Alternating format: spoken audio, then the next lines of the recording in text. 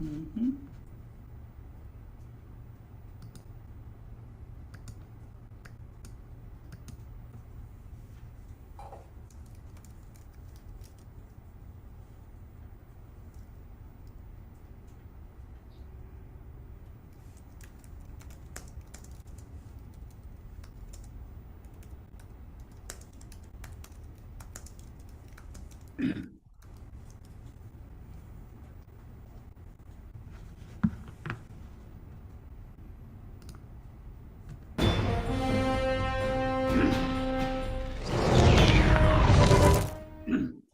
Good evening, it's Scott Roberts here from Explore Scientific and the Explorer Alliance, and I'm very happy to introduce you to the 118th Global Star Party with special co-host Seth Shostak from SETI. The theme of our program tonight with all of our speakers is astronomy's biggest questions, and we are allotting a extra long period where Seth can field your questions from the audience about your biggest questions about the universe or astronomy. He has a broad knowledge about life in the universe, the creation of the universe. He is an astronomer, has been for a very long time, and so very pleased to have him on as a special co-host. Then up next will be David Levy, legendary comet discoverer, author, and he'll be doing his segment on his thoughts of astronomy's biggest questions and some poetry. Chuck Allen from the Astronomical League, who always engages our minds to learn about the biggest and the most far away and stuff that typically blows our mind with his presentations. He'll be on talking though about the Astronomical League and the upcoming Alcon event. Pranvera Hyseni, who was on last week as well, is getting her PhD, and part of this is her studies of spectral properties of asteroids and comets. She loves asteroids. I know she often talks about them. She even has an asteroid named after her, which is really cool. But she'll be on before we take our 10-minute break. And then we'll come back with Maxi Filari's Astrophotography to the Max. Robert Reeves, his postcards from the moon, his amazing lunar photography. Cesar Brolo, Astronomy from Buenos Aires. He'll try to give some live images from his patio out there in the middle of the city. And then we have John Schwartz, who often does remarkable technical drawings of deep sky objects, but I think he's going to have a little fun with this on this go around because he loves to also do drawings of aliens and that kind of thing. So, and he does it for fun, So anyhow, you can expect something a little different, I think. Adrian Bradley with his beautiful nightscapes will be on in his Chasing Starlight segment, and then young Navin Senthil Kumar, who's given several presentations on global star parties. He comes back with one of his subjects of his choice. So, here on Global Star Party, if you've ever thought about giving a presentation, you want to sharpen your presentation skills or whatever, we're happy to have you on the event, as long as your topics are about astronomy and space exploration. So thanks for tuning in, and we're going live now.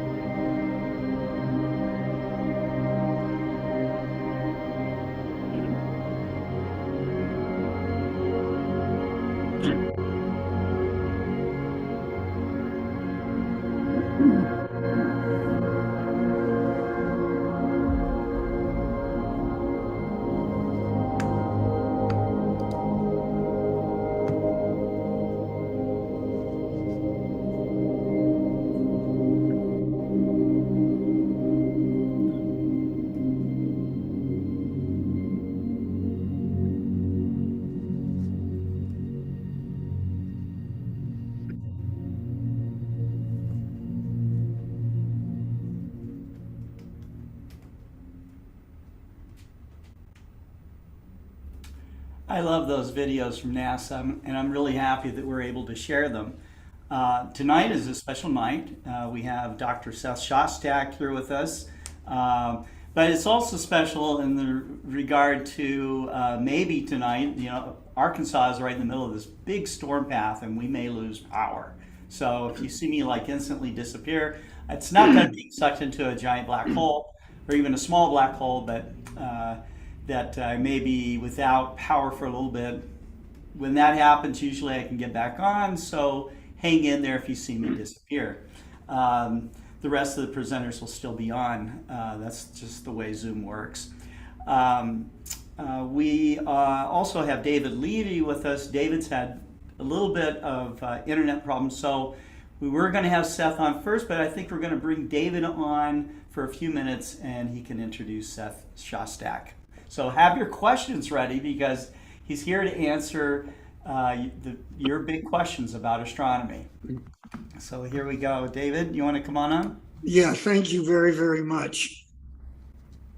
It's wonderful to be here. And I was, before the live part started, and Scott asked me if I would introduce Seth, I'm doing somersaults. See, I know we've met each other, but, and you look very familiar to me, but I don't know you as well as I would like to give a proper introduction, but I will do my best. But first, the quotation. Astronomy's biggest questions is our theme today.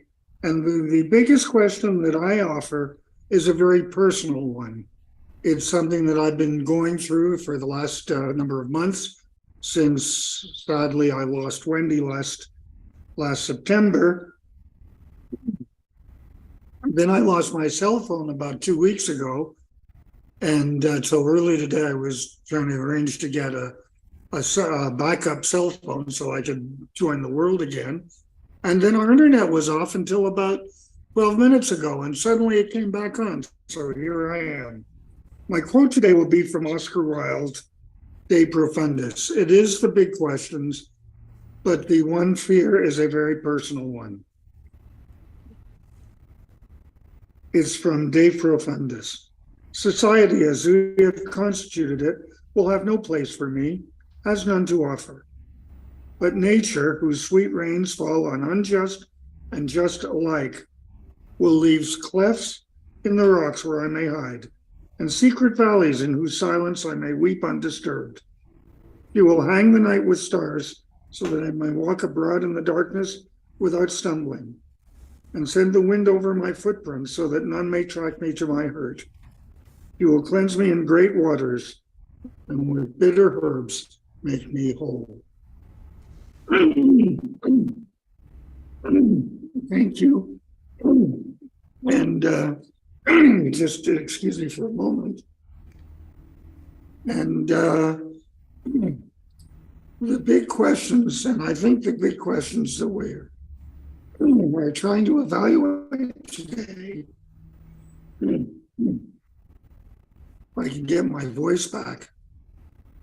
The big questions that we're trying to evaluate today have to do with the search for extraterrestrial intelligence, and probably the biggest question that ever has come to us, the idea of, are we alone?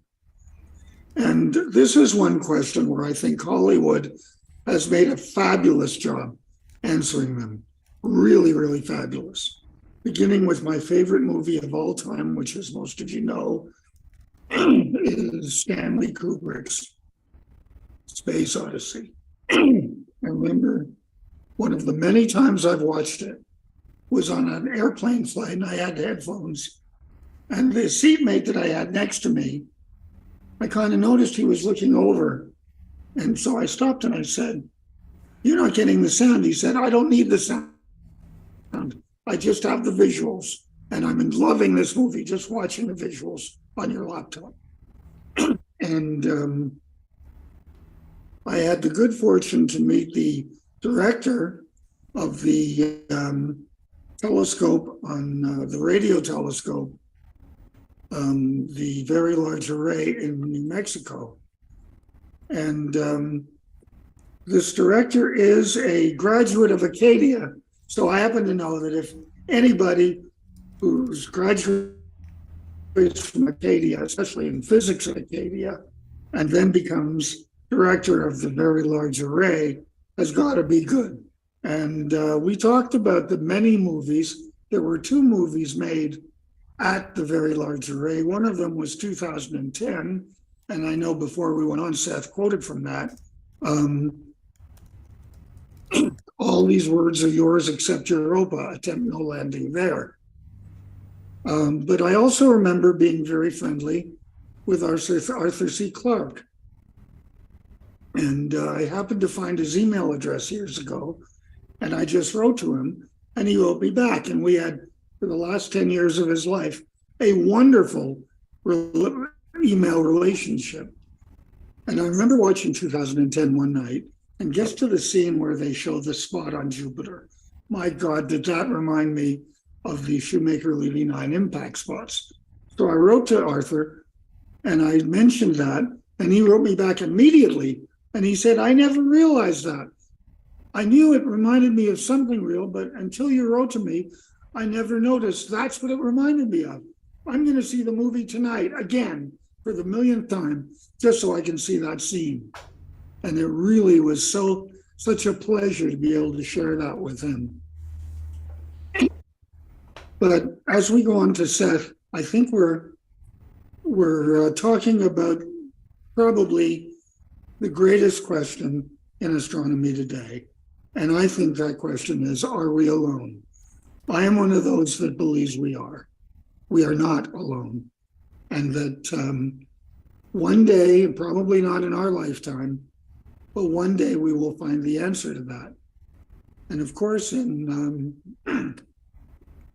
other movies that have come out by Hollywood, Contact, Close Encounters of the Third Kind, the list goes on and on.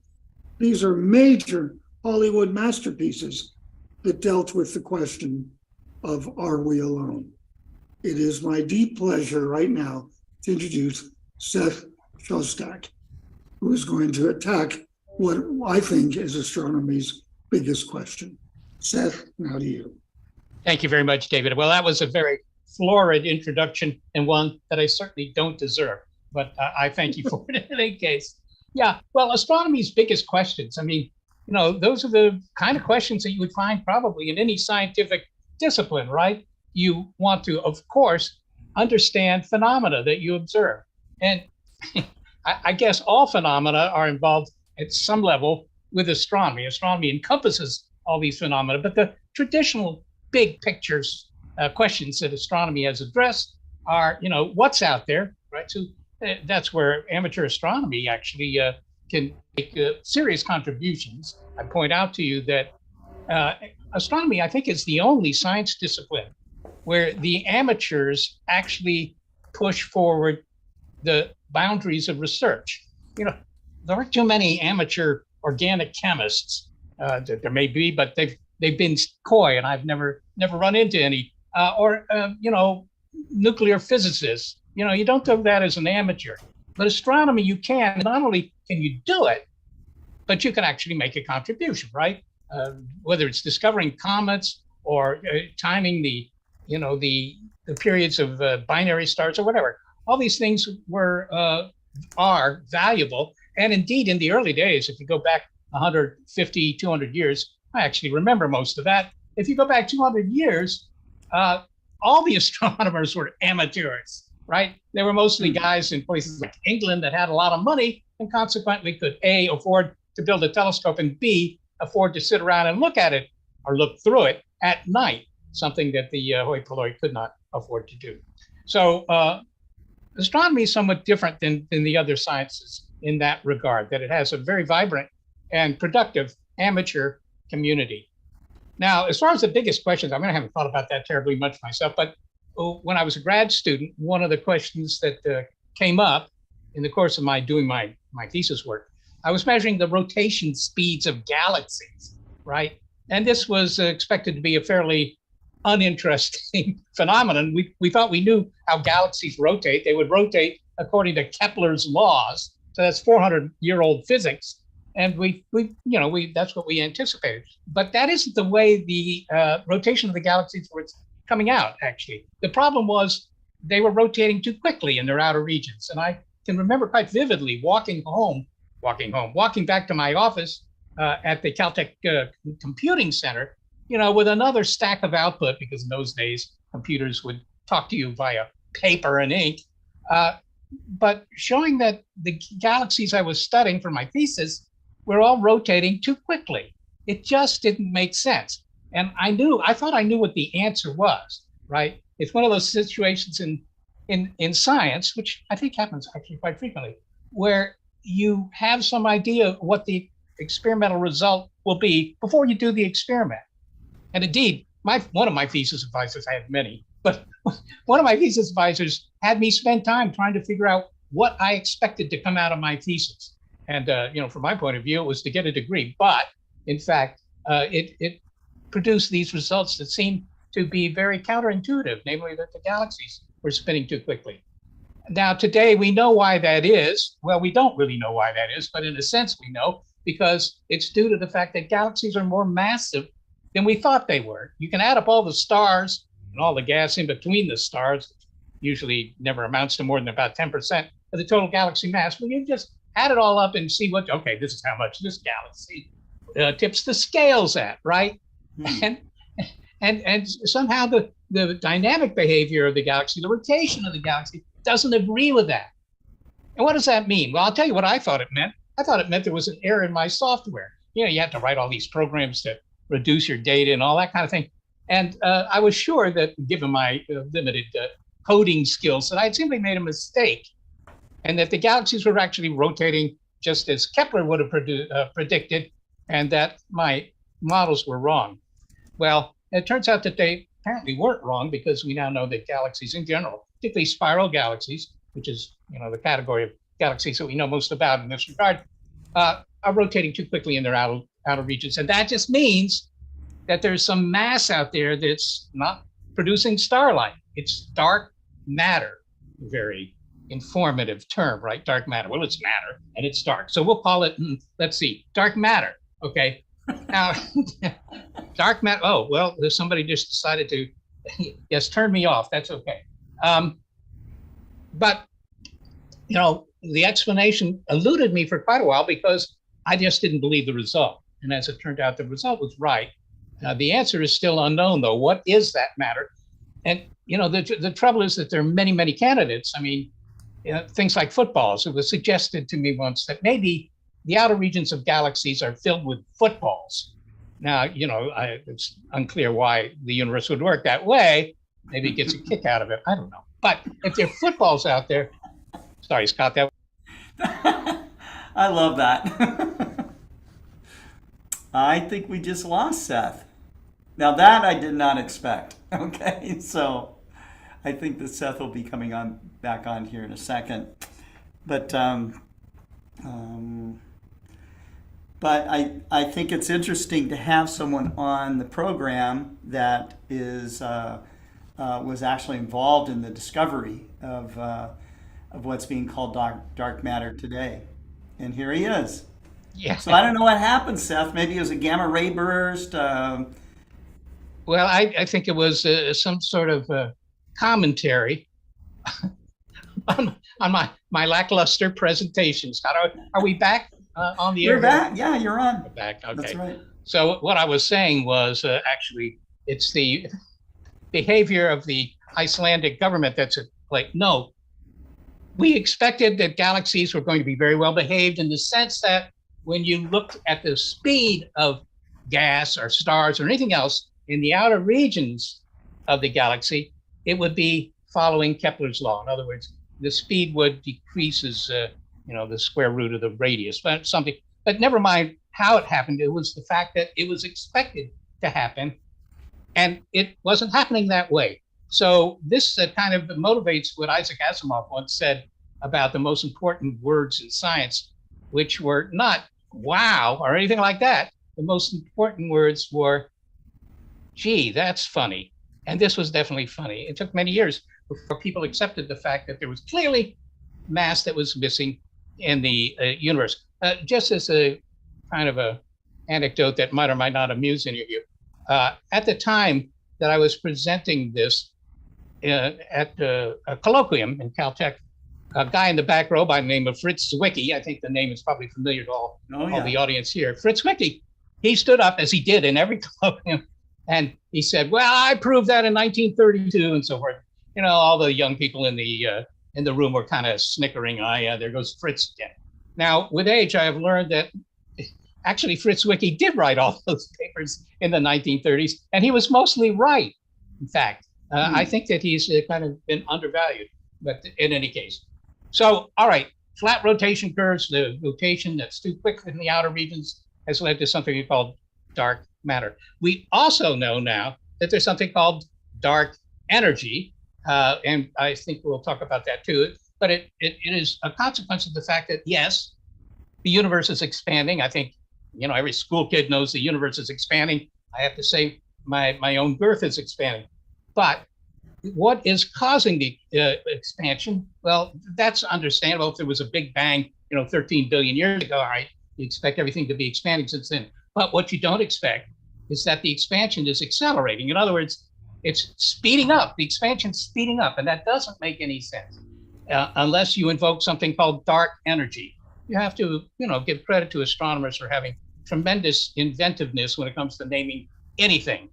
So indeed, we have dark matter, we have dark energy, and those are two of, from my point of view, the most important subjects for investigation in astronomy today. Another thing that I might mention, obviously, Scott has said something about life in space, and I could go on about that until the bovines return chez nous. But they, if we're going to talk about life in space, yes, we can do that, but it involves things we really don't know. We assume that there must be life in space because there's life here, and it's hard to point to anything on our planet or about our planet that's very special, right? We don't seem to live in a very, if you will, special environment, an unusual environment. So, the presence of life here certainly implies, unless you believe in miracles, certainly implies that we would find life elsewhere. That's why it would be very interesting, of course, to find microbes on Mars or several of the moons of Jupiter and Saturn that to which David alluded. So, all right, that's a big question too. Is there life out there and so forth? I think I've wandered on here to the point of costing Scott all his audience. Can we take questions from the audience, Scott? Is that possible? Yeah, well, there was a question. I mean, there's obviously they all know that you're from SETI, and it would be interesting to hear how you arrived at SETI. Yeah, that's a piece of your life I don't know much about, but well, it's been top secret. But the question is there any new citizen science programs coming down the pike? Yeah, well, citizen science at the SETI Institute has been, if you will, a non-existent project. There was, and many of you all will remember this, SETI at Home. Remember this SETI at Home project? You would, in fact, set up some software. It was a screensaver. You would set it up on your computer, your home computer. You're sitting there doing some work, and then you take a break to go for dinner. And when you walk away from your computer, the computer notices that you're not fiddling with a keyboard anymore, and it starts up this program, SETI at Home, which downloads some data taken by astronomers at the University of California at Berkeley and processes it. This was a way of getting tremendous amounts of compute power without having to buy big computers, right? And something like 7 million people actually downloaded SETI at Home eventually. And it was reducing data that had been taken by the SETI team at the University of California at Berkeley, which prompts me to point out to you that SETI is a very niche enterprise, even for astronomy, which itself is a kind of a niche science. It's a niche enterprise in the sense that, the idea of looking for life, the questions that we ask in astronomy, these are of maybe limited interest because they don't have practical application. Now, for those of you who are more than about 350 years old, you may contest this by saying that, well, of course, astronomy is important because it allowed us to tell time, which really means to know where we were on the surface of the Earth. For navigation, astronomy has always been important, but that's not true now, right? You don't need the heavens. You don't need to watch the skies with big transit telescopes and stuff like that in order to tell the time, in order that your Navy can know where it is. All of that can be done different ways now. We have clocks that you can build, even on a cloudy planet, they would work. So that's a little different. And then, so maybe I would ask her other questions, but just sort of finish by saying something about why we do astronomy. Why do we do it? I mean, it's interesting, but so are a lot of things. And so what is in it for us to do astronomy? And I think the answer is that astronomy is A, it's mysterious. B, it addresses really big questions, right? I mean, it's astounding if you actually think about it, that 14 billion years ago, there was no Earth or solar system or anything like that. There was nothing in the universe. As far as we know, there was nothing. And now there is something. And, even from the standpoint of philosophy, that is really a very deep, deep mystery, why there's something rather than nothing. A lot of physicists have thought about it until their funding ran out. So that's something we could consider. Are there any other questions, Scott, or, if you had enough? No, absolutely. I mean, I did want to ask you, I mean, now that we have you here, what was your path? I mean, you go from measuring galaxies. You're one of the guys that helps discover the presence of dark matter, and then you come into this. Obviously, maybe you saw Frank Drake give a talk or something like that. I know that you were good friends with Frank. What was the journey like at the early times of SETI? Well, the reason that I got this job at the SETI Institute was just because of an accident. I attended a party. Well, let me back up. I was living in Europe for a long time, 13 years. But then I came back in 1988 to the United States to actually work with one of my brothers on a project, a startup project. Now, that went ventral side up within a year, so that ended. But in the meantime, I had gone to a party in Berkeley, California. And Jill Tarter heard that I was seen at this party. And so she had one of her people call me up and say, "You want a job here?" So that's how I got the job. It was because I knew Jill Tarter from radio astronomy days. But my background is checkered, but most of it was spent doing astronomy, actually, radio astronomy. Radio astronomy. Okay. And, we keep coming back to, I think every astronomer, I mean, as we look up in the Milky Way, and we'd spend, I can't tell you how many hours I've spent at the eyepiece gazing at faint, fuzzy galaxies and stuff, and wondering, is someone looking back, and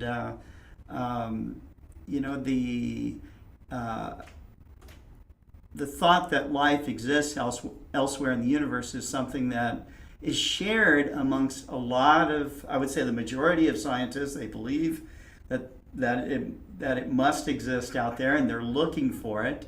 But there's so far no clue that I'm aware of that it might exist. There's methane signatures in maybe some of the atmospheres around exoplanets, or even other signatures around planets or moons in our own solar system. What do you think are the most, tantalizing? If you had to pick some things to say, okay, these processes are going on. What is it that gets you most excited that life must exist out there? Well, I don't think that there's any compelling evidence so far, actually, for life out there. Now, you're right about methane CH4, for those of you who like to use chemical shorthand. CH4 has been found in space, and it can be the product of biology. On the other hand, it can also be the product of volcanism. And we know that volcanism, while interesting, is not alive. So we haven't found anything that's pointing in the direction of the existence of life that could only be explained by the presence of life. We haven't gotten that far, but I'm sure that within the next 10 or 15, 20 years, we will, right? Because we're sending, more and more sophisticated hardware to roll around on the rusty, dusty surface of Mars, and eventually it may turn up the fact that Mars once had, or maybe even still has, life. That would be interesting, even if it's microscopic, because it would tell you at least that biology is, very prevalent. So that would be a good thing. But there's no evidence so far, and certainly not for intelligence. I mean, there are plenty of people who claim that the aliens must exist, and that sounds reasonable because otherwise we're very special. We like to think we're special. But, we haven't found that yet. There are people who claim that the aliens are even visiting. As you know, that's a very popular idea, particularly in the United States. 100 million Americans believe that's true. But you won't find many scientists who think it's true. But if it were true, of course, that would directly answer the questions of, well, is life unusual? And what about intelligent life? And by the way, they can also travel between the stars. That would be a very, substantial result if we were to find that somebody was visiting us. But I think that the evidence for that is very, very poor. Right. Yeah. So there was some commentary here from Ben Crossway watching on Facebook. He says when the sun explodes, I imagine he means when it dies, we will all be sent throughout the universe, and at some time a sun some will create life, not that we know. What's interesting is that we basically know what planets are made of. We would be silly to think that we're a unique planet, and our planet has, and its growth might not be at the time as ours, be it younger or older, or more advanced. I think this is something that a lot of this line of thought is something that a lot of us might share. In that we kind of know that there's this life cycle of planet or stars out there. Everything has kind of a birth, main sequence period maybe, and then a death that might be either quiet or violent as it reaches its conclusion. I think that maybe this is just kind of an extension of the life cycle of our whole universe. With new planets being created, new stars being created, things dying out there. Is that in any shape what we would call life? Well, you could define, you could call it that, Scott, if that would make your day. But but the facts are we don't have a very good, well, if so, then you need better days. But we don't even know how to define life. Right. There are more than 100, if you will, academic descriptions of what life is, and no single one of them is probably any better than any of the others. But it's very hard to define what life is, and yet we continue to seek it elsewhere. That may not have much consequences. Maybe the thing is to simply adopt the policy that Judge Potter adopted many, many years ago in some case in which they were discussing pornography, but Justice Potter was asked, well, what is pornographic anyhow? And he said, well, I know it when I see it. I'll know it when I see it. But it's kind of an operational definition, but doesn't maybe help you if you're trying to define what life is. Right. Okay. And Scott, of course, there's other big questions out there too, Seth. I mean, is the universe infinite? That is still one of the big questions. Yeah. What's your take?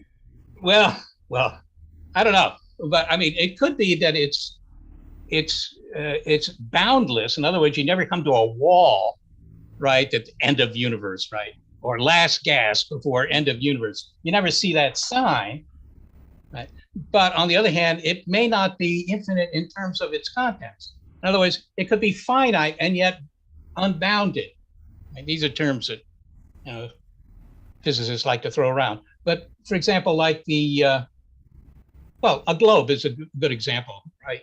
You can just keep moving on the globe indefinitely. There's no wall. This is the end of the globe, right? But it's also finite. There's not an infinite number of acres if you will, or hectares, if you prefer that. So it may be that the universe is like that too, that if you just went off in what you think is a straight direction for a long, long time, you might just come back to where you are. That depends on things like the curvature of space and so forth and so on, about which we don't know terribly much yet. But it's possible that the entire universe, is finite. You could count it up. There are this number of galaxies and this number of stars, but you never get to a wall. Right. Now there's a question from Maxie, who's a presenter here. He says, how do you choose the nearby stars to study and search for an indication of life at SETI? Yeah, Maxie. Well, in the old days not being all that long ago, but what we would do is we would try and find star systems that we suspected might have a planet more or less the same size as the Earth and at the right distance from the star, that it's neither too hot nor cold for liquid water and all that, the usual requirements. In other words, that it was a system somewhat like our own. I think that while that's okay and probably very safe, it's maybe a little bit too safe. Maybe it's too conservative because, one thing you can say about life is that it's very plastic. It's very adaptable. It can adapt to, really tough conditions. There are very few places on the surface of the Earth where you don't have life, because life can adapt. Now that doesn't mean it can start in such places, but at least once you get life going, it's really tough to keep it down. It survives almost everything. So I don't know. Let's go to another question. I can't say. Okay, well, this is going back. This is from the audience. Curtis Horn from YouTube is. He says, what does Seth think of the explanations of galaxy motion that uses general relativity? Well, I don't know what those are, actually. That's my first comment. But I don't think, in general, you don't need general relativity for such things as galaxies' motions, because they all sort of collapse to Newtonian physics, at least on the kind of scales, both time scales and dimensions of astronomy. So you need, relativity for some aspects of astronomy, but surprisingly few, I think. That was kind of a disappointing answer. That guy may want to get his money back, justifiably. Let's see. Ben Crossway watching again from Facebook. He's asking, is the universe flat? Yeah, well, what he means by flat, of course. And what does that mean? That's my question. Yeah, the geometry of the universe can it be described as being flat as opposed to curved?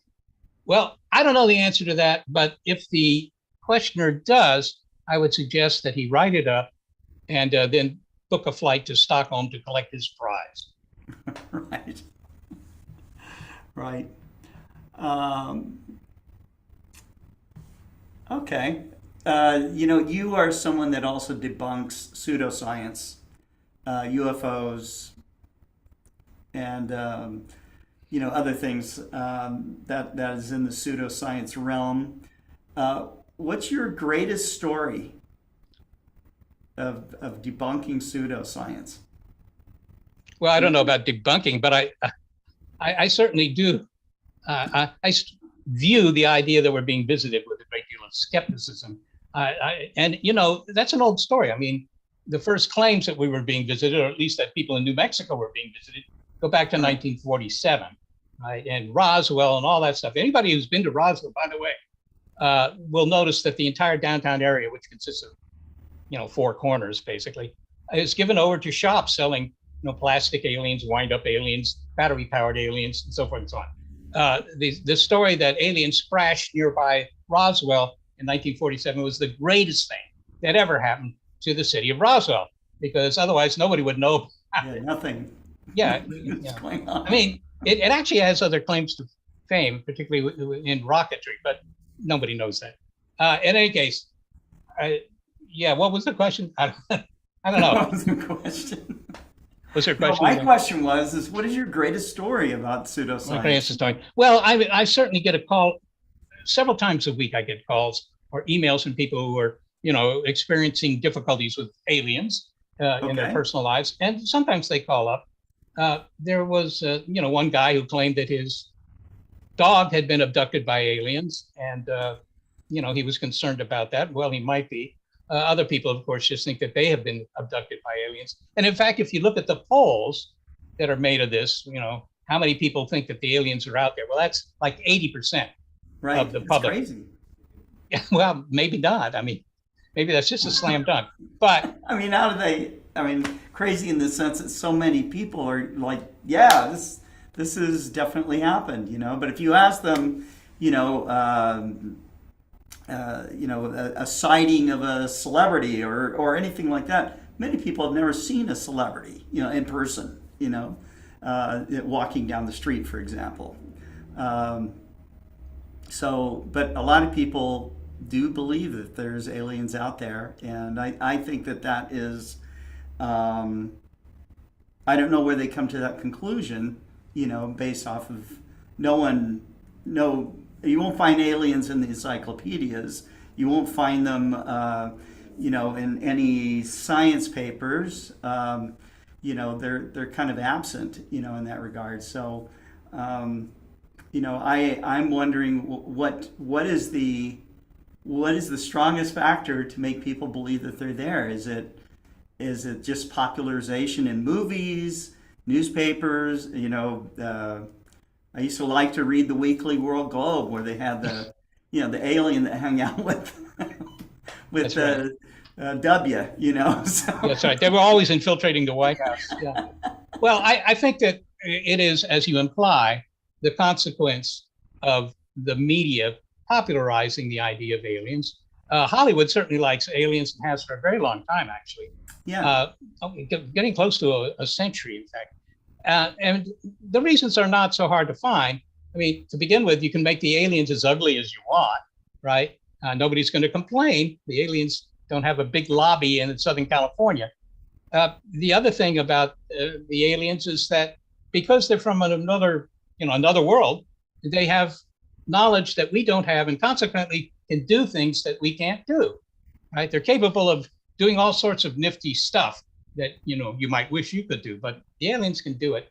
And as I say, the fact that they're made up means that they can be pitiless. They can actually be pitiless, and that's a good thing for a movie where you have an enemy that's implacable, one that you can't assuage into behaving a little bit better.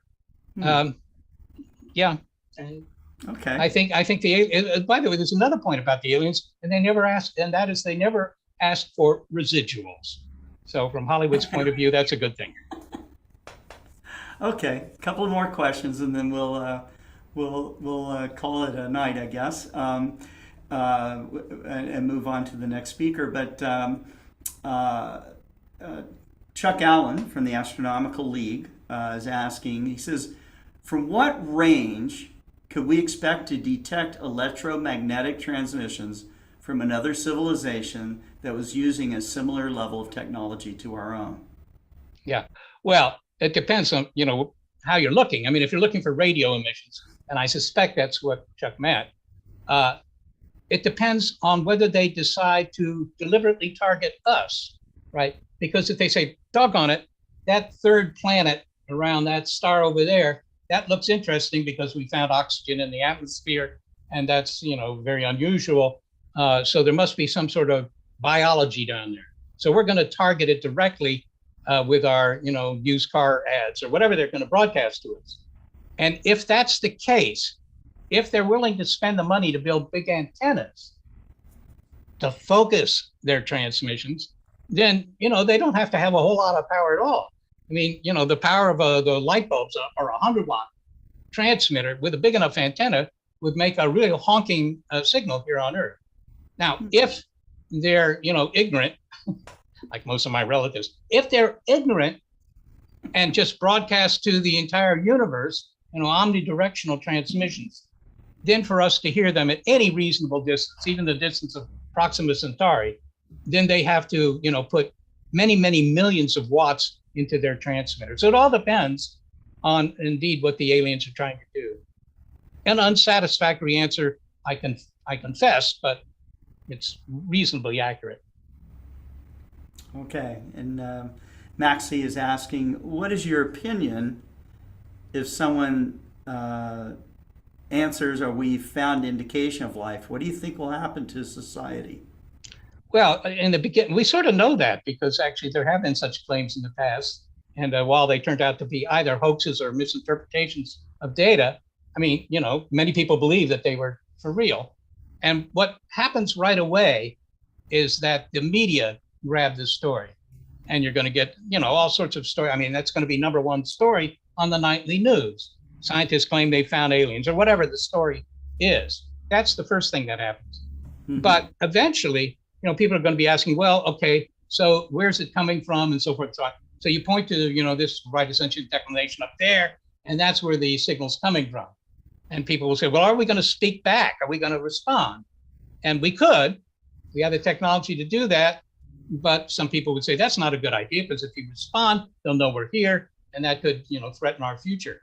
So it will just be a huge story until people have accustomed themselves to the idea that not only did it seem reasonable that we have company among the stars, but that we've actually shown it to be true. The long-term consequences, you have no idea. It would be like asking, Chris Columbus, hey, Chris, you're getting on the ship here, and what if you stumble across a new continent or something like that? I mean, I'm sure nobody said that to him, but if they had, what would be the consequences of that? Well, Chris would have zero idea what the long-term consequences of that discovery would be, and I think we're in the same situation here. Seth, do countries have any protocols in place in case that life is determined outside of off of planet Earth? Yeah, there is a protocol, at least for SETI researchers.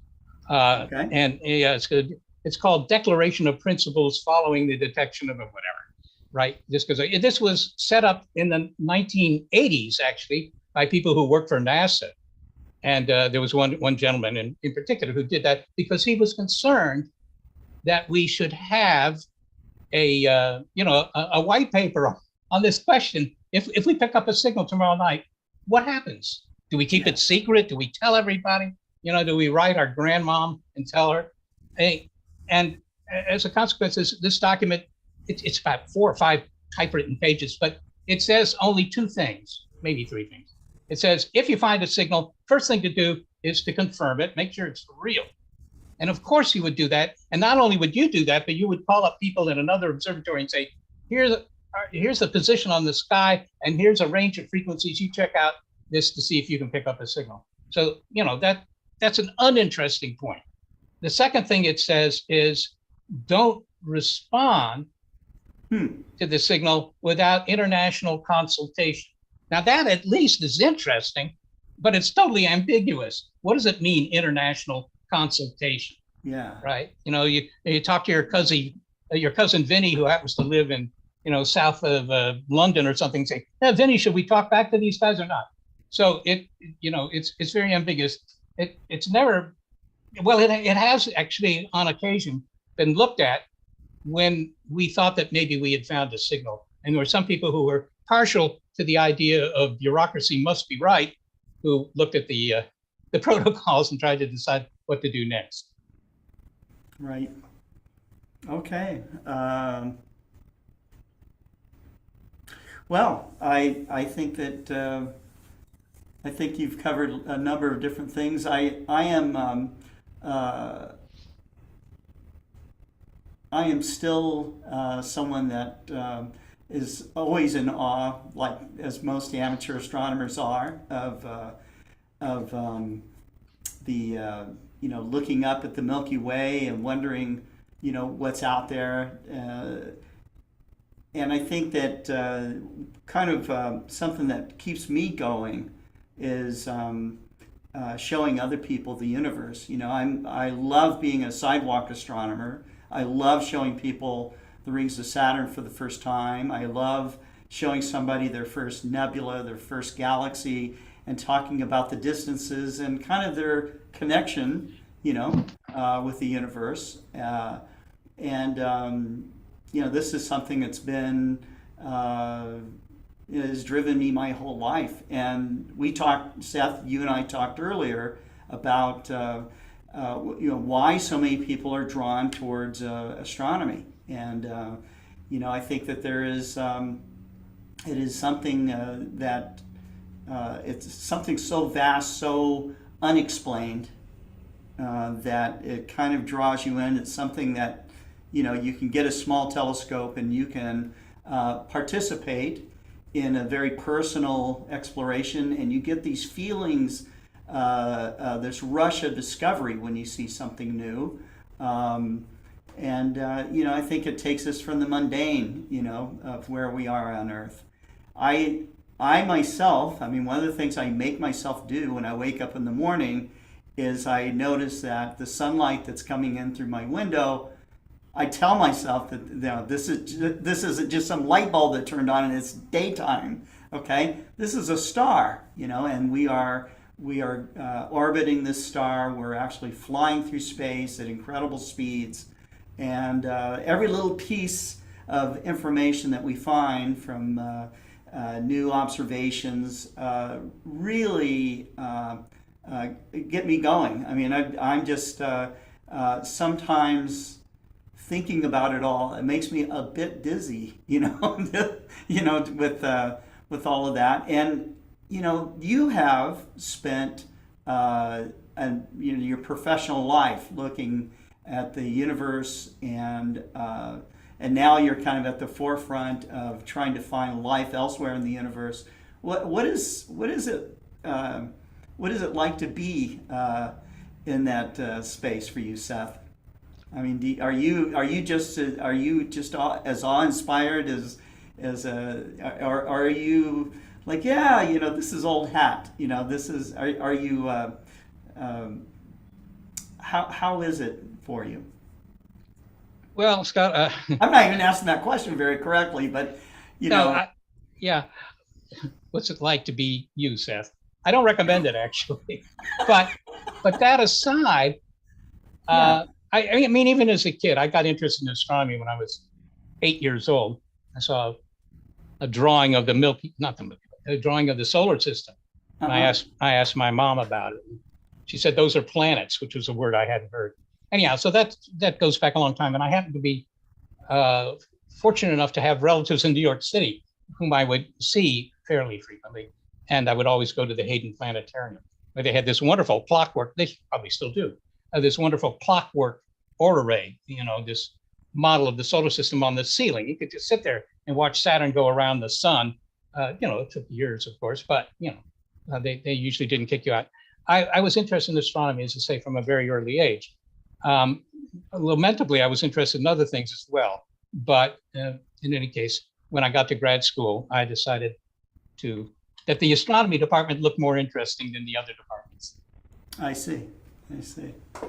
Well, anyways, Seth, thank you very much for being on Global Star Party, and we are going to head off to our next speaker. But I really do want to thank you for being on with us, and so I'll introduce Chuck Allen. Chuck, glad to have you on Global Star Party. Thank you. And I know you've been busy. Made some trips. I think some of it involving some astronomy as well. But you're getting ready for Alcon, and I think that some of you are actually going to the Northeast Astronomy Forum. Is that correct? Yes, Carol Orge and myself and Terry Mann, all three of us will be there. That's great. Well, I'll turn it over to you, Chuck. Thank you for coming on. Fantastic. Thank you very much. And by the way, Seth is probably gone, but I do want to say that I had the privilege of hearing him at Albuquerque at our national convention. And he's one of the most humorous and entertaining and informative speakers I believe I've ever listened to. So if you need a great speaker, you need to get him. He's fantastic. I think you probably got a smattering of that during this presentation tonight. Yes. I I'm going to cover just a little astronomy tonight, and I don't know how much time I really have, but we'll try to do this. Since Dave Eicher's not here, he likes to talk about minerals a great deal, and I'm a little more basic, and so I'm going to talk a little bit about elements. This is an element collection that I've put together over the years. I've got 90 of them, and it's fascinating when you realize that over 100 million compounds, as simple as water or table salt on up through complex hydrocarbons, DNA chains, and so forth, are composed of these elements, some of which are highly corrosive, some of which are pyrophoric, some of which are highly toxic, some of which are radioactive, and some of which you can chew like chewing gum. Nonetheless, there's a question about where they come from. And Scott, can you see this slide okay? Yes. Yes, okay, just want to make sure. Mm-hmm. These are a couple of my more exotic samples. The polonium is undoubtedly the deadliest of all the elements. A simple gram of that properly distributed could kill 12 million people. Oh my God. Astatine and plutonium are found in these samples in detectable amounts in a mass spectrometer. And so you can actually get this. Naturally, the plutonium was delivered to the wrong address, but a neighbor nonetheless. And so what I want to talk about tonight basically is where all these elements come from. Of these elements that you see here, there are about 95 that occur naturally down through americium. And of those, I'm missing 5. The rest have to be created in particle accelerators and exist for only a very short period of time. The reason it's hard to obtain some of these, francium, for example, costs $1 billion a gram. That's a little out of my range. And you're buying something with a 22-minute half-life, so that's a little difficult. Actinium is 215 times more radioactive than uranium-238. And if you have a sample large enough to see a speck, you will see a Cherenkov radiation glow around it and be well advised to get rid of it or stay well away. We all know that elements are created in the process of fusion, the fusion of particles to form heavier particles, heavier atoms. And one thing that might surprise a lot of people is that when you have a nuclear explosion, such as a hydrogen bomb, which we often liken to the process that goes on in the cores of stars, not a single subatomic particle is lost. Now, we're told that matter is converted to energy in these explosions, so we would anticipate that a lot of atoms would disappear into a burst of energy, but that's not the case. Not a single proton, not a single neutron disappears in a nuclear explosion. And to explain where the energy comes from in this conversion of mass to energy, we need to talk a little bit about the atom. Here you see a helium nucleus, 2 protons and 2 neutrons. Now, those 2 protons are positively charged, and the electromagnetic repulsion between them is enormous.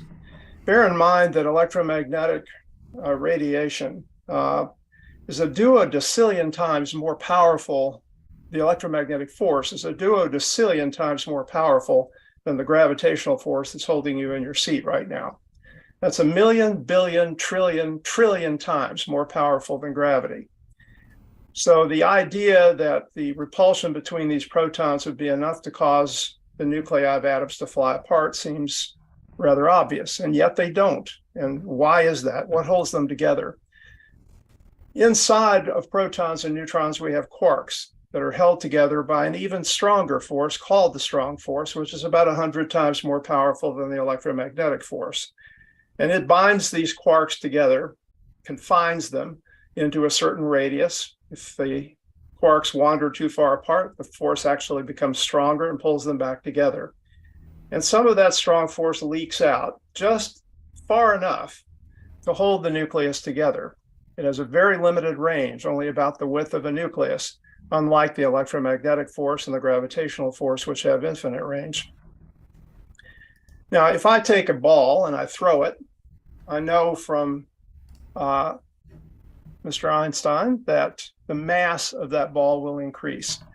And in fact, if I tried to accelerate that ball to the speed of light, I would need an infinite amount of energy. And as I try to reach that, I have to reach that because it would, the ball would suddenly take on an infinite mass if I were able to get it to the speed of light. So you can't do it. There's not enough energy to do it.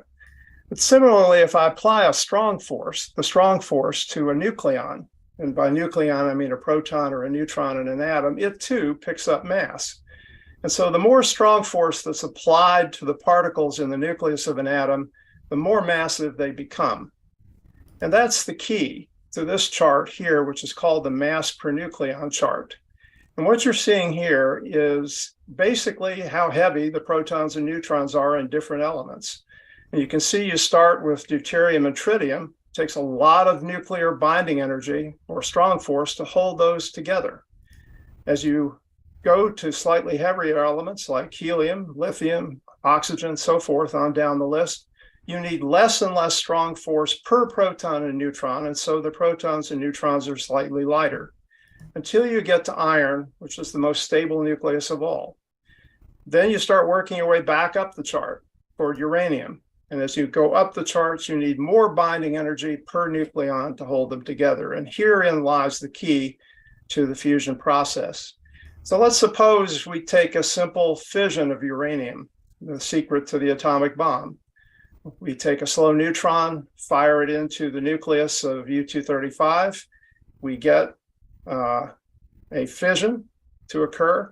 It breaks into perhaps barium and krypton and fires off 3 extra neutrons. Now you'll notice that when we started, we had 92 protons and 144 neutrons. When we're finished, we have the same 92 protons and the same 144 neutrons. But we also get this burst of energy. Where did that come from? Well, when we broke apart the nucleus of the U-235, it became barium and krypton.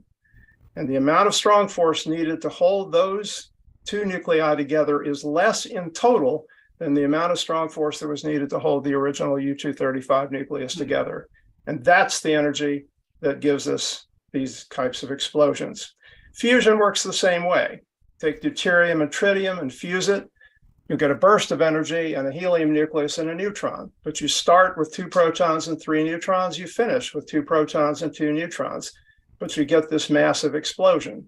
The reason, because as you fuse deuterium and tritium together to form helium, you're moving down the mass per nucleon chart. These protons and neutrons in the helium are slightly less massive, and that energy is lost in the explosion.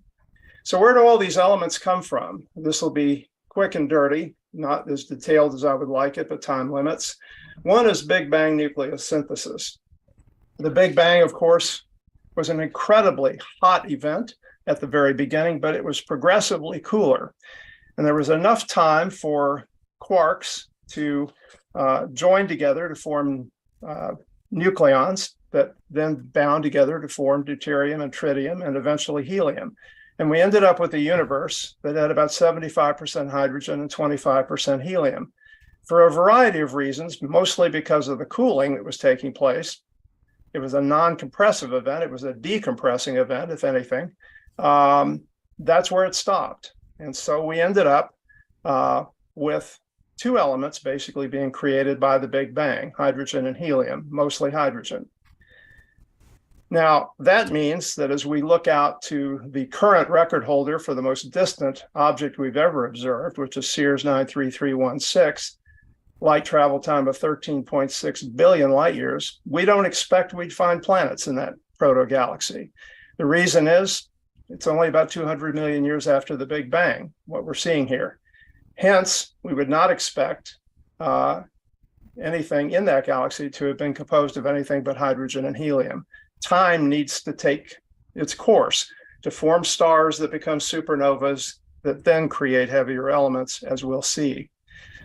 Another source of elements is something called cosmic ray spallation, which is something involving cosmic rays striking the upper atmosphere. We have a very high-speed proton that comes in as a cosmic ray and strikes oxygen in the atmosphere. We get a spray of protons, we get an alpha particle, we get a neutron, and we get beryllium-10, which then decays eventually to boron-10. Similarly, if we get a high-speed neutron coming in that strikes a nitrogen atom, we get a proton, an alpha particle, and we also get beryllium-10 and boron, which rain down on the planet, giving us the elements beryllium and boron.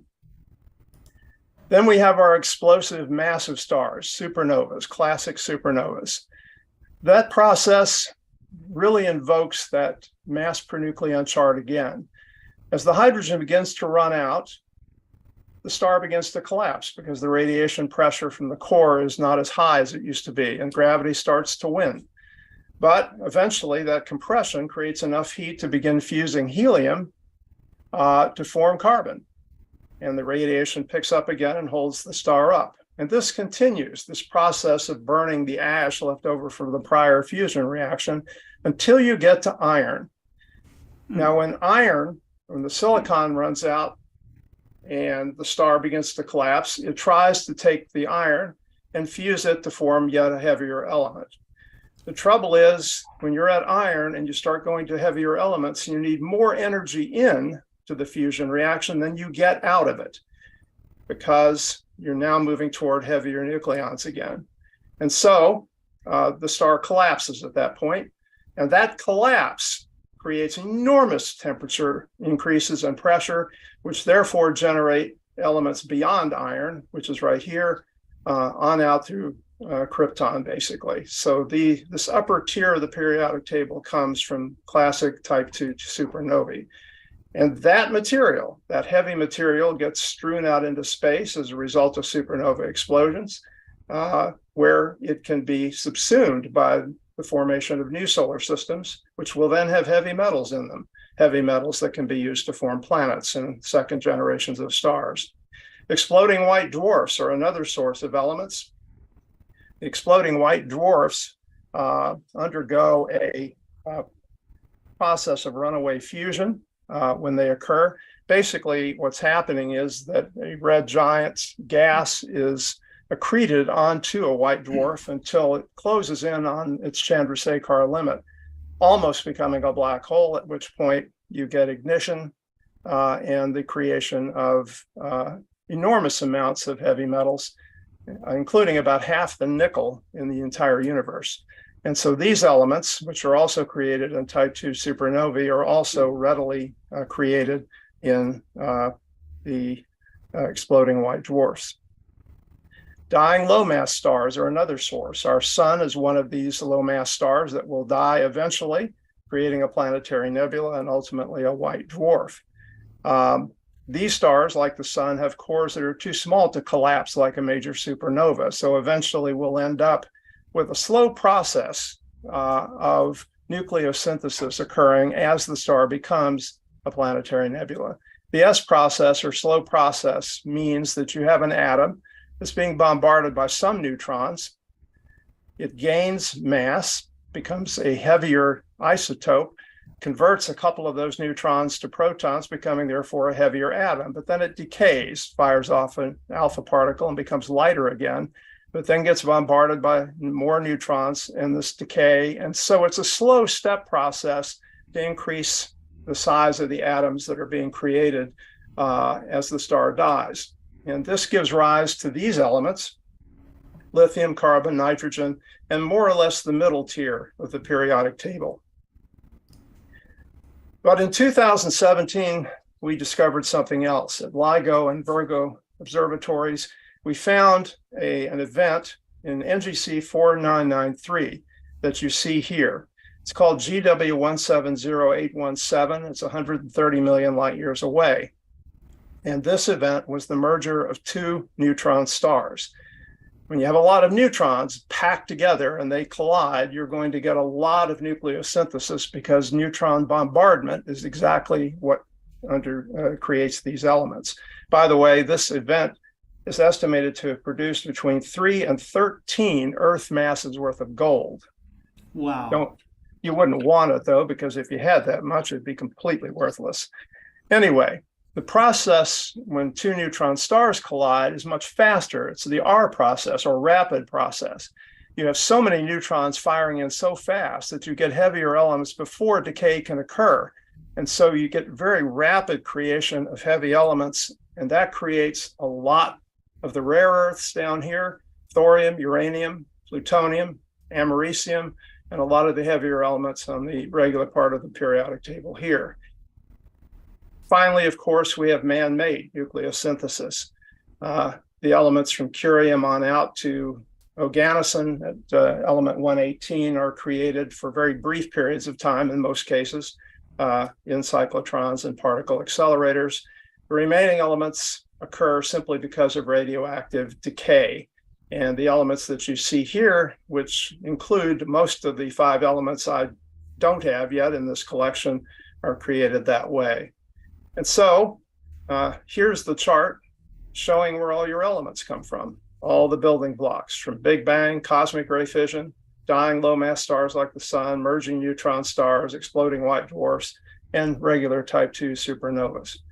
All contribute to the process of creating the building blocks for the universe. If you want to know where you come from, well, Right. you're 65% oxygen, that comes from supernovas. You're 18% carbon, that comes from low mass star death, like the creation of planetary nebulae. 10% hydrogen from the Big Bang, 3.2% nitrogen from low mass star death, again, like the sun. 1.5% calcium from supernovae and white dwarf explosions, and 1% potassium from supernovae. If you want to know where your gold and silver rings and your fishing sinkers and your bismuth crystals and iodine antiseptic and tungsten filaments and mercury vapor lights and radon come from, that comes from the neutron star mergers.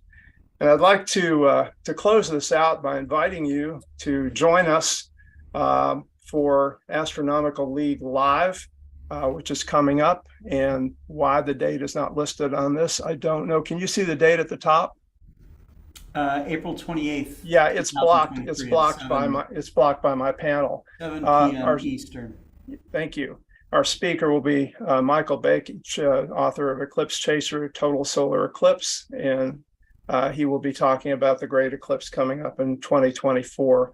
So I'll invite you to join us at that time. Thank you, Scott. I appreciate the time. Thank you so much. Yeah, I love that. Yeah, I would. I'm curious. Are those some of the slides of the elements? Is that available anywhere for download? Of my collection? Yes. Well, I haven't yet. I just took those pictures today. So Well, I have a comment. I'm fascinated by especially the breakdown of what's in our own bodies. So it's very cool stuff. Anyhow, thank you for coming Thank up to you. the Global Star Party. We are moving on to. I have a comment I'd like to. Oh, please do. Come on. Okay, thank you. Anyway, I'm sure I've told this story before, but it's too good not to tell those who may have missed it the first time. My story about the elements. I was in Dallas about to give a lecture at a large private high school, and I believe it is the high school where the fellow who is running the New Horizons went to. What is his name, Scotty? Oh, I had it. You're talking about Alan Stern? Alan Stern, yeah, it was Alan Stern's alma mater. Anyway, I was walking to the auditorium and I passed a very large and beautiful periodic table on the wall. And there was a young boy sitting, sort of teenage boy sitting on the chair right underneath it. And I was in a pretty good mood and I stopped and I said, "Why are you here?" And he said, "Well, honestly, I was bad and my teacher has sent me here and he's ordered me to learn the periodic table." And I thought, boy, you must have done something really terrible to have to do all that. And he kind of sort of looked down a little bit. And I said, "Well, let me give you a hint." I said, hydrogen and helium, 1 and 2 on the periodic table, comprise well over 95% of all of the elements in the universe, all the matter in the universe. So all you really have to do is learn hydrogen and helium, and then you're done. And he just looked at me and laughed and laughed. And I'm really glad I had that conversation, kind of sort of give him an idea of where we are. It's a complicated periodic table, but at its basis, it's very simple. I just wanted to say that, and back to you. And Chuck, I really did enjoy this. I'm really glad this is one of the best global star parties I've been to. Thank you, David. I appreciate it. Thank you very much, guys. Okay, so we are going to transition to Pranvera Hyseni. Pranvera is coming to us from Europe. You're in Europe right now, is that correct? No, I actually came back last week. Oh, so you're back in the States. Yeah, I was there for 2 months. I just got Okay. back. Yeah, last time I actually spoke to you, I was in Dublin, and it was an amazing trip. I got to see a lot of observatories across Europe, including the Greenwich and the Paris Observatory, and so many telescopes. It was amazing. Anyway, I will try to deliver my talk on spectral properties of asteroids and comets, because this is what I'm currently working on my thesis. Since this is gonna be only a 15-minute slot, and I was all day in school, I just got back, and in fact, I was a little bit late because I was stuck in traffic. I did not get to put a lot of slides together, so No, you know, share it's something, maybe. yeah, tell us what you know, and that's Just some things that are gonna be here are gonna be really important to. Okay, can you all see my screen? Yep, it's full screen now. Oh, perfect. Okay, so asteroids, of course, we all know them because everybody, when we mention asteroids, especially the young kids, they're always asking questions like, when are they going to impact Earth? When this, when that? They kind of consider them as a threat. But in other words, asteroids are like everywhere in the solar system, and not all of them are close to us. And there's so many of them. There are like hundreds and thousands of them. And most of them are fairly small in size. We have asteroids that are like from starting 5 kilometers up to 1,000 kilometers, which is Ceres, the largest asteroids we have in our solar system. And most of the asteroids actually are between Mars and Jupiter, where it's a snow line. So why do we study asteroids? Like, why do we care? I know all planetary scientists and astronomers, they mostly focus their research, or they just go after the big stuff, after planets, exoplanets, their icy moons, which is all a lot of fun. But I just don't feel like asteroids and comets actually get enough attention, and they're really important because asteroids are the building blocks of the planets, and they hold some of the most primitive stuff that we have in our solar system.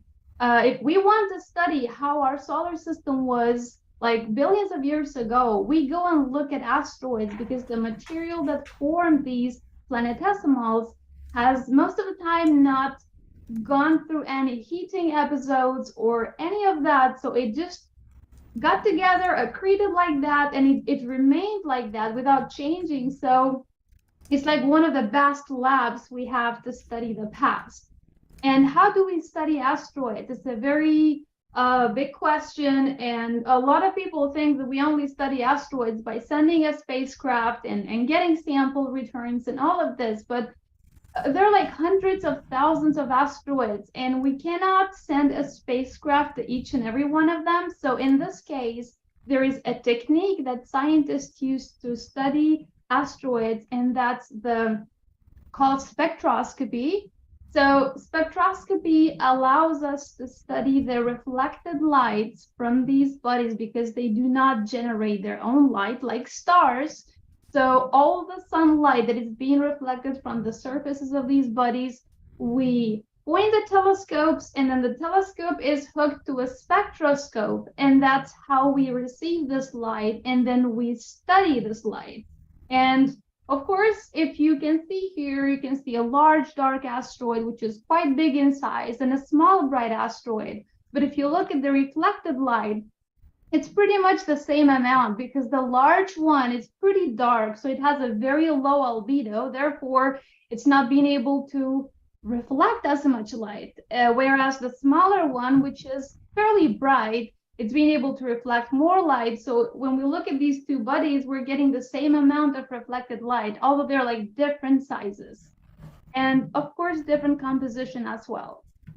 So also depending on their size, we can have infrared emission. So infrared emission can also be explained as heat. So these asteroids are receiving light and absorbing it, and then they kind of re-emit this in infrared.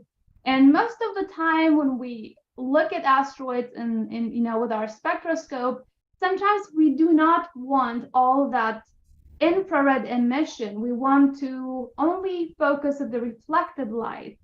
Therefore, scientists have created like models and softwares, all of that. So we can correct that. So we can, in fact, remove it, and we can only study the reflected light.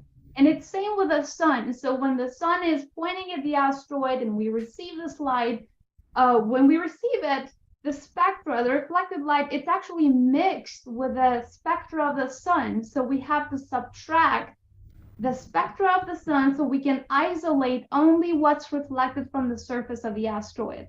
So what's all about this reflection light?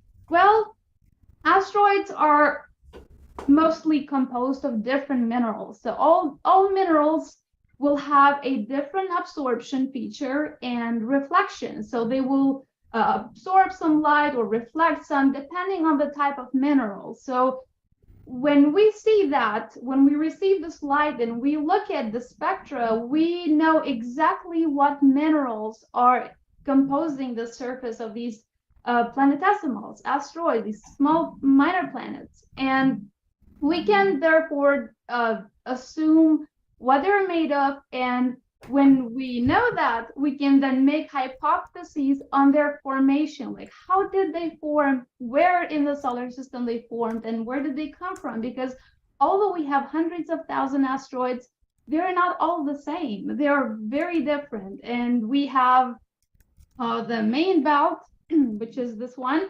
Even in the main belt, we have different spectral classes, like different compositions. And so I just put here the electromagnetic spectrum because when we study the asteroids, the reflected light, sometimes we want to focus it in a very particular region of the electromagnetic spectrum. We can do visible light, we can study them in the ultraviolet, we can do them in the infrared, all of them. And each of these regions will give us very specific absorption features, which we then can tell what type of minerals, because some minerals are more sensitive in the infrared, some are more sensitive in the ultraviolet, etc. So for instance, when we study them in the visible light, we can tell if an asteroid is going to have water, for instance, or if it's going to have phyllosilicates, or if we do them in the infrared, we can even tell more details about what types of ices, if it has ammonia or not, or what types of organics. It's really cool how much we can actually tell about these asteroids without even having to go there, just by like ground assets that we have. So scientists have been studying asteroids and comets over the years in different regions of the electromagnetic spectrum. Most of them have been concentrated in the visible light, and that's because we have more spectroscope that operate in that region. We do not have a lot of equipment that operate in the infrared or ultraviolet. Now we do, but we did not have in the past. So when scientists have studied these, they have noticed patterns. They have noticed that several asteroids are giving us similar absorption features, and then some other are giving us some different ones. And then they have been able to make taxonomies to create, to come down like with classifications of different objects. So we have the Tholen taxonomy, Bus taxonomy, Bus Dimeo. So every time we talk about asteroids and we are trying to tell about their composition, you always have to be sure that you mention what class does this asteroid belong and which taxonomy you're using, like if you're using Tholen or Bus or any of those. So this is, for instance, another graph that tells you the types of the asteroids based on the Tholen taxonomy with regard distance to the sun. So you can see that we have a large number, and also their distribution. So the largest amounts of asteroids that make up the main belt are the C types, and then we have the S types and the M types. All the others, the E, D, P types, they're like subgroups of those, and each of them have spectral features that tells us different things about these objects. For instance, the C types are carbonaceous asteroids. They are characterized with very low albedo, and they're very dark. So in order to study them, you better have better equipment, because you're not going to be able to see a lot of them because they're super dark. So they're not reflecting as much light. And also they are, they contain a lot of carbon, and they form much more further away from the sun. So you can see the distance from the sun is concentrated around 3 AU, which is pretty much in the outer main belt. And then we have the S types, which are closer to the sun, and they're mostly made up silicates mixed with iron and nickel. And these have a slightly higher albedo than the C types. The M types, we don't have a lot of them, but they have the highest albedo, and they're all composed of metal. In fact, one of the missions that goes to space, Psyche, is going to visit an M-type asteroid because it has a very high density, and scientists think it's just all made of metal. Like, how come that happens? So they think that probably it is a leftover from the core of a previous planetesimal that was differentiated and had, formed a core. So an impact happened or something that kind of exposed it like that. But it's interesting how much we can learn about these. And then once we know the composition, once we know what minerals are there, we can make assumptions. For instance, when we look at the C types, okay, they formed in the outer main regions of the main belt. So if we look at the solar system, we have this frost line that we call. So anything beyond the frost line that formed there, that's where we have, that's where ammonia, methane, carbon dioxide, and water was able to actually condense into like solid ice grains. So if we have asteroids that formed in the outer regions, we kind of have an idea that they must contain these minerals. And when we see them, we can even prove that. And it's also amazing because a lot of these spectroscopy tools can tell us about specific minerals that show us that previously, back in the day, some of these asteroids had actually liquid water running in the surface. And of course, the water is not there anymore because it was all consumed by aqueous alteration, which is a process that uses water to form all kinds of minerals, which some of them are like carbonates, like calcite and dolomite. They are very common here on Earth. And by seeing these minerals, we know exactly that they could not have formed without having liquid water running through that surface. And then the ones that formed closer to the sun in the interior of a frost line, they're primarily made of heavy metals, iron and nickel and silicates, because that's where heavy elements are mostly concentrated, closer to the sun.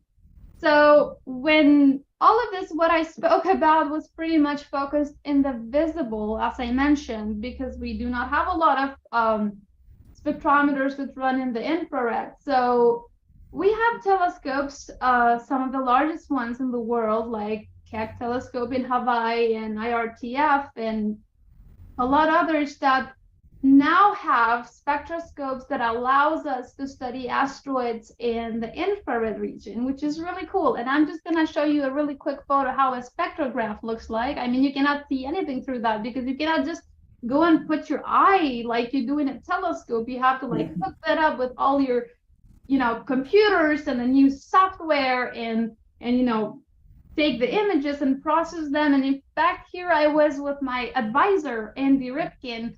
Dr. Ripkin is a scientist at Johns Hopkins University. He is one of my advisors for my PhD, and we were together looking through the NASA's IRTF. We were looking at one of the asteroids, I don't know, but we were collecting their spectra, and we were focused in the infrared region. So now that's where we were focusing, because around 3 micron, it's where you can pick not only water, but you can pick, as I mentioned, ammonia. You can tell if there's like organic compounds. And if we can study organic compounds on asteroid surfaces from our ground assets, we can also make assumption about how life started in Earth. Like, did we get these organic compounds delivered to Earth? That's the Earth started, the life started here, or all kinds of like assumption about astrobiology, which is really cool. So this is how a cross-dispersed image, like a raw image of the spectra of an asteroid look like. You don't see much here because this is just a raw data that you can then upload in your software. I use IDL. It's a software that you can buy. It's a couple $100s, and I use that for my studies because that allows me to get images like this, data like this that I download from the IRTF database, which is online and everybody can access.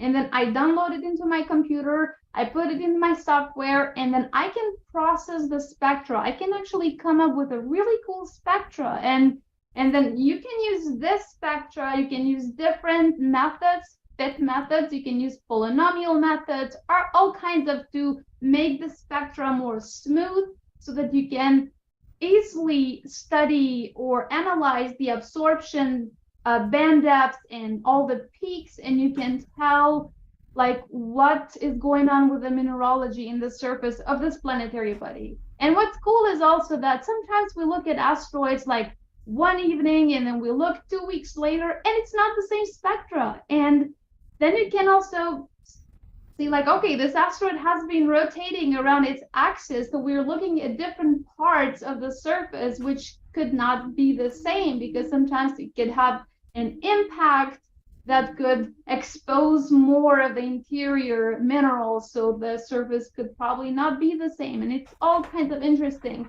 So I mentioned how scientists have made these classifications of asteroids, but mostly based in the visible light. So a recent study just last year, in fact, came out where they did a similar classification of asteroids, but they were doing it based on the infrared. So this graph, it just shows you, it's really detailed, so you don't have to like be confused about any of it. So the main points or getaways from this graph is that by looking at the infrared spectra of these asteroids, low albedo asteroids, most of them are like C-types, they were able to tell that even the C-types that they were only classified as one letter C, even they have differences from each other. For instance, when we were looking at them in infrared, we were seeing that some of these have a very sharp 3 micron band depth, and some have a rounded 3 micron band depth. And so they classify these as sharp types and not sharp types. And you can see this dashed line where it's actually sort of separating them. So what's the coolest thing that I found about this graph is when we plot meteorites, the meteorites that we have in our collection, all the meteorites we have, carbonaceous chondrites and all of these, when we look at their spectra and we plot them against this graph, you notice that none of these meteorites actually falling in the not sharp types region. And that's very interesting. And you can also notice that Comet 67P is also falling in the not sharp types, and Themis.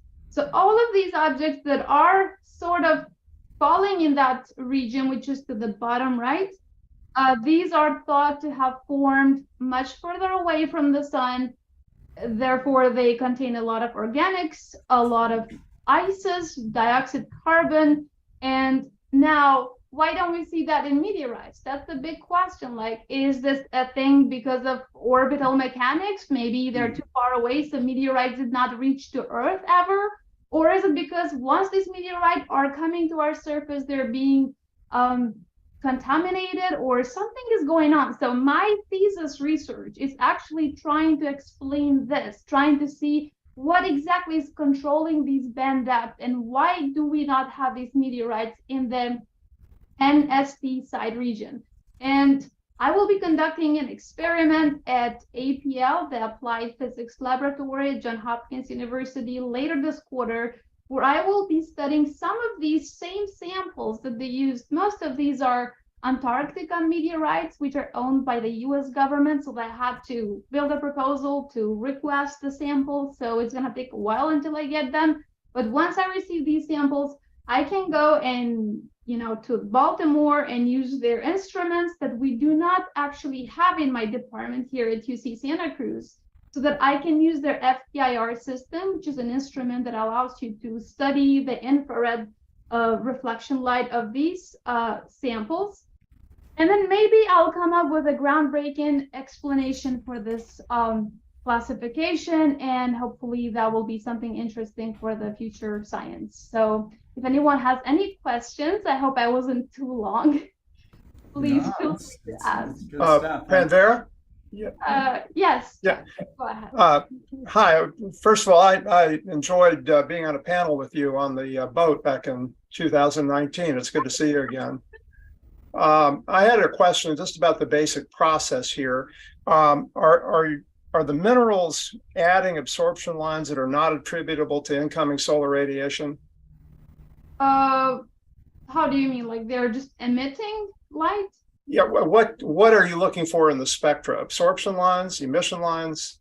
Yeah, we're looking at absorption lines. Okay. Are they absorption lines that after you subtract absorption lines in the solar spectrum, yeah, you have? So we're getting the reflected spectrum, we're subtracting the ones the sun, and then we look at the absorption lines. That's what I want. Thank you very much. Thank you. And it's quite a process. Also, I forgot to mention that there is the 2.5 to 2.8 micron. We cannot even study that because of the Earth's atmosphere that absorbs all that. So we just have to have something in space, like James Webb Telescope would be a very good example or a good telescope to use to study further these objects. Sure. Thank you.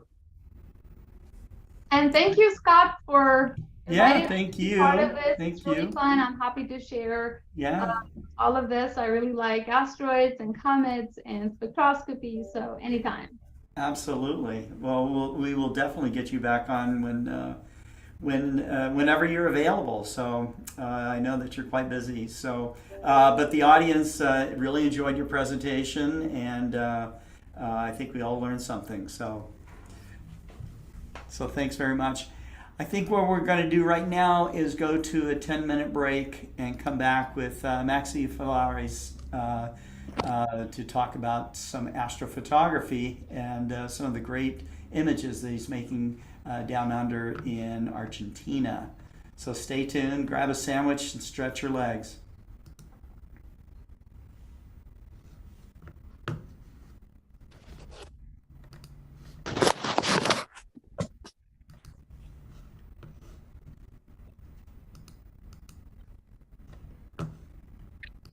Hola, Maxi. Hey, Adrian. Looks like you're in a car. Yep, I do this all the time. I'm out somewhere when Global Star Party starts, but then by the time we're near the end and I'm presenting, I'm in front of my computer. But yeah, I enjoyed your presentation as well. I was listening in on it while I was heading home. So I hope I didn't speak too fast, because I was trying to hurry up so that I don't. You were just fine. Great slides. I'm no presentation expert, but I could follow along just fine. I was trying to think of some other questions about asteroids versus comets, and subtle differences. Can comets turn into asteroids or things like that? And wasn't sure if I wanted to ask the question because I know there's some pretty distinct differences between the two. But they're both out there. And so have you Hi, done Fran. any work with How are you? Hey, Cesar is here. Have you done any work with interstellar visitors, interstellar asteroids or comets that have come through? No, I have not. We only had 2 of those pass by, and at that time I did not. I wasn't actually doing my program here in. So I did not really have access to equipments that would allow me to do that kind of research, but hopefully I will get some others in my lifetime and I could be able to study them. Yeah, I have a feeling we will. Now that we're beginning to detect them. I think it was Dr. Alan Stern may have said this, they may have been coming along the whole time. We just may not have seen them or recognized it, but I guess we'll see. We'll find out. Yes, I'm sure Adrian. Cesar will discover one while he's on his balcony doing his astrophotography. I just only discover clouds. Me too. Yes. That's what's going on outside right now. Something, Adrian, you are now, for example, Pranvera came to Buenos Aires. She knows the balcony and she knows the rooftop of the building. Because after the comet in 2019, Pranvera, yes. Yeah, I think it was that's when the eclipse was 2019. In July, I think. And July. yes. And she know she came to our home and was a great visit. How's your family doing? Fine. It's the dinner time here. My wife is cooking because today is my day of Zoom. Yesterday I cooked, and Agustin is working in systems, IT. Chiara is studying and working, and Luca, the youngest, is studying. It's all okay. And well, we are going to Mendoza Star Party in 2 weeks more, to San Rafael, Mendoza. We went in San Juan, and I went to San Juan 1 month ago to the observatories that, of course, that are not so big like the Chilean side, but they have 2 meters 15, and another one are 2 refractors of half meters. I'm happy, Bram, to know that the observatory in your country is not more a dream, if not that is a reality. I know. I was so happy when I went to Kosovo. I went exclusively just to see the progress and see from close how is the construction developing over, a few weeks. And I spent there 3 days, and it was really nice because I went there when was that? End of February, and actually it was mid-March, and now it's just the beginning of April, and they already have put everything under roof. Excellent. It's going really fast. In fact, I'm gonna share some new pictures that my board sent me, but we're very excited because we did never have a science center before. So, having the first one and having so many people supporting, including the government of Kosovo, it's been it's been a dream come true, and I'm very much looking forward to everything when it's finished and we can basically open to public. Wow, it's amazing. And you are watching for the planetarium projector and the telescope. It will be the telescope that Celestron donate, or you're picking another one? Currently have secured a projector and a spherical mirror from an American donor. Yes. So we have, it's going to be like spherical mirror and the projector, projecting everything to the dome through that. I mean, it would be nice if we had like a more advanced version of projection, like a fisheye model or some sort, but those are super expensive, and unless somebody's willing to donate it to the planetarium, it's sort of impossible for us to be able to secure that with our budget. But a spherical mirror will do fine for now. And yeah, I'm also waiting for that C14 from Celestron to come over when all the building is complete. So the building should be complete by July of this year, like fully ready. However, we are not gonna go like public until probably next spring, so we can set up all the exhibitions and everything we plan. This image is one of the most iconic of all Hubble images, called Mystic Mountain. And it is a place of enormously active star formation. This entire pillar is about 3 light years in duration. That means it's so long that it takes light traveling at 186,000 miles per second. It takes it 3 years to go from bottom to top. And the entire area is filled with this really condensed collection of dust and gas that's created this stellar nursery. We see on the outside edge here where the material is heated and evaporating off the surface of the cloud, but you also have stellar winds that are sculpting this like a Michelangelo that would be sculpting a statue, knocking pieces of the nebula off into interstellar space. So you have a mechanical sculpting process along with a heating process from the radiation coming off of the stars. So the two together are what combine to create this gloriously detailed image. You see these jets coming out of 2 sides of that top pillar, and down here, again, those are signatures of stars actually forming.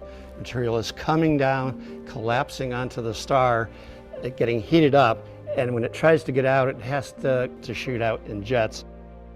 This bow shape, that is actually a shock wave from the material in the jet hitting the interstellar medium and heating it up. One of the best images I think that we've gotten, but this one is just the right angle that you get a gorgeous view of it.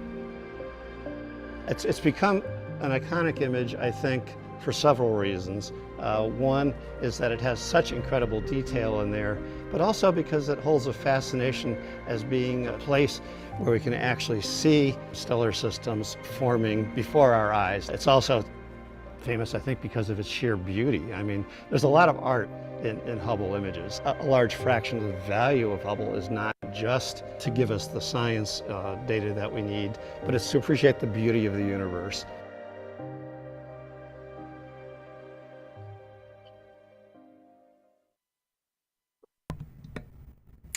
Hey everyone, I'm making sure that my microphone is still on here, so hope you had a nice little break there. I was actually really enjoying the background conversation that was going on, and I'm sorry that the video kind of interrupted that, but Pranvera, thank you for being on with us. It's always a pleasure to have you on. Up next, we're going to Maxi to discuss his astrophotography adventures in Argentina. Maxi, you want to come on and take the stage here? Hello, guys. Good night, everyone. What I want to show you tonight is going to be what I've been doing last week. If you've been watching our last GSP, I was taking pictures of the Carolina Nebula. I showed some live view 3-minute picture frame, and well, that night I brought my equipment almost at 3 a.m. because I didn't know it will come rain, but in that case I put inside all of my equipment, and the another day was all wet. So luckily I was to do that.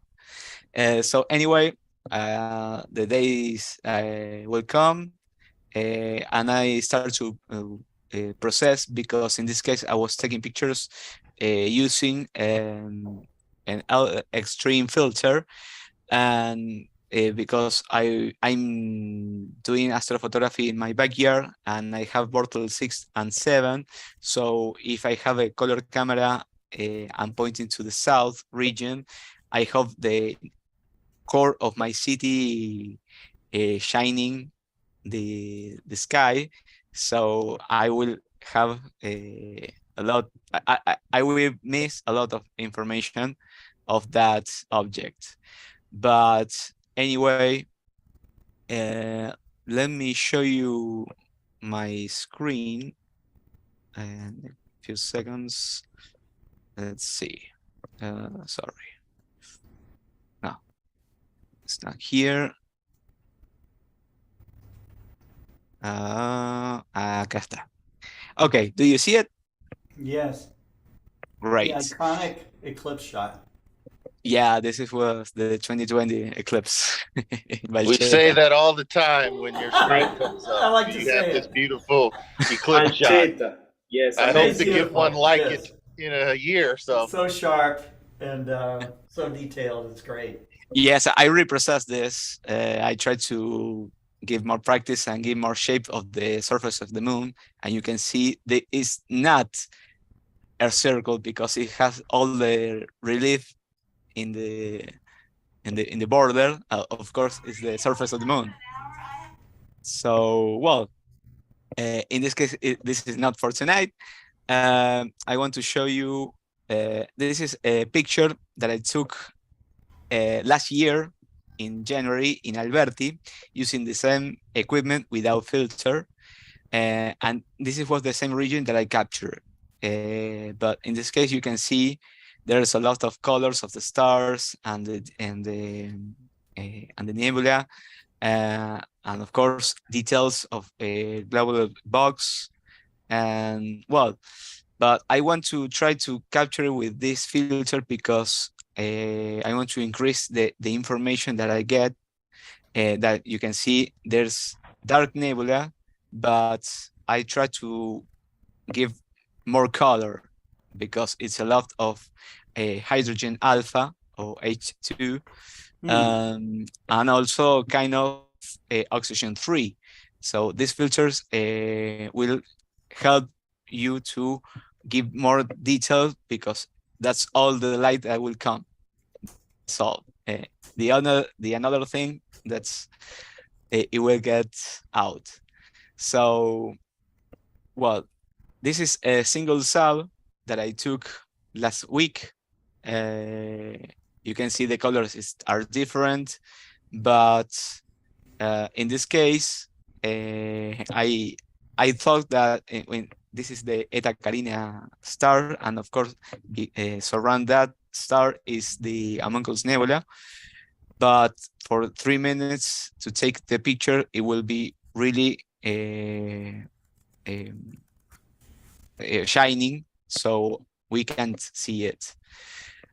So anyway, I've been doing almost 6 hours of taking data, and then when I start to stack this image, you can see the difference between this one. Let me see if I can turn like the same place. For example, that's reset the zoom. But anyway, I only see, for example, in this corner.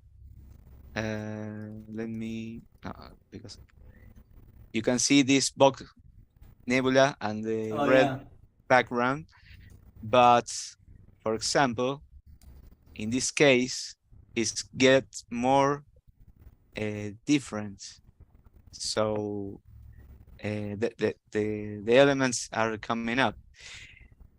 So when I get stuck, I have this picture. Let me stretch it. So in this case, I give it a little of blur exterminator. And if we go to that same place, let me put it more.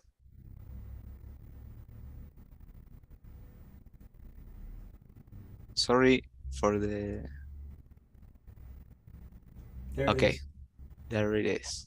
So, well, that's my dog barking.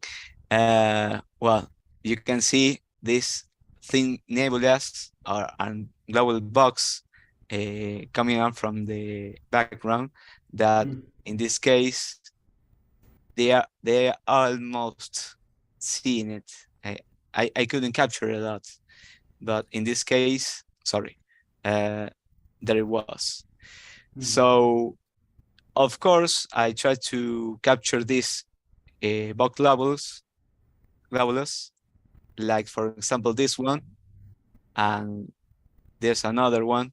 Well, these places, when you took pictures of almost 1 minute or maybe less, they can show up. But anyway, I try to, well, capture it. And for example, this is the finger of God, like informally named, or God's beardy. You can see the shape like a finger pointing, but also it's here. Okay, but this is a auto-stretching picture. Let me zoom it, and of course, this is a picture. The same big picture reprocessed more with blur exterminator, so you can see this place like the Hubble image. For example, this is the Hubble image, and this was mine without stars in this. Yeah, it So is really amazing what you can get in amateur images with careful processing, collecting as much data as you can. And then you start to compare it against Hubble. Yes, of course. It's like right? It's amazing. Less of 1% of data, of course, or I think much more less. But anyway, doing amateur astrophotography, you try to reach that, and of course, that's always want to. That's I want dream always to capture the same objects that the Hubble Space Telescope. Of course, now the James Webb, but I try. Now I realize that I have much more. Much less details or walls to through it. But anyway, even with the cell phone, for example, you can capture the details or some details of the deep space objects. Well, in this case, you can see a lot of Bok globulus, and of course the another part like you showed in the 10-minute break of the video. Here is the region of the Mystic Mountain. Of course, I will not have the same detail like this. I hope one day, but anyway, there's the same place. Of course, this is the resolution 4:1. Now I can't reach that, but it's incredible what you did reach. Exactly. You can see the shape very similar to super Hubble. It's got a little bit of an advantage in the amount of aperture and time spent, but what you've got is still fantastic. There it goes. Of course, I'm using an 8 inches telescope with an f4 focal length. Hubble Space Telescope is like 2 meters of mirror, so it's a huge difference, and of course a lot of focal length. So, but anyway, I'm really glad for taking this data, you know. Yeah, it still looks really good. Thank you, Adrian. And of course, the things nebula and nebulosity, there appears. Well, this is a starless picture. So when I process this one, well, I turn it 180 degrees. This is what I take. Of course, when I added again the stars, let me put it full screen. And now you can see more colored. For example, the Bok globulus and the finger of God that I showed you a couple minutes. You can see there are 2 stars that they are this. Well, I think there, I think, but anyway, this is a really good place to capture, because you are watching, like the video says, a nursery of stars. In this place they are burning stars, and of course, because they are massive, they live much more less than our sun, for example. So, well, this is what I've been doing in these days. I hope that you like this picture. If you want to watch it in full resolution, you can find me on Instagram, like Astromax OK, and also on Flickr or Facebook if you want. You know, this is a really good picture to have it on your wallpaper desktop. Yeah. PC. Maybe hanging on your wall instead of just your wallpaper. Yeah, also, exactly. Beautiful. And to get printed. And if you compare this one, let me turn, for example, I think this will be more, a little more, to rotate.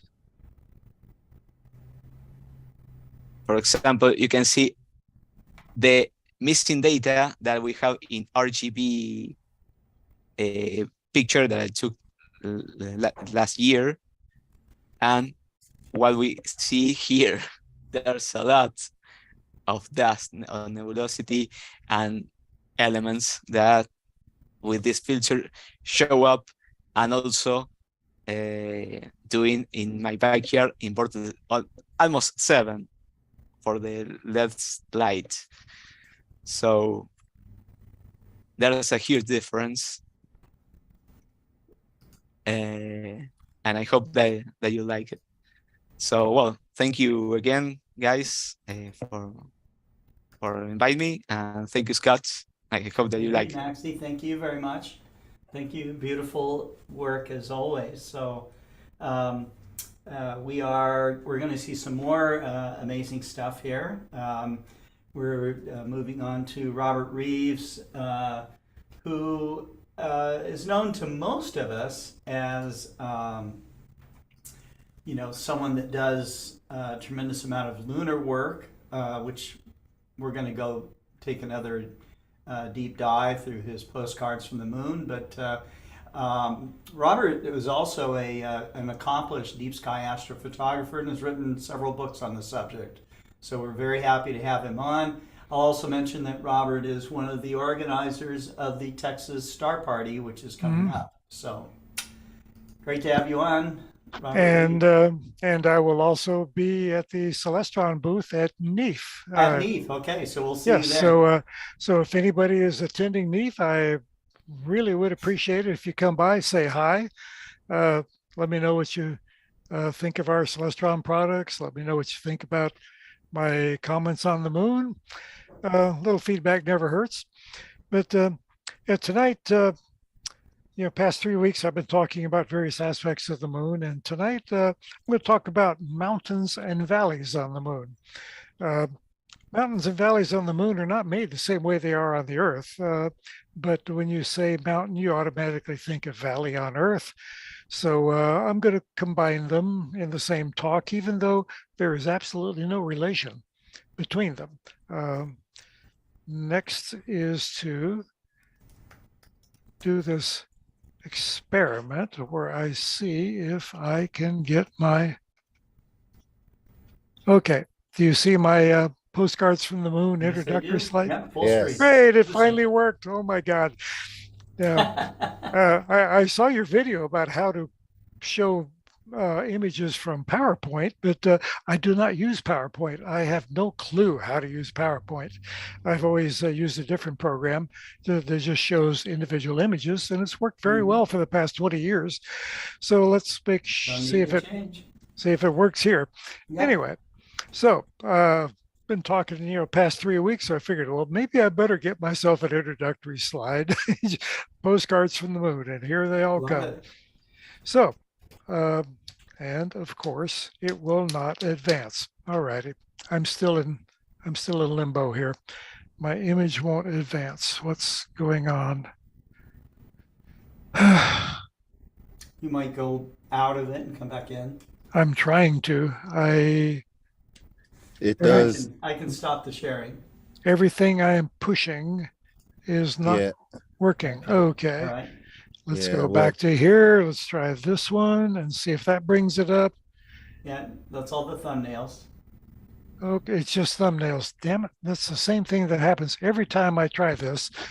And I haven't Is it mastered how to do this yet. Is it a slideshow or you Yes, just go it's, from it's image- just images. images, that but I'm- you click from one to the other. I know what you're correct. doing. So if you let's try it. So if you double click that title, You are screen sharing, so it should be yeah, showing. we see it. Okay, now if I advance, does Oh, it show? so you know what? Are you sharing the whole screen or just like one window? I think he's Okay. sharing the one window. Yeah, that would Uh, explain why we're not seeing it. Yeah. And in that case, I tend to just share the whole screen. You are screen sharing. Okay, stop share. Let's go. Whoops. Yeah. Nope, Go that's back. okay. Go back to screen share. It's like I got to do this every darn time I do a Zoom meeting. You think I'd figure it out? Okay. We'll get you. We'll help you get there. Yeah, we'll help you. We're a team. All right. So now you're showing the screen. So now if you double click that, we should also see the picture. You've got multiple monitors, don't you? No, I do not. Oh, you don't? Okay. So it should show. I'm working off my laptop because it's the only computer I have that has a camera on it. Okay. Yeah. So it should. That's a good camera. We should see it. Because you just clicked on it. Okay. Are you seeing thumbnails or the Just title? We're seeing Thumbnails. thumbnails. Yeah.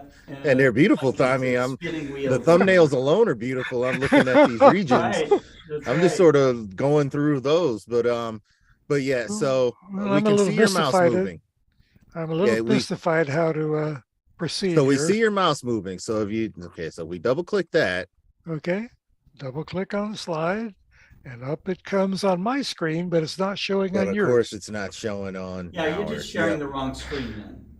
Okay. Well, So yeah, stop we- sharing. Okay. Here, Stop please sharing, go back to Stop screen sharing. share, and When you go back and share, you'll see the image that you want to talk about. that one. But it won't There advance. you go. Now that's postcards from the moon. right, But it but won't it's just advance. sharing that. Yeah, Yeah, so it's now just try up there at the top. There's like a forward and backward arrow. You see that? At the top. Oh, up here in your Right above the letter C in yeah. postcards. The Yep. T and the C I there. see it. You see the There's a- two blue arrows? Yep. Not on my screen. Wait, we see them. The two blue arrows in the toolbar underneath the menu options. Nope. All I see is you are sharing and stop share. Oh, There are because no you're errors. probably blocking. It's probably blocking that. Try using the arrows in your keyboard though. The arrows forward and Try that. Try the. Did that work? There you go. That worked. Great call. Perfect. Thank you. Great call, whoever. Pranvera. Fran, You saved the day. We ever say that it's a special condition, but global subparty members fail sharing the screen. Well, till we succeed. So now, all right, now we may carry on. Okay, yeah. Pran, remember when you borrowed my laptop when you were here last year? yeah. My laptop still thinks it's you. Okay, that's just between me and Pran. She visited us and stayed at our house for a while, and I let her use my laptop, and it still thinks my laptop is Pranvera. But anyway, let's move So on to that's- the moon. Let's That's move how on she to- knew how to fix it. Yes, she is in my laptop. Okay, the lunar mountains and valleys on the moon. Earth's mountains are continuously created by plate tectonics and volcanism, and they are eroded by Earth's weather, Earth's oceans, subducted by plate tectonics. Earth's mountains are constantly changing. However, lunar mountains were created by an entirely different process. Impacts, giant, massive asteroid impacts that created the giant basins on the moon. And lunar mountain chains are the raised rims of these impact basins. Basically, a mountain chain on the moon is the rim of a giant crater. Now, there are individual peaks that can form at the center of large craters from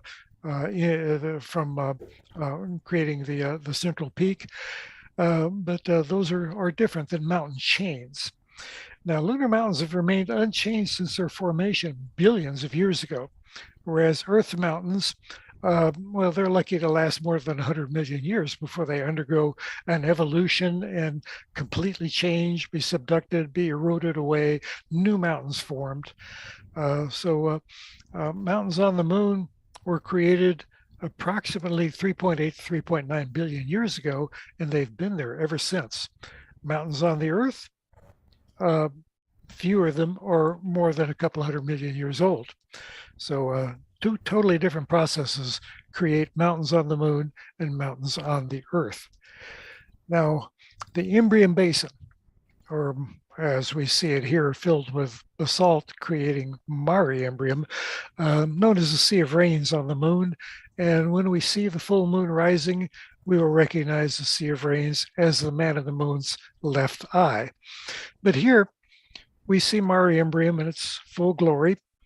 And you notice the rim of the giant crater that created the basin Mare Imbrium lies within.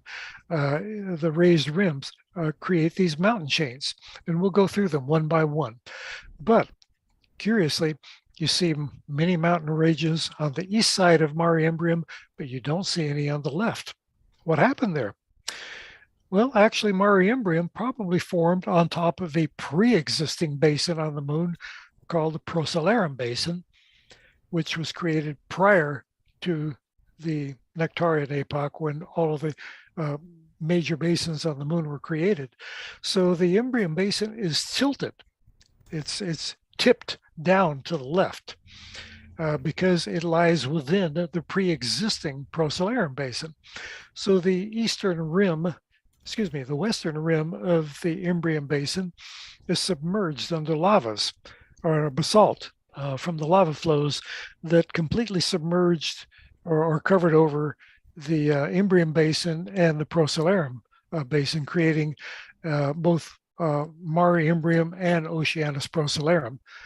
So we do see the eastern rims, and these create individual mountain chains, such as just east of Plateau Crater, we see the Alps Mountains, which are highlighted by the slash of the Alpine Valley, which we will talk about in a few minutes because we are discussing valleys as well as mountains on the moon.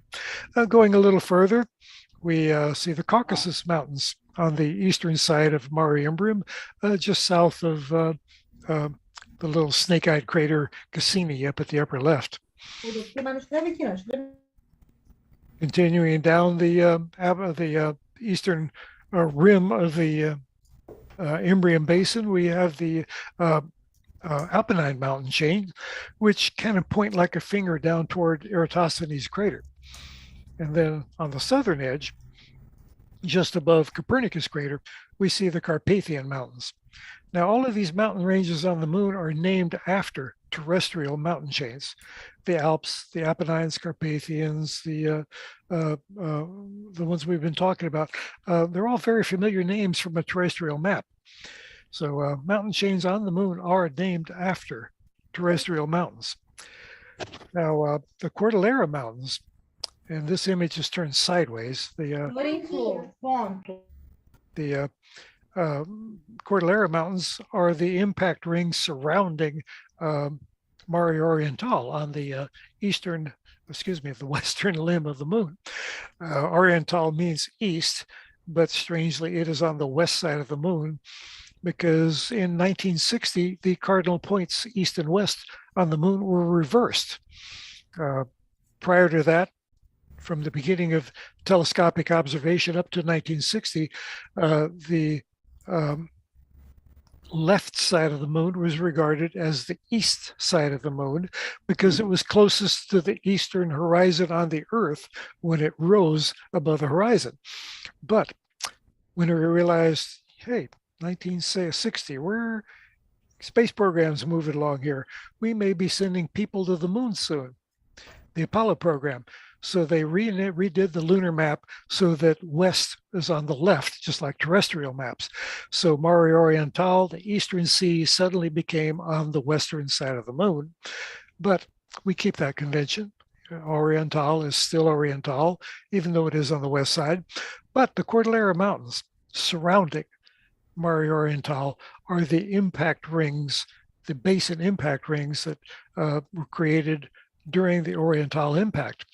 Now, these are very elusive mountains to see. 2 days before the full moon, they're still in the shadow. The sunrise terminator hasn't reached them. 1 day before full moon, we can see the rims of the mountains highlighted by the shadows they cast. 1 day later, during the full moon, when the moon is very flatly lit, those shadows disappear and we no longer see the Cordillera. So these are very elusive mountains. We get to see them 1 day a week, 1 day a month. And other mountains like the Jura Mountains, which surround the Bay of Rainbows, Sinus Iridum, up on the northeast corner of Mare Imbrium.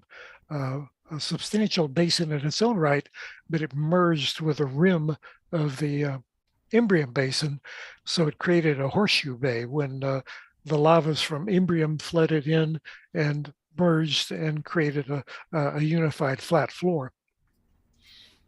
Now, some prominent mountain chains on the moon, such as the Western Crisium Basin Impact Ring, cradling Mare Crisium, remain unnamed.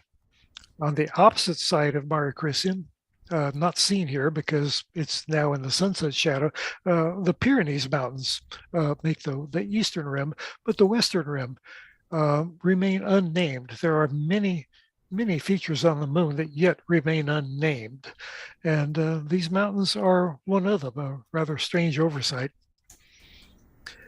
Now, talking about valleys on the moon. Valleys on the moon are created by an entirely different process than on Earth. On Earth, valleys are an erosion feature. Running water washes the dirt away over eons, over thousands of years, creates a valley. But on the moon, such as the Alpine Valley up near Plato, bisecting the Alps mountains, this is a feature called a graben. That's where land slumps between two parallel faults. On the moon, particularly near the Maria, where there's a lot of subsurface volcanic activity, sheets of magma push up from the molten core of the moon, or used to when the moon had a very active volcanism. The moon has been volcanically dead for about 1 billion years. But back when it was volcanically active, sheets of magma would push up from the core and split open the surface. Now, if these sheets of magma didn't reach the surface as an eruption, they just split the surface. The land between the two faults would collapse. And we see this in the Alpine Valley, this split that you said you could see my cursor, the split right here going through the Alpine Valley. Now, for years and years, it was thought that this feature was something that was created by a gigantic mountain-sized boulder that was thrown out of the Imbrium Basin impact. But no, we now recognize these as volcanic features, these graben that were formed by these subsurface volcanic dikes that pushed up and split the surface. Now, getting closer to it, now we begin to see some detail in it. Notice there's this rill running down the middle of the Alpine Valley. And then we get out to where it spills out into Mare Imbrium. This region in here is actually several hundred meters higher than over here. So it's not like lava flowed out into Mare Imbrium. We have to be careful of the elevations here. But here we have these 2 kilometer high massifs on either side. We unofficially call those the guardians because they're guarding the entrance to the Alpine Valley. But this rill running down it is a curious feature because it's very narrow. Technically, it's too small to be seen telescopically from the Earth, but we can see it because it's a linear feature and not a point source. This works the same way we can see telephone wires at a distance.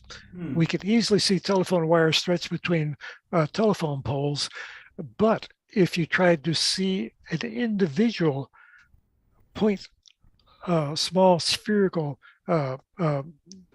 object, the same diameter as that wire, you would not see it. It's the linear form of it that allows us to see it. And that works the same way on the moon. We get to see these rills on the moon that can be as little as ½ a kilometer diameter. Wow. But we can still spot them because they are linear features, and our eyes work like we're looking at distant telephone wires. Now, telephone wire is probably about the thickness of a BB, you know, and but if you held a BB out at the same distance, you would never see it. So it's the linear feature that works. And getting a little closer to the Alpine Valley, here we see that rill running down the middle of it. And if you're observing the moon in your telescope and you can see this rill, cherish it because you have got some really good seeing going on.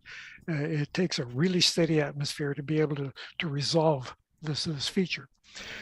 Now, another popular well-known valley on the moon isn't really a valley at all. It's a sinuous rill which once carried flowing lava. Now, Schroeder's Valley is what it's called. It's the Aristarchus Plateau is this squarish elevated volcanic region on Oceanus Procellarum. And here we see the rill, this curved sinuous rill that once flowed molten lava from the little tiny dark spot there, the source of it. We call it Cobra Head. It's the volcanic pit where this lava once erupted from, flowed down, eroded this channel into the lunar surface. Just like flowing water erodes a stream, flowing lava will also erode a channel. And we see these on Earth as well. But on the moon, this particular one, we call it Vallis Schroederi, Schroeder's Valley, even though it is a rill, a volcanic channel, instead of an actual physical valley like we're used to on Earth. Getting closer, the dark spot pit there, Cobra Head, no official name. It's a nickname, and in a future episode of Postcards from the Moon, I'll talk about nickname features on the moon. But here we see the channel where a billion or more years ago, molten lava was flowing down this channel. And today we call it Schroeder's Valley. Another valley on the moon, Vallis, I'm going to butcher the name, Palitsk. I will spell it Palitzch. I challenge you to spit that one out in a heartbeat. But anyway, here on the eastern rim of Batavius crater, we see this long elongated channel. Move up to the next one, we can see it in better relief because of the shadows. But here we see Vallis Palitch. I cannot pronounce it. It's beyond my ability. I just did not have the Germanic language capability to get that one out. But anyway, this is an impact feature that has been modified by the rim of Batavius crater. So here we've seen multiple different ways these valleys on the moon are created. The first one was created by a volcanic dike, a graben. The second was a sinuous rill created by flowing lava. Here we have one that was a an impact feature that was subsequently modified by the arrival of Batavius crater. Now, another very popular valley on the moon is the Rada Valley. Almost slipped out of my mind. So named after Rada crater up at the top. This thing is almost 600 kilometers long. Now, notice it does a dog leg in the middle. It's not a straight feature. I have long argued that this is two coincidentally lined up independent features. I will agree that the upper part should be called the Rada Valley, but I believe the bottom part of it is a separate feature created at a different time, and therefore it should be called the Mallet Valley after Mallet crater right here where the dogleg is. But that is my personal opinion, and I don't have much sway with the IAU, so lunar names will remain as they are. But a better close-up of it, and you can see this is a substantial gouge in the moon. The upper part of it, the Rada Valley, the Mallet Valley, as I call it, down on the bottom. I believe these were created by gigantic blocks of material that were blown out of the basins on the moon when they were created 3.8, 3.9 billion years ago. And these monstrous blocks of material bounced across the face of the moon, plowing these gouges into it. So here we've got the Mallet Valley, well, it's still technically called the Rada Valley. I mean, I'll call the bottom part the Mallet Valley, but that's unofficial. These were created by an impact. So again, a different way of creating valleys on the moon. Now, the final one I'm going to talk about, you'll be hard pressed to see it, but on the plains of Mare Serenitatis, the Sea of Serenity, which you can tell it is Serenity because there's very few features on it. It's a very serene, flat Mare that has very few impact modifications on it. But right here, where my cursor is circling, there is the intersection, a V-shaped intersection of two volcanic depressions on the moon. The upper one, which they call Vallis Christel, is only 2 kilometers long. The bottom one is Vallis Krishna, and it is 3 kilometers long. So this thing, these two valleys on the moon, they are technically named valleys. These are IAU recognized names, but most people in their telescopes cannot see them. They're too small. I'm going to see if I can, Yes, it is working. We are, well, I don't see where my, there it is over here. Okay, get it up here. Yeah, hopefully it's enlarging the image, and we can see Valles Crystal on top and Valles Krishna on the bottom, the V-shaped intersection of these two volcanic depressions on the moon. And they each have official names as a valley on the moon. So these were named in the 1970s. The IAU Lunar Nomenclature Committee, I believe that was probably about the time Dinsmore Alter was in charge, went through a period where they were naming very small features on the moon with first names. We're used to big craters on the moon being named after prominent scientists and philosophers and by their last name. But there was a period on the moon, moon's history, right after the Apollo missions, where many small features were named with first names. And indeed, within this field of view, but so small that it doesn't show up in my own picture here that I took, there is a crater, two craters within walking distance of each other. Each are a half a kilometer in diameter, but their names are Mary and Robert, the names of me and my wife.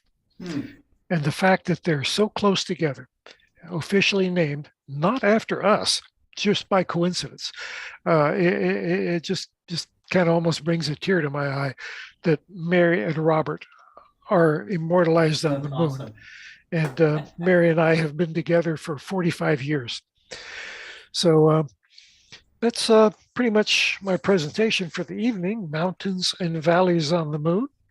And I hope you've gotten a little bit about it, out of it. We And got to see some really incredible lunar photography. I mean, it almost looks like there's no seeing disturbance at all in many of these images. And well, it takes a while to get these. The pictures the pictures that I show are taken over about a 10-year span.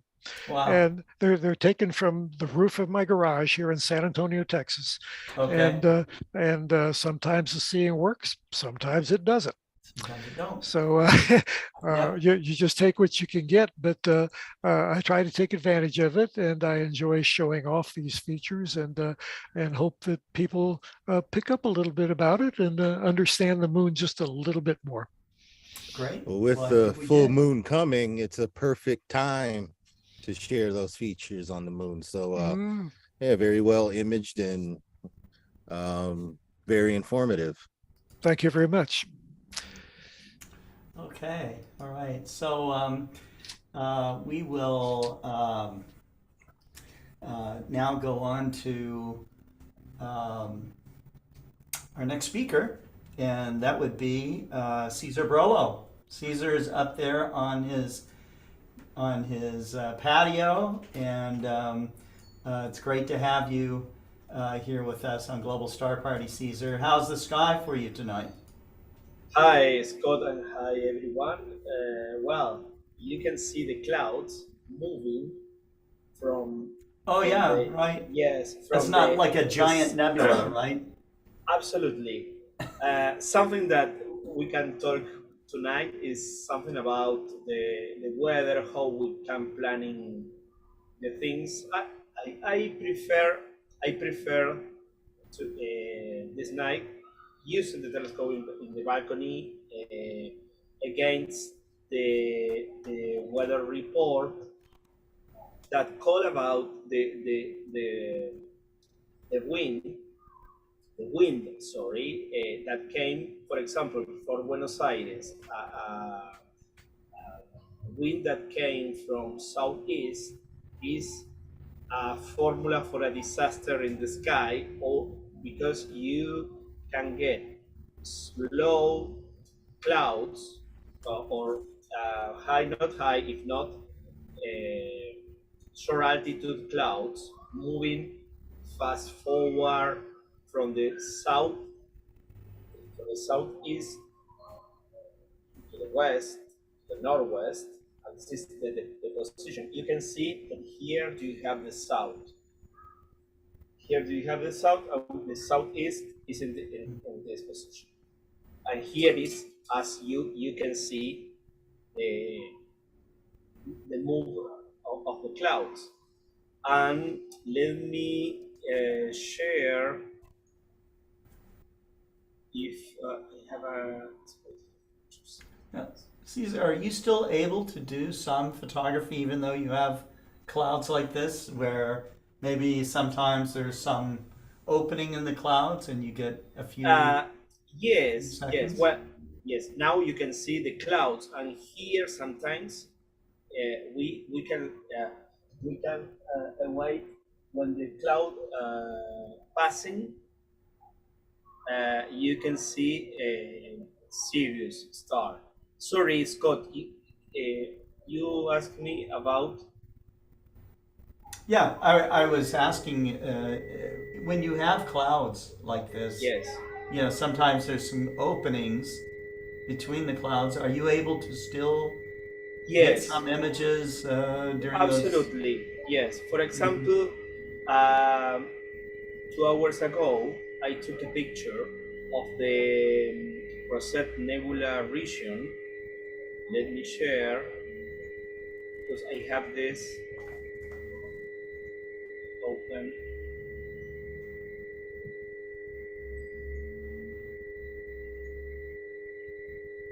I'll share my screen in Cyril, and here is the region of Rosette Nebula to 1.5 hours ago. And here you have in red color, green, blue, and RGB, and you can see something about the Rosette Nebula. Something that, for example, you start to make some pictures. You lose the clear part of the sky. Of course, that you can still taking pictures to process or to stack. Normally, when I use something that we call it live stacking, I need to be watching all time if a cloud is coming to cover the area where you can need to take the picture in the sky. It's something that, for example, now maybe we have Sirius. We can change, stop share, and I'll show you the part of the sky now without clouds in this moment. Mm-hmm. We have a few seconds, and we can. Of course, this is a kind of to make astronomy in a really bad way, but you know, for example, we are changed the gain. I load the gain, and I put in, for example, you can see this region full of stars. Comparing this magnitude with this another magnitude, they're all magnitudes about, maybe over 9 magnitude stars. Well, here you can see how clouds are coming again. We have few time. Yes. Mm-hmm. I can center a little. Well, many people, they just stop. If there's no, if there's clouds outside, they go, oh, there's clouds. I'm not even going to try. Sure. And sometimes it's maybe for a picture, you can say, okay, I go to sleep. But sometimes many people need to take a measure of a star, of a variable star. They told me that in this kind of night with low altitude clouds, you have a clouds moving all times, but you have few minutes between, like now, where maybe if you can need to make photometric work, you can take your time and approach the opportunity to have, for example, like this, like a Sirio star region, and you can still enjoy astronomy maybe in a night that normally you can choose for observation, or but this is something that we can tell up to the people that now is something that is great, that you can see the telescope to the clear part of the sky, really, and you can watch in the screen 10 seconds image from the camera. It's something that is how is working in a live image.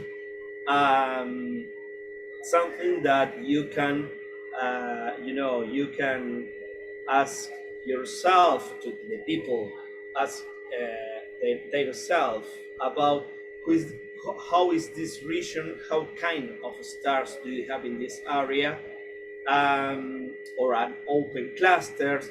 Not all is nebulas, or in open clusters or regions or asterism of the sky. Do you have a lot of very interesting information, and you can learn a lot of part of the sky that are not the most typical, Orion region, or the typical nebula, or sometimes in a empty region of the sky, not a typical place with the sky with nebulas or galaxies. You have local stars of our arm of the galaxy, or around Sirio. You can ask yourself questions about if these stars are far from Sirio, are in the same area of simply. Do you have for example, is a bigger star far away, or is a small one in the same region? How is the 3D? Well, you can see the clouds coming and covering the Sirio area. Right. For the people, we can change, and I can show. I'll share another thing. I'm moving the telescope with this program.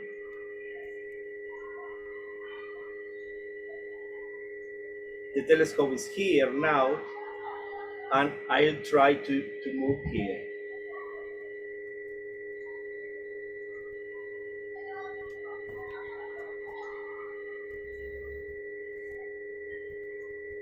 Okay, connect.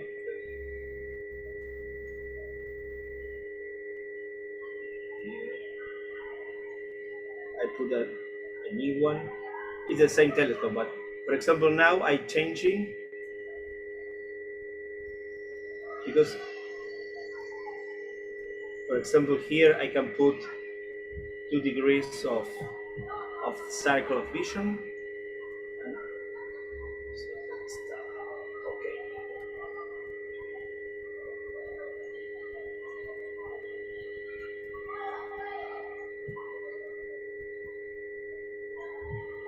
Well, now I prefer don't touch more the telescope, but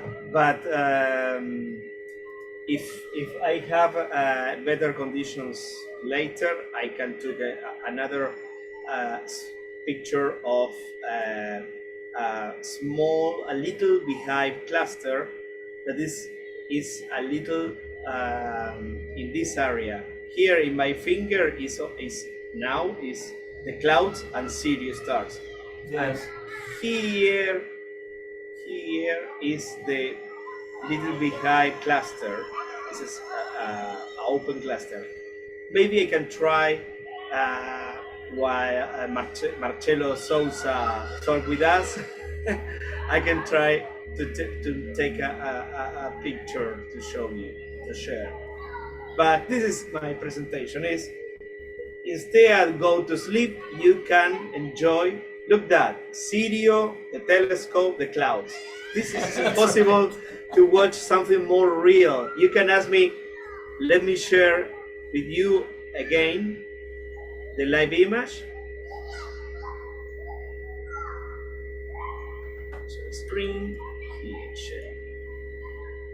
Okay, this is real. When you have, you can see the both image here. You have you can watch the cloud covering Sirio now, and the screen is coming to be yes in the same time. This is live. This is the things that we looked at. A lot of light, and you have a real here now. You have a real sensation of light pollution because lower altitude clouds reflect the all light pollution of the city. Look the quantity of light that you can see. It's incredible. Well, it's a different experience. Maybe we are talking about the real experience that in astronomy. Sometimes I have beautiful pictures, but tonight is a real thing that you can still enjoy in. Maybe for example, tomorrow you can see you can watch the weather report. After this condition, you are having, for example, like for tomorrow and 3 days more of completely clear sky. Okay, with full moon, but you can still working with your telescope. This kind of nights, maybe you can approach to use your gear better, to know more about your gear. That's right. Maybe yes, you can. For example, you can put your guidance systems if work good, but you can use maybe in a not good night. Of course, it is totally cloudy. Maybe you can go to sleep or process image, but like tonight, something that if okay, despite that the telescope for cloudy nights was not invented, how many people ask me, something like tonight is great for different things about astronomy, about your astronomy, enjoying. This is my presentation. That's right. Thank you, Cesar. Thank you. Yes, and that's it's an open observatory from a balcony. Real, yes. Absolutely. Well, the important message here too about getting out in almost any kind of condition with your telescope is that the working with your telescope becomes like muscle memory, and you want it to be that way because you want to understand how your gear can perform at any time, and it's not like having to remember how to adjust something or where that knob is or how this works. It's like a musician, a guitarist, they take their guitar everywhere, right? And they are playing it all the time. And yes. And the same thing is true, of course, with astronomy and telescopes. So if you have a balcony, you have some place where you can set up a telescope at a moment's notice anytime, it's a good idea to spend a few minutes or a couple of hours if you can afford it. Absolutely, Scott. Out there with your gear, and then when conditions are right, wow, okay, because the the practicing of your equipment, like a guitar, playing an instrument, is the same, and you enjoy more the night that you have a better conditions, because That's right. maybe this is something tomorrow we have it here, clear skies. I know that I enjoy more because I just a single details of my software, my connections, my gear, Yes. yeah, and this is for everyone. Yeah, Right. That's right. people that like me that saw telescopes and saw gear for many years, and now they complicate. I told today with customers thinking only in the last 5 years, how changed a lot everything, and you have a lot of different components here, something like you said, an Asia component.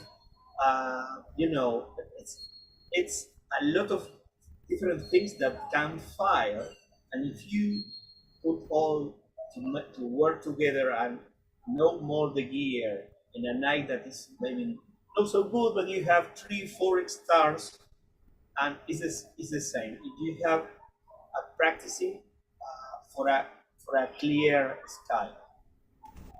Thank you, Cesar. Thank you. Thank you, Scott, to you for All inviting me. right. Best regards. Thank you so much. Okay. All right. So up next, we will bring Marcelo Souza from Brazil. Marcelo is the senior editor of Skies Up Global Astronomy magazine. I can show you. This is the newsstand here, and you can see past issues here that we've put together. But there are contributors from around the world that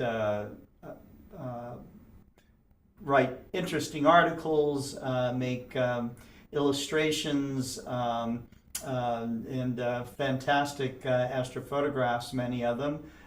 The contributors, as I mentioned, are from around the world, and putting all that together is not such an easy task, but we do provide the magazine for free, so you can, of course, get your own copies here at explorerscientific.com/skies-up, and I think that you'll find the magazine to be worthwhile.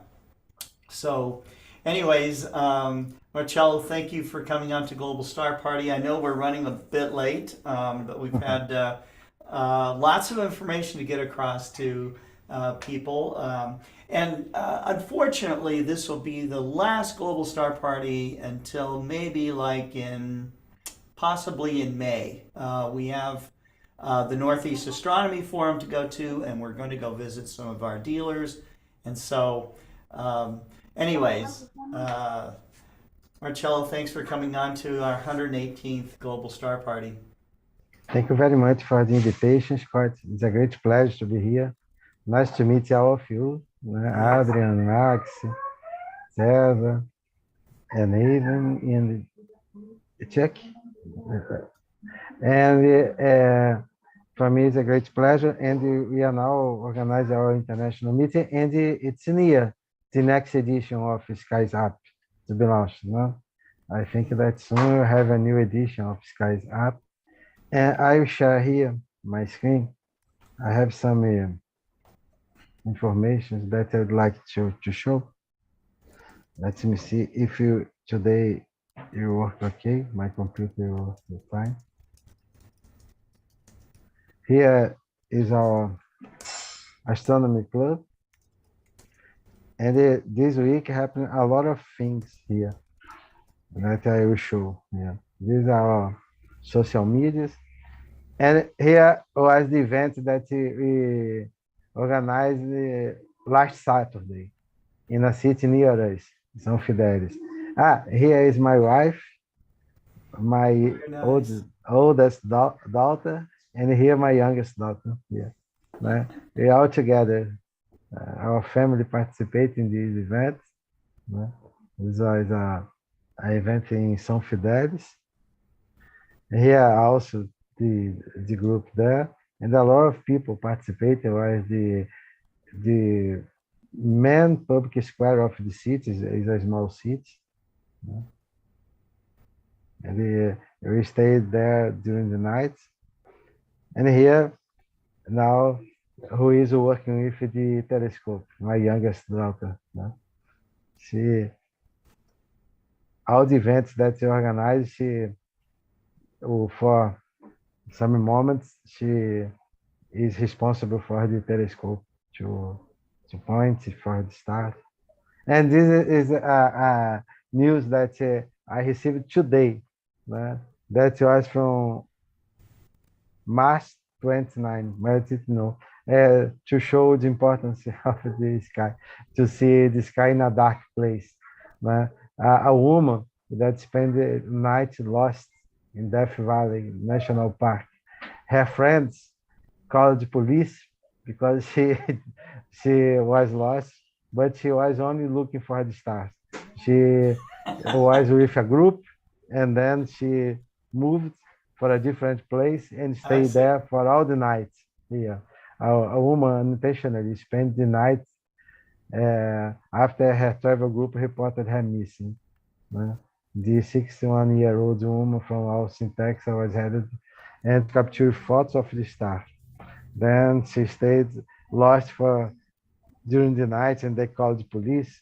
Then this is what happens when we are in a dark place that can see the stars there. This is some news that I received today, this information. And it ruined her astrophotography. Yes. And we continue visiting schools. This was this Monday. We visit another public school here in our city. Here to develop our project, and we start off tomorrow. Now it's 62 schools that we already visited. And this Sunday, this is the most important Brazilian newspaper that is called O Globo. It's the most famous in Brazil.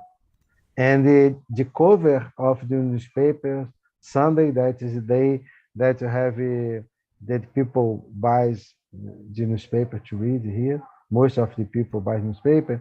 Was about the dark sky park here near us, the first dark sky park in Latin America, and everybody knows now about this park because it was in the cover of the newspaper, the Sunday's newspaper edition of this famous newspaper. Is the most famous Brazilian newspaper.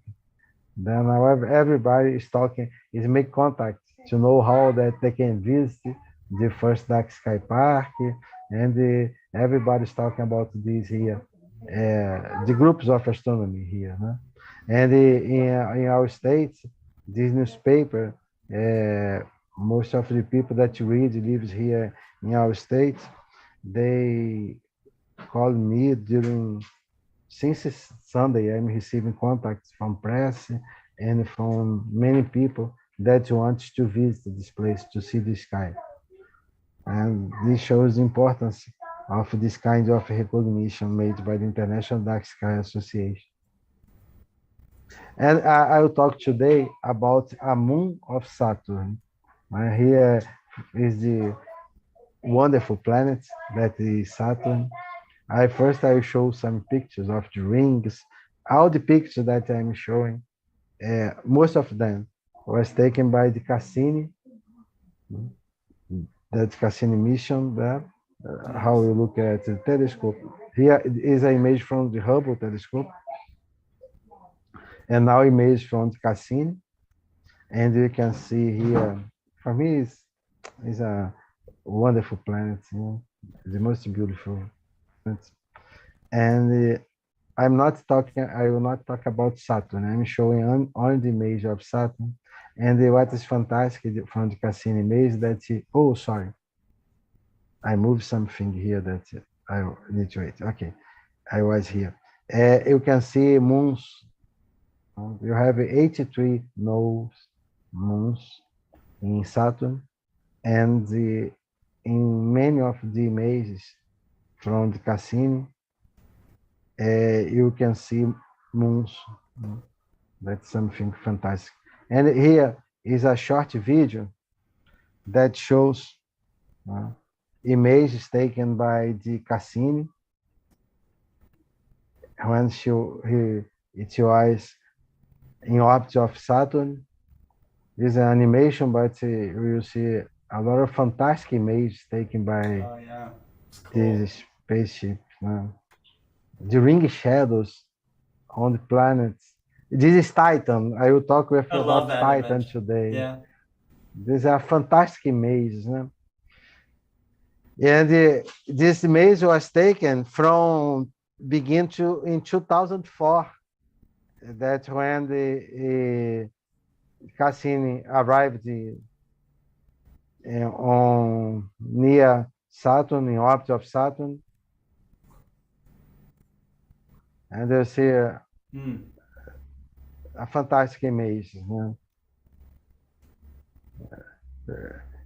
Now I show in my presentations in school this video about Saturn. Those features are incredible. It's something amazing. The ring. You can see how thin is the ring. This Encelados.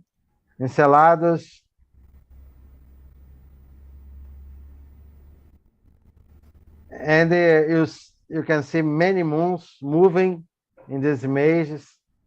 Here is one of the moon that is passing. I have 3 moons here. There's something that is a special show of images from Cassini. An hexagon here in one of the poles of Saturn. 3 years of one storm that we see from 30 years. And at the end, the spaceship entering in the Saturn atmosphere. And I will talk about the moon, that's Titan, that it's a big mystery. What we see here, it's not the surface of the moon. Here is the atmosphere of the moon. It's like Venus. We can't see the surface. You have clouds around. And this is the size of the moon, the Titan. And what is fantastic is that in the Cassini mission, we have a probe that is the Huygens probe that's landed on Titan. And I will show here a video that shows the images taken by this probe when she was traveling across the atmosphere of Titan. You can see here the moment is an animation showing the moment that she left, separated from the Cassini space, and begin the journey to Titan. Here, entering in Titan atmosphere, and after this moment, that he has here are real images of the surface of Titan. And what is fantastic here is from 70 kilometers above the surface. Here you have mountains. It's like the Earth. It's smaller than the Earth, but smaller than the Earth. But you have the clouds, a lot of, and you have rains. You have rivers. You have lakes. You have oceans there, like the Earth. But the temperature is below minus 200 degrees Celsius degrees. Then you don't have water in the oceans and the rivers. You have methane, the rivers and the oceans of methane, hydrocarbonates. And this is something fantastic. We found a place like we have here with us, but everything is different. It's a very low temperature, and this is cool. The main reason of this mission is to find signs of life there. That they imagine that the composition of the atmosphere is like the same composition that they imagine that was the composition of the Earth atmosphere when life begins here in Earth. And as animation showing, when she landed, she only took one picture, and this one that you saw of the Titan's surface. Amazing. Here are the pictures. You see here the rivers, you see everything. Then this is fantastic because this changed everything. Because when we talk about life, the definition of life that you have is associated the kind of life that you have here, that we know. And there, everything is different because the solvent is not water, it's methane. I don't know if my pronunciation is correct, but in Portuguese it's metano. I think that in English is methane that you say, methane. Is this correct pronunciation? No. And here you see the rivers. Here is from radar. You see the lakes and the big oceans that you have in Titan. And here is something that's important because we have a Brazilian that worked in this mission, that is Dr. Rosalie Lopes. And in a presentation that she gave here in our city, she said that this lake that I'm showing here received the lake that you have here in our city in Brazil, because it have the same shape of this lake here. And the name of this lake here in Brazil is Lagoa Feia. That means ugly lake. And it's the same name of this lake in Titan, because they named after this lake here near us in our city here in Brazil. It's the only place here in Brazil that is in a moon of other planets, that is in Titan. And here is the only image of the surface of Titan. And now, what's important now is this. We are looking for life in another place in the universe, but we need to change our idea of life, because the definition that you have is this. We associate the differences as conditions that distinguish animal and plants from inorganic matter that we consider us as an organic system. And it's a substance that contains carbon-based, but this is the only life that we know, right? Kind of life that you know. But you have many people that study different kinds of life. A life based in methane, a life based in ammonia. Then this kind of life we can find in Titan, for example, a methane bio-based life. But the problem is how that we can find this kind of life. If it didn't appear an ET saying greetings for the camera, we don't know how to find. Only if we see something moving, something saying hi to us, that you know that we have that is a kind of life. But you don't know how to measure this, how that you can find analyzing the surface, analyzing the lakes, analyzing the rivers. Then this is a challenge for our future, if you want to find the different kinds of life in the universe. And now we are near our event in April 27, 29. We have many people coming from Gabriel, Betty Meyer from the International Dark Sky, Yanni from Norway, Demerval from the North region of Brazil, Nelson Trevenick from São Paulo, Eduardo from the International Astronomical Union, and the Edson from Mozambique, and Alejandro from Argentina, and Julio from Brazil, a state near us. He's a cosmologist.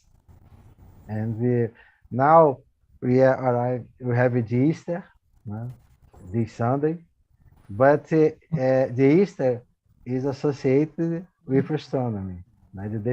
How that we know the date of the Easter every year, it is directly associated with astronomy. And what is the association? In the Council of Nicaea in 325, it was defined the ecclesiastical tables. They have the same. They have the full moon, the new moon, the first quarter, last quarter, as we consider, but they fixed the dates in these ecclesiastical tables. For example, they fixed the date of the equinox for 21 March 21st. Then they use these ecclesiastical tables to find the dates of the Easter, for example. And for many other moments, they want to, and they are based in Metonic cycle. But I will not talk about this. But what's important is this. Later, the Gregory, I don't know in English that is Gregory, the Pope, in 1582, he changed the calendar, and is the calendar that you use today. And with the ecclesiastical table and this change, we have now he has an astronomer that work with to change the calendar and to make all the predictions that was indicated by the Pope Gregory. And with this, how that we find the date of the Easter. First, we needed to consider here this year, the date. First, we need to consider the day of the equinox. In astronomy for us in Brazil, this year was in March 20th, but they fixed in 21st, the church. And then we need to find the first full moon after the equinox. The first full moon this year is in April 6th. Then after this full moon, the first Sunday is Easter. Then this year is in April 9. And how that we know the date of the carnival? The date of the Easter is the main date that you use to find the carnival, to find the Corpus Christi date, all the celebrations in the first semester of the year from the Catholic Church. And to find this carnival, we need to come back to 7 Sundays. Then this year, after we have the Easter, and then we return 7 Sundays. And then we arrive in February 19th. That was the day of the Sunday during the carnival this year. Then the most important date is the Easter, and we need to know astronomy to fix this date, because we need to find the first full moon after the equinox, and then the Sunday after the first full moon. And when the full moon happened the same day of the Easter, of the equinox, and it is Sunday, then we need to change to the end for I think that is 16 or 23. They fix a date in April that is last day that's possible to have the Easter, the Sunday. Then this is how that we fix. And here in Brazil, we have a big celebration here, begins Thursday this week. And then we have the I don't know how you call in English. I know that is Holy Week, but here we have the Sexta-feira da Paixão. I don't know if English is the Passion Friday, that is translation. I don't know if it's the correct one. And then we have the Saturday for us in Brazil is the Aleluia, Sábado da Aleluia. I don't know how you call the Saturday during the Holy Week in English. And then Sunday you have the resurrection of Jesus Christ. That is the main reason of the Easter. I wish to all of you happy Easter. Thank you. Thank you very much. And Thank here you. is my youngest daughter with the sky. Thank you. She's going to be an amazing astronomer, I believe. I hope so. Yes, yes. I hope so. Thank you Well, that's very great. much for the invitation. Thank you. Yes. All right. So we will move on from Brazil to John Schwartz well, I'm not sure where he is actually. And There's no telling. I don't know where I'm Schwartz at. in the Terrible green fog has risen. I don't know what is going on. You know, and I keep hearing noises. Let me check something real quick. Yeah. This looks more like Halloween. Make sure there's oh my God. Definitely haven't John on for Halloween. This is the zombie apocalypse. This is not I don't know Easter. what's happening, but here, let's take a look here. He's phoning home, I think. No. Oh, the alien apocalypse. Anyway. He's got that new iPhone 15. Yeah. He's got, laser. They went to laser transmission, you know. Yes. You want to talk about streaming, let me tell you. He'll stream you to the next galaxy. Yes, right. Right. What a wonderful night, but this fog, it's terrible. Excuse me. Okay, so you know, we're interested in if there is life out there, and I kind of hope there is. I believe there is. I mean, I think you have about 10,000 chances of inhabitable planets like ours in our galaxy. That was something I heard years ago. It's probably more now. But let me show you some other pictures of some other worldly ideas and pictures we've seen. Of course, this is the beautiful green night we're having again after all the rain. So, but it's clearing. It's been clear for a couple days, which is nice. Did California get some aurora effects from the? You know, I haven't seen them. It's been extremely windy lately, and you know, we haven't seen much other than clouds.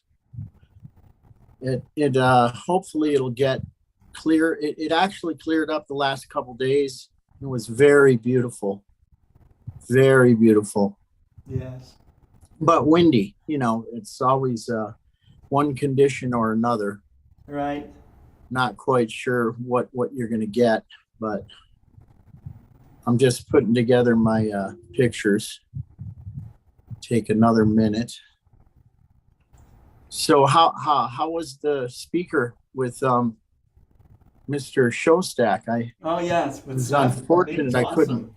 I couldn't make it. Awesome. I was, you know, he answered all kinds of questions. We took him from talking about dark matter, and you know, I did not know this, but he was one of the early guys to, you know, because he was measuring spiral rotation in galaxies. He was one of the guys that helped add up. You know, there's not enough, you know, material to account for the rotation that they were seeing. So, and that's become a measure of how to detect dark matter, you know. So they don't know what dark matter is. You can't touch it. It doesn't reflect light. It doesn't, you know, it's very strange behavior, but they, you know, they are, you know, the gravity signature, I guess, is what hinted at that there was something there, and so they just call it dark matter. Then you have the expansion of the universe, and that hints at dark energy. So, so it's a strange universe. Let's just say that. Yeah, it's absolutely amazing. So, have they found any signals, any good signals lately, or not really? No. What do they call? Because we're asking Seth these questions. He goes, well, I don't know because no, fundamental evidence has been found for this or for that. This is astronomy's biggest questions, right? They remain astronomy's biggest mysteries, so it is for future generations to tackle. We may be tackling it for a long, long time. Yeah, I hear about people going out with lasers and trying to see, signal the Space Brother or something. Yes. I mean, it is a pretty scary scenario overall. Yeah. Well. So, but anyway, oh man, now they're beaming down. This could get really bad. Oh yeah, so, right? Yes, this is my creation. What scares me is that I can actually paint aliens. I don't know if I was one or that I might know one or I want to meet one. You want to meet one?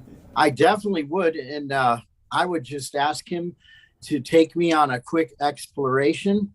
I'd like to see the solar system on my way out to Andromeda. Sure. That's as far as I think I want to go.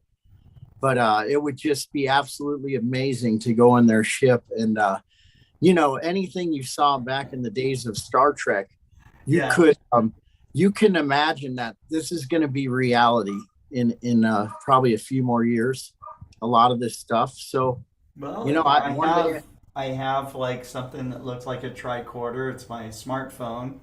I've got a wristwatch that I can take phone calls on, from anywhere. And I'm waiting for the taser phone. It's amazing. So, one day I might be able to say, hey, Scotty, beam me up. Beam me up. Yeah. And I could either go up or, anywhere. But so this is a Muamua. So, when that thing came around, that object, it was really unexplainable how where it came from and how it accelerated and it moved free of its own trajectory. Mm-hmm. And so there was speculation. Some theories were that it was perhaps an alien craft. And, because the stones are very good against radiation, certain rocks and minerals inside that stone are really good for blocking radiation. So say you were on the moon, you would have to go underground and you could probably survive. So what a better thing than, to have a ship that doesn't have any issue with radiation, and somehow it has to be shielded through a magnetic field, that'll protect you inside the magnetic field of radiation, solar wind, and other things that, we can't even go to space for like 2 years and come off the ship back on Earth. And you can't even walk because your body's, degraded from not having gravity. So you also need to create a centrifuge or create your own, gravity like here on Earth. Mm-hmm. But who knows? So we'll move it along. These are, this is another picture of, and what struck me as funny is, I don't know if it's fake or real. I was hoping it was real. And this is Apollo 17, supposedly, or one of the later Apollo missions. They went back to investigate this thing on the dark side. But when you look at it, I mean, what is it? It looks like a Muamua kind of, and there's like a cockpit. And look at it in the back. It looks like a little radar dish or something. And supposedly this is, though. Yeah, I know. I had to really, work on it. I'm sorry. It's just an example. How's this? I cleaned it up. I went there. Oh, that's better. That's much better image processing. It's a real hard picture. I mean, it looks so much better than what I got. You gotta get the right lighting on it. I wanted to share it anyway because the nose cone was fashioned after my Oumuamua. There you go. This one was done by Christopher. He does a lot of beautiful. I asked him if he'd put together a couple of them for my presentation. So he made these for us. Oh, that's beautiful, actually. And yeah, it's like a beautiful Milky Way set. And, you know, who knows if there's other green plants on planets. I would assume it would be very similar. You know, I mean, seems like commonplace. This one's more of a desolate planet. That one Chris did as well. So Oumuamua, you know, wouldn't it be great if it was the mothership? But who knows? We want to make sure we don't get conquered. So. Yeah.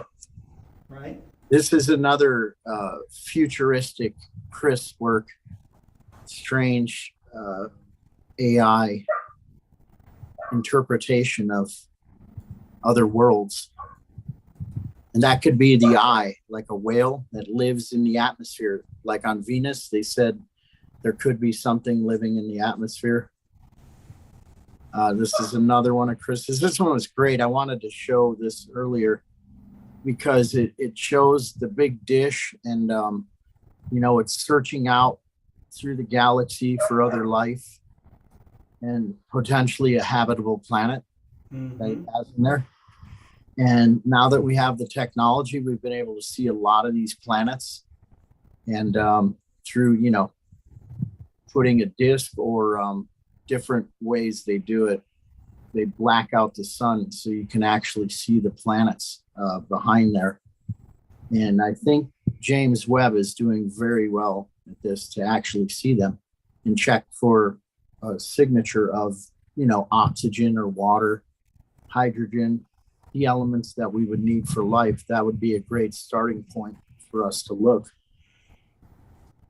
This was a futuristic of if you were to fly to another galaxy and come in from the top, you would see this beautiful core with these spiral arms just spiraling and clouds of stars being born, and just a magnificent starscape to get above that disk of our own Milky Way. You could see so many stars.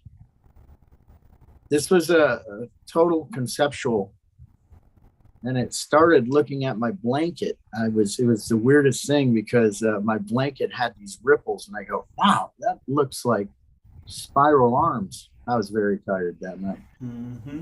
But, you know, it's amazing what you can see inside of other things. This was supposedly my M51 when you arrive to the galaxy. You could see this. I see. Another Chris's other world. Hey, beautiful colors. Yeah. I mean, you know, our Earth, we see blue, but in reality, it's actually, I think, a violet or something. Have you heard that before? No, but that just the way we see things, we see more oxygen than you know, like our planetary nebulas we always see is green or blue. So I'm not quite sure. I'd like to see pink, you know, or violet. Sure. This is one he made for me, Chris. So we would always do these star parties in my backyard. I'd call him up. I go, dude, I got some scopes set up. I had these two and the 24. And Chris would always come back with a picture after our evening of viewing. And this is like a Egyptian, you know, sarcophagus, but it's illuminated like it's a space traveler, you know? So when you do astronomy, it's like a time machine because you're looking back in time and everything you look at is, you know, light years away. And so, you know, some of these things have been traveling for millions of years. And when it gets here, it's basically what it looked like back then, which is really intriguing to wrap your mind around. It's really cool. This was my alien female creation. They always said that the female aliens are in charge for whatever reason. You know, those shows that speculate, and the 51, they said they had some and they were very protective of their children. like us, but who knows? It's probably all propaganda, but I sure would like to know someday. Be interesting to see. This was a piece I made called Sunset Earth. But I mean, imagine any other planet that was had, you know, gases like ours in an ocean with weather, different types of weather. So you could have their sun shining through and then the ice crystals coming down. It could be, you know, a different atmosphere altogether. Beautiful. Thank you. This was conceived just walking my dog. I saw these beautiful rays coming out of the clouds, and I just created this one from it because it's just so beautiful to live on this planet and have a place where we can actually breathe and plants grow. It's amazing. That's amazing. It's I think about like that and I just go, wow, you know, how is that? I know if you look back at Hermann's you know, the complex gases, everything, it's just. And colors. I mean, you know, with the flowers and all the animals have different colors, and it's just amazing how repetition things repeat themselves in large scale or small scale. And you know, John, it's weird to me that people can get bored, you know, because if you just sit back and kind of take it all in, you know, it's anything but boring, you know.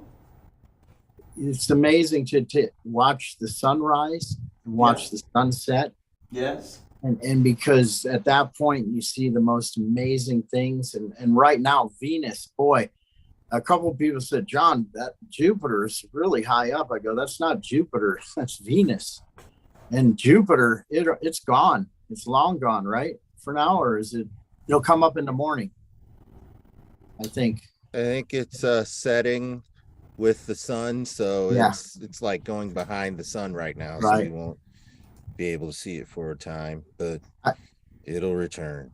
I used to love spotting Venus in the daytime. They said Abraham Lincoln saw it one time, but to be able to spot that in the daytime, it's so hard. And even or Jupiter.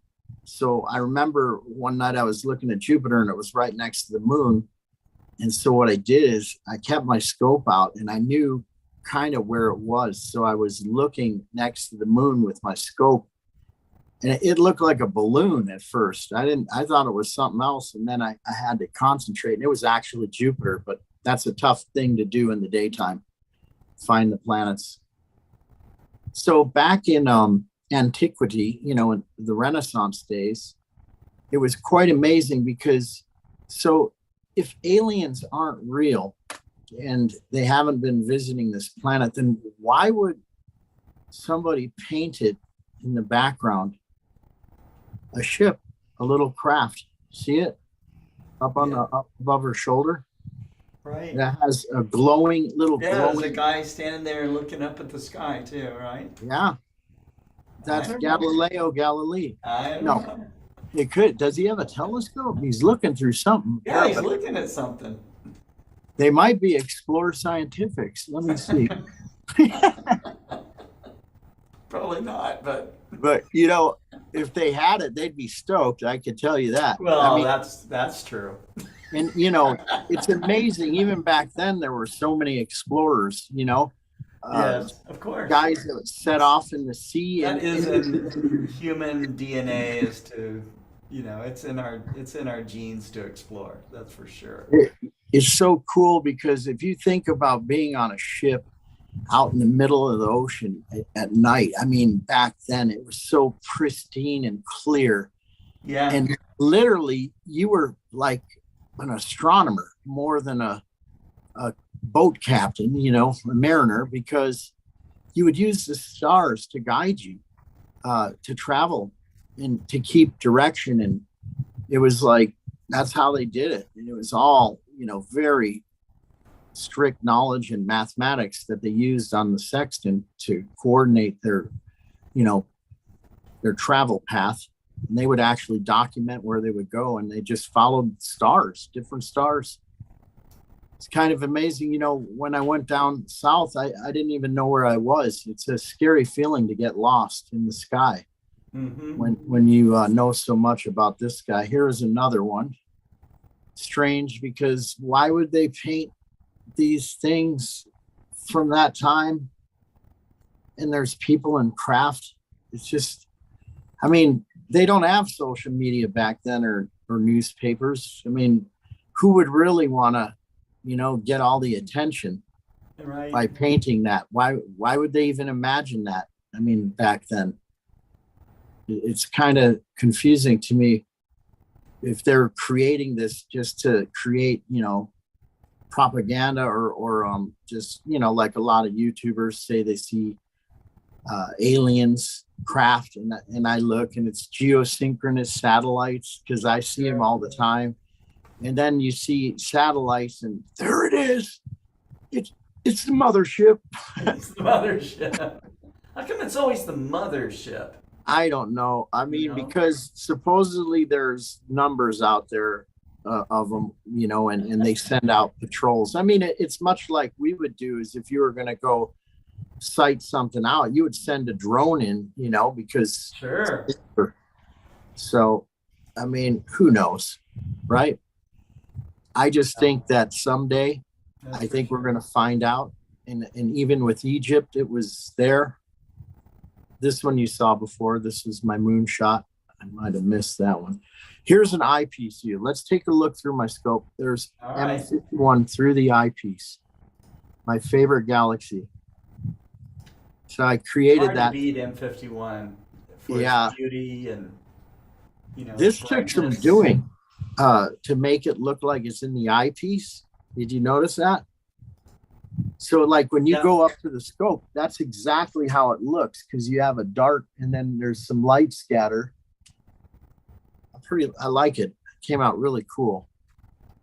You know, one time I was at the Texas Star Party, which is coming up here pretty soon, and I took effectively, you know, like a toy level 70 millimeter refractor, and the ones we saw have 1.25" eyepiece holders and stuff. So I put like a 32 millimeter 1.25" eyepiece on there, and you know, Texas Star Party's so dark and so transparent. I could easily see M51, you know, and you could start to make out the spiral arms. Of course, it wasn't like a, you know, view through a big scope, but I was shocked at how well I could see it through only 70 millimeters of aperture. Yeah, that's there are the guys thing. that do challenges, like they try to observe the Messier 400 with like 60 and 70 millimeter telescopes, you know. So if you get the right sky and you're a good observer, you're going to find a bunch of stuff. Yeah, you know, that's the thing. There's just a lot of nights it doesn't even look this good in the big scope, but other nights it looks that good in the little scope. It pronounced when you're in that Bortle 1 sky where there's no light pollution, you have super transparent air and good, you know, seeing, you can really get some good views.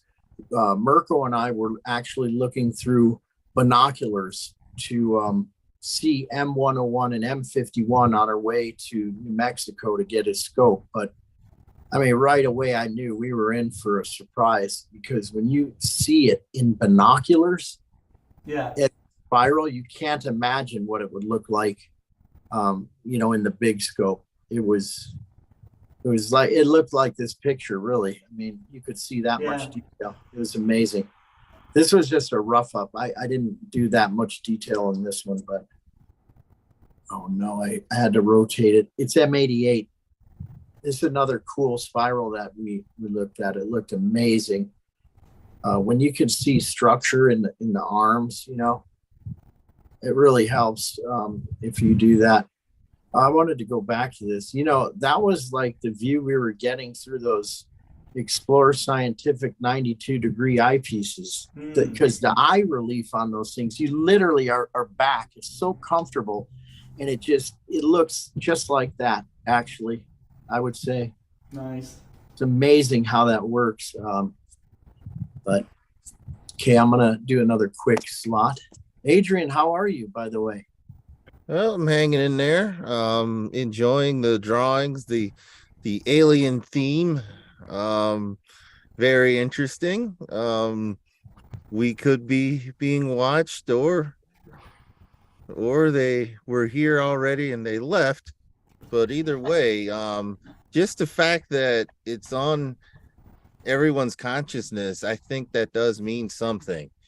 All the alien and craft that you spotted during course Easter is coming up, and so I thought it was very fitting that we had Christ on the cross. And I noticed that the folks were flying craft that represented the sun and the moon, but they were flying craft, which was a very interesting way to put it. And now that we're spacefaring people, it almost became a sort of a foreshadowing of where we would be, and yet we would still celebrate the passion of the Christ and his resurrection. So very, very interesting how some religious themes tie together with some of the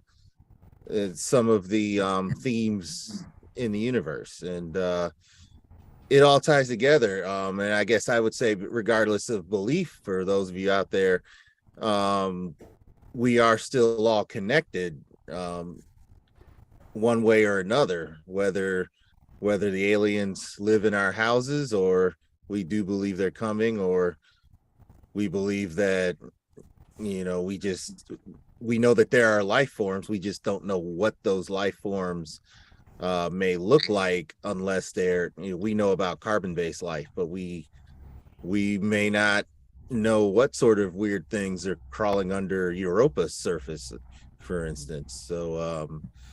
So there's more for us to find out. That's one thing, Scott, you mentioned it's in our DNA to explore. I think it's in our DNA to find out. We know that a great percentage of us are content to listen to what is said by leaders. All countries have their leaders, and some are content to just kind of listen to what's said there. But some of us want to know for ourselves, and we're the ones that have the telescopes that are doing these global star parties, because we're sharing our experiences from actually getting out there and trying it. You, John, you say that that's exactly how M51 looks, and I agree with you. I've seen M51 in a large scope. It's a little fainter, but that's exactly what I saw too. And that's transparency. So that's what I'm saying. Like, I haven't seen it like that since New Mexico, but ironically, the other night when I was at Ojai after the storm, it just opened up. They didn't even predict the weather to be that good, but you have to just get out and do it, because otherwise you just don't know. It's a good point. I think if one thing I've learned from doing my own landscape astrophotography, try and see the night sky after the storm washes away, or comes blowing through. It leaves a transparent sky, and so I was hiding. Some of the better. I see that. I had to hide with the mask so they didn't recognize me. They thought I was one of them. That's creepy. Okay. Yeah. Scary. So when we do the Halloween edition of Global Star Party, you should really you should do this presentation, because I think it will fit very well. I am the pumpkin carving champion, by the way. I made some, I have to find that picture. I made a creepy green one one time. I used to use clay too, to claymation the heads. I was a sculptor too in school. I did this big head of Medusa, and it was about 80 pounds of clay, and I didn't finish it because I was going to do hydra stone with glowing eyes and rubber snakes, but I still got an A for the semester. It was actually Peter Paul Rubens' picture of Medusa, and I turned it into a sculpture. Oh, cool. I was keeping it alive by moistening it in my dorm room. And, you know, I was getting the worst luck having that head around. I had to throw it out of the window and get rid of it because it just, I think it was cursing me. I don't know. Well, it was Peter Paul Rubens' creation. Probably afraid of turning to stone. That's what it was, you know, but it was a cool project.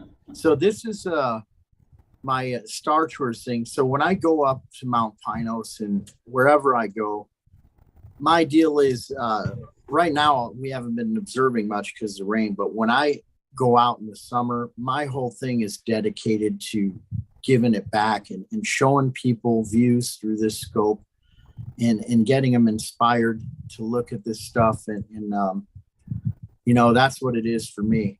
Most of the time I'm just doing star parties wherever I go. When they see that scope, they come running. I'm like, I have to fight them back. Single line, you know, and they figure scope that size. They're looking for aliens on the moon, unfortunately, and we have to tell them, no, the moon is that far away. Even a large scope can't see the American flag. Nope. Or any other sign of humans being on the moon. You have to actually be close enough to it. Yeah. Most folks probably won't believe you, but no, larger scopes at star parties do always get the long lines. Yeah, and that's, you know, bigger is better. Scopes too. Yeah, I definitely. Well, that's what it's about. You know, is getting the people on board, like all the people tuning in tonight. You know, there's great stuff here. There's a lot of neat, you know, fun stuff. There's interesting knowledge and things you can figure out and really enhance your observing just by coming on and watch what we're doing and stuff. So there's a lot of good stuff that people are presenting here. Like yours, Adrian, amazing. The stars and just getting out and being under it at night. You know, it's late and you're going, what am I doing? But then you have that moment when you see this and there's nobody to show. And you're like, wow, I can't believe I'm seeing this. You know, I wanted somebody else to see it. So well, you just described why I started or why I continued doing nightscapes amidst a lot of folks in a lot of clubs prefer the classic astrophotography, pointing at something in space, nothing to do with Earth, the interest that's generated in getting beautiful images of deep space objects and you know, when they're posted and everyone's saying beautiful image, that's, you know, that's a wonderful image. And you know, despite not getting as many likes, I continued to do my landscape, we call it astrophotography.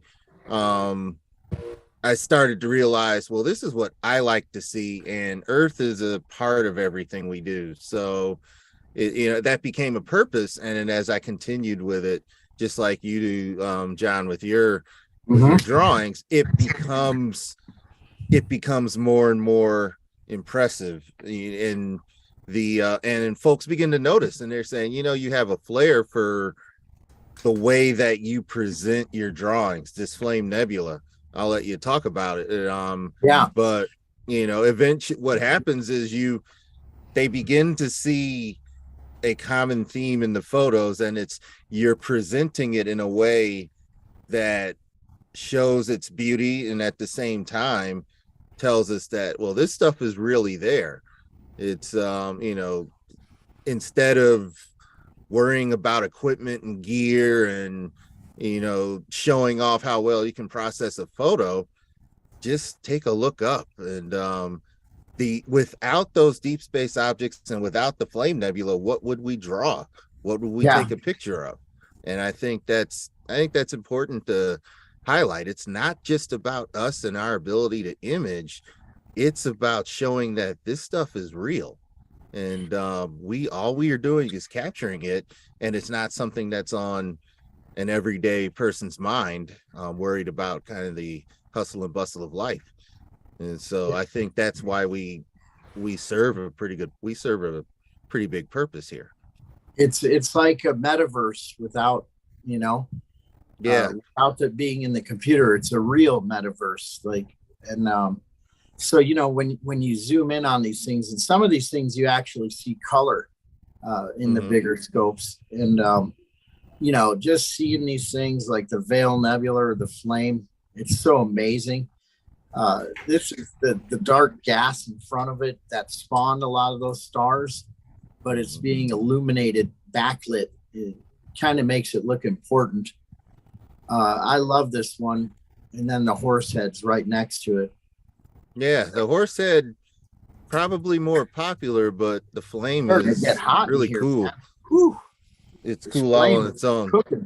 It's cooking me, this Flame. I better get rid of this one. Scott, I think John's just showing off the guns. You see, he's continued to work out. You know, I'm hunched over.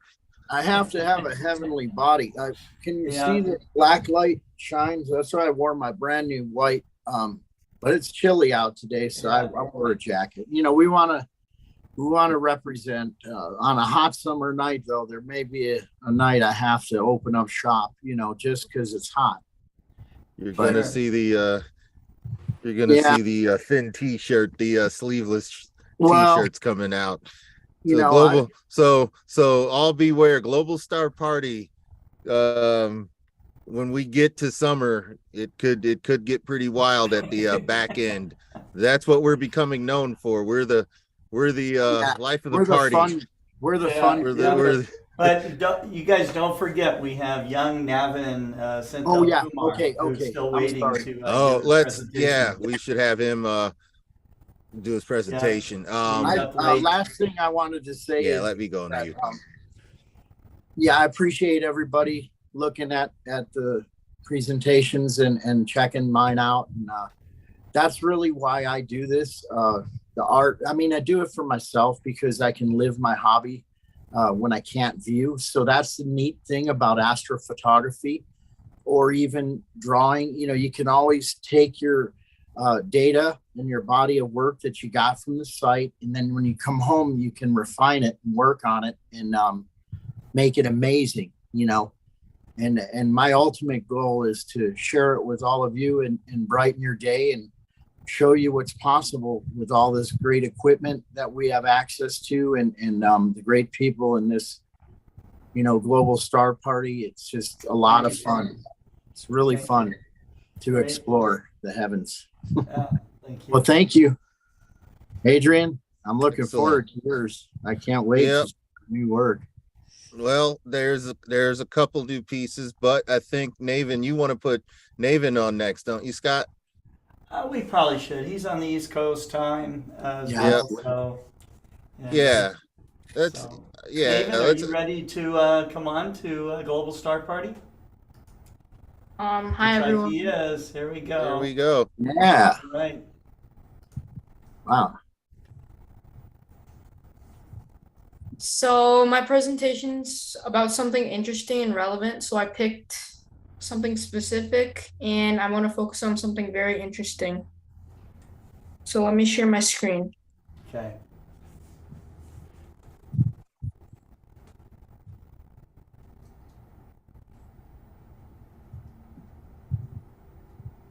So my topic's about the mysteries of cosmology, since we're this week's star party is about like astronomy's biggest questions. So I'm going to talk about cosmology mysteries. Okay. So firstly, we need to gain some background knowledge on cosmology. So what is cosmology? Firstly, it's the science of the origin and development of the universe. Modern astronomy has been dominated by the Big Bang theory, which brings together observational astronomy and particle physics. Or otherwise, it's an account or theory of the origin of the universe, to keep it simple. The origin of this word starts from the mid-17th century from French cosmology, or Latin cosmologia, from the Greek cosmos, or order of the world, plus logia, discourse. Now we're going to look at some principles to get started. These are mostly questions because these are many unsolved mysteries and all that stuff. So let me read the first one. Is the universe homogeneous and isotropic at large enough scales as claimed by the cosmological principle and assumed by all models that use the Friedmann-Lemaitre Robertson-Walker metric, including the current version of ACDM model? Or is the universe inhomogeneous or anisotropic? Is the CMD dipole purely kinematic, or does it basically signal anisotropy of the universe, which results in the breakdown of the FLRW metric and the cosmological principle? And if you look at this graphic here, 68.3% is dark energy, 26.8% of it is dark matter of the universe, and 4.9% is ordinary matter. And this is the estimated distribution of the dark matter and dark energy in the universe. Let's firstly talk about dark matter. These are all some questions about dark matter. What is the identity of dark matter? Do the phenomena attributed to dark matter point not to some form of matter, but actually to an extension of gravity? Is dark matter a particle? If so, is it a WIMP, an axion, the lightest superpartner LSP, or some other particle? This is basically an artist's impression of dark matter surrounding the Milky Way. So we see the extent survey around the sun, the Milky Way right here, and this is all the dark matter halo. So this is what we're talking about. Let's not talk about dark energy. Is dark matter a particle? If so, is it a WIMP, an axion, the lighter superpartner LSP, or some other particle? Why is the energy density of the dark energy component of the same magnitude as the density of matter at present when the two evolve quite differently over time? Is dark energy purely a cosmological constant, or are the models of quintessence such as phantom energy applicable? Now let's talk about cosmic inflation. So this is basically the universe like expanding, to keep it simple. And the questions are, is the theory of cosmic inflation in the very early universe correct? And if so, what are the details of this epoch? What is the hypothetical inflation scalar field that gave the rise to this cosmic inflation? If inflation happened at one point, then is it self-sustaining through the inflation of quantum mechanical fluctuations, and thus ongoing in some extremely distant place? Now let's talk about the horizon problem. Why is the distant universe so homogeneous? The Big Bang theory seems to predict larger measurable anisotrophies of the night sky than those observed. Cosmological inflation is generally accepted as the solution, but are other possible explanations, such as the variable speed of light, more appropriate? Is there potentially an infinite amount of unknown astronomical phenomena throughout the universe?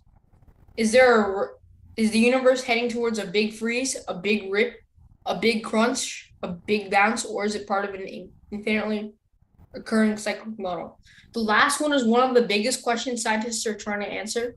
And if you see this infographic here, cosmic microwave background radiation, you see about 15 billion years, 300,000 years were over here in the universe. So this is all the radiations that's happening around our Earth. Now let's talk about the most interesting but disturbing one. Is there a multiverse? Are there infinite amount of universes, each infinitely branching into infinite universes with the multiverse? How do you test the hypothesis? Is the multiverse one of an infinite amount of infinitely branching multiverses? Are there an infinite amount of higher order versus all infinitely branching? Should we embrace the anthropic principle to explain unsolved scientific puzzles such as the cosmological constant problem? And the conclusion, There are many mysteries of cosmology in the universe, but who knows how long it will take us to answer these questions. For now, to end this off with a cliffhanger, these are all the unsolved questions of the universe. And now let's go to my outreach. So I've been I got to go to DC this Sunday at the Very National cool. Mall, and I got to do some public outreach with my Unistellar EV scope. And I took a couple friends with me, and we went with the club. It was really fun.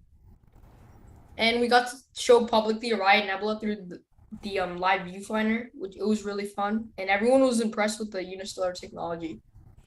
And this is the image of the Orion Nebula I took there. Wow, that is impressive. It was, even though it was border National scope Mall, 9. DC. I've been there. I mean, it's crazy light polluted, you know? Yeah, That's it's like brilliant, man. That's really good. it's That's right good. next to the Capitol. Like it's like half a mile. And we why not? We took a stop to the Capitol. And now some updates. April 15th and 16th, NEAF Expo at Rockland Community College in Suffern, New York. I'm going to that. I'm super excited. We got to book tickets, and I look forward to meet everyone there. Awesome. That interstellar works great, by the way. You must have been like the hero of the star party, huh? Yeah, everyone was kind of jealous though, because Well, why not? you're just showing everybody the best views, with different looks. That's all. It's a different spice. A little bit of everything. It's kind of like showing off. I mean, it's like the newest thing. People still aren't familiar with it, like most people. I'll show you mine in the 28 when I get up and running with a live view with the Malin cam. It's pretty amazing. Yeah, it is. April 22nd, my club's having an astronomy day. It's one of the biggest events of the year. Looking forward to that. Right. Go Novak, of course. And thank you. Thank you very much. Yes. Thank you. Awesome. Excellent presentation. Right. Yeah. Great.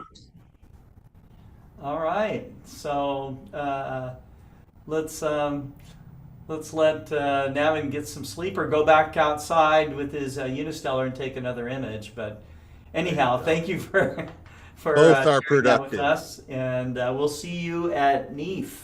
Okay. So, Thank you. See you at NEAF. Yeah. Take care. Have a All good right. evening. So at this point, we will. Hey, can I show one our more conversation with Adrian Bradley? I'm sure John will have a few comments. Oh, John wants but- to show one more picture. Let's let him show the picture. I'm Yeah. I'm figuring out how I'm going to shut down The laser. the latest our global There was star somebody party. that said from the Lima Astronomical Society, glad to hear other people finally talking about aliens. Yeah. Well, You're going to build up a whole brand new fan base for a global star party. So you got to keep it up now. I think people are going to love it. UFOs need to look up, and they need telescopes, right? So absolutely. Yeah, you have to have telescopes for sure, because without them, you won't be able to see. They're way out there.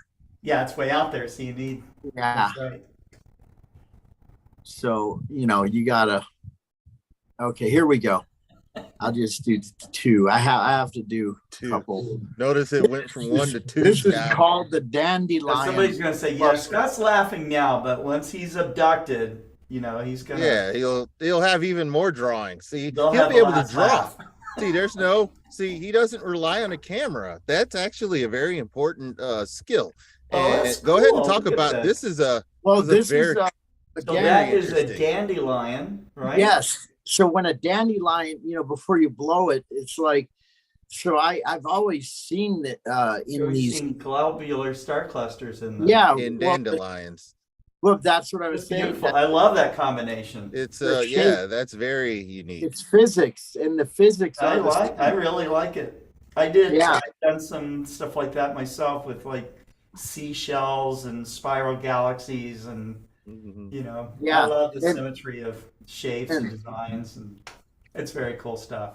Yeah, like I said, it repeats itself in micro like under a microscope, the same things as the grandest objects in the universe have the same basic physics and structure. But this is just amazing to see the dandelion, mixed in like that. And that, when the dandelion, those little things blow away, they're seeds of life that drift off and eventually blossom into another, dandelion. And that's like the stars. When they die, they give off, a lot of stuff, and out of that stuff is, life again. Life comes out of that in stars and planets, and then even potentially, people or aliens. That's actually another of astronomy's greatest questions. We've never seen the death of an entire globular cluster as of yet. So of course, if these things are far enough away, we wouldn't see them. So that's like considering the death of a galaxy and what that might look like. Yeah, it's just a neat concept how the veins in the galaxies are all connected, like myofibra. What's that, Scott? The fungus in the ground. Yeah, mitochondria communicates. It's a line of communication. And so potentially these galaxies could be communicating. Maybe the galaxy's alive, but we just don't understand. Maybe dark matter is the mitochondria of the universe. Yeah. Right.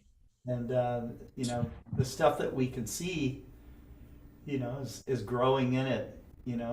There's an interesting documentary about trees and the way that the roots grow underground and how trees can kind of communicate with each other through the mitochondria in the soil, to decide which trees are going to get nutrients and which ones aren't, and wow. It's really fascinating. And it did make me think, okay, well, maybe the dark matter is the connective, like the communication. So who knows? There's so much we don't know. Just a wild flight of fantasy from my part, but it's been proven that they do communicate through that. So it's both of the things are beneficial. The trees benefit and the mitochondria benefit from the interaction. Yeah, it's amazing. Hopefully, like we could someday with a smarter race, and they could teach us, how to take baby steps, and maybe we can get out there. And I couldn't imagine flying up to. You don't want to get too close because of radiation, but you would be protected in their craft. So, that would be amazing. I gotta go. That's all I want to go. Please. I'm not going to hurt you, I promise. I just want to go on a ride. What's the wife going to say, John? Well, I'll be back in the morning. She'll never know I left. Oh, I see. I astral project from my sleep. That's when they get you in your sleep. See. Ah. No, I was actually creeped out the other night a little bit because my wife had to go out of town and I'm all alone and I was working on these things. But you're working on aliens. Yeah, it's just scary that I can even see what they look like. And you know what? That could be a reality television series right there. Yeah. It's good because we can distract the people from. Oh yeah, it's fun. That's fun. But anyway, I'll let you guys go. Thank you so much. I'm glad I got to. John, you probably have seen there's like some artwork. I can't remember where I saw it. It was maybe up at the Exploratorium up in San Francisco, and there was like a whole series of paintings and imagined aliens, and just all different kinds. It was actually very interesting. And beautiful too, many of them. Yeah, it's just I think they've been coming here for a long time. And checking, it's like that's what a race would do eventually if you've made it that far and got through the part of hurting each other, and which you would have to be very compassionate and focused on just everybody working for one cause is to get off the planet before the sun explodes. And, we'll have to go out and get everybody swimming the same direction. Yeah, it's right. just, We haven't hopefully learned that lesson very well yet. So yeah. And I would say that they're probably benign. And because really if they weren't, or they're not even here, so it's 50-50. But most likely they're intelligent enough to know, but when we start doing crazy stuff, they probably take notice, but who knows? Who knows? Yep. Only God knows. And maybe Seth, if he'll tell us. I think that's a great job. It was an honor to be on with him, and I really absolutely like that's amazing stuff what he dedicates, and it's really important, But anyway, Adrian, go ahead. I'm looking so forward to seeing your work. It's been a while. Thank you. Yeah, thank you, John. Well, most of my work has been stymied by cloudly skies. No. But I wanted to shut down the 118th Global Star Party. We won't be back for a while, Scott's told us. Yes. So I feel the pressure of ending on all sorts of positive notes and maybe even a little summary. We've asked all the questions, astronomy's greatest questions, and you're listening to John Schwartz tell us we are not alone in the universe, but that is one of the biggest questions. Are we alone? Another big question is, what will John Schwartz do next? We're looking forward to these shows. I was caught off guard with the aliens. And when we come back in a few weeks, he gave me we're gonna come with something else.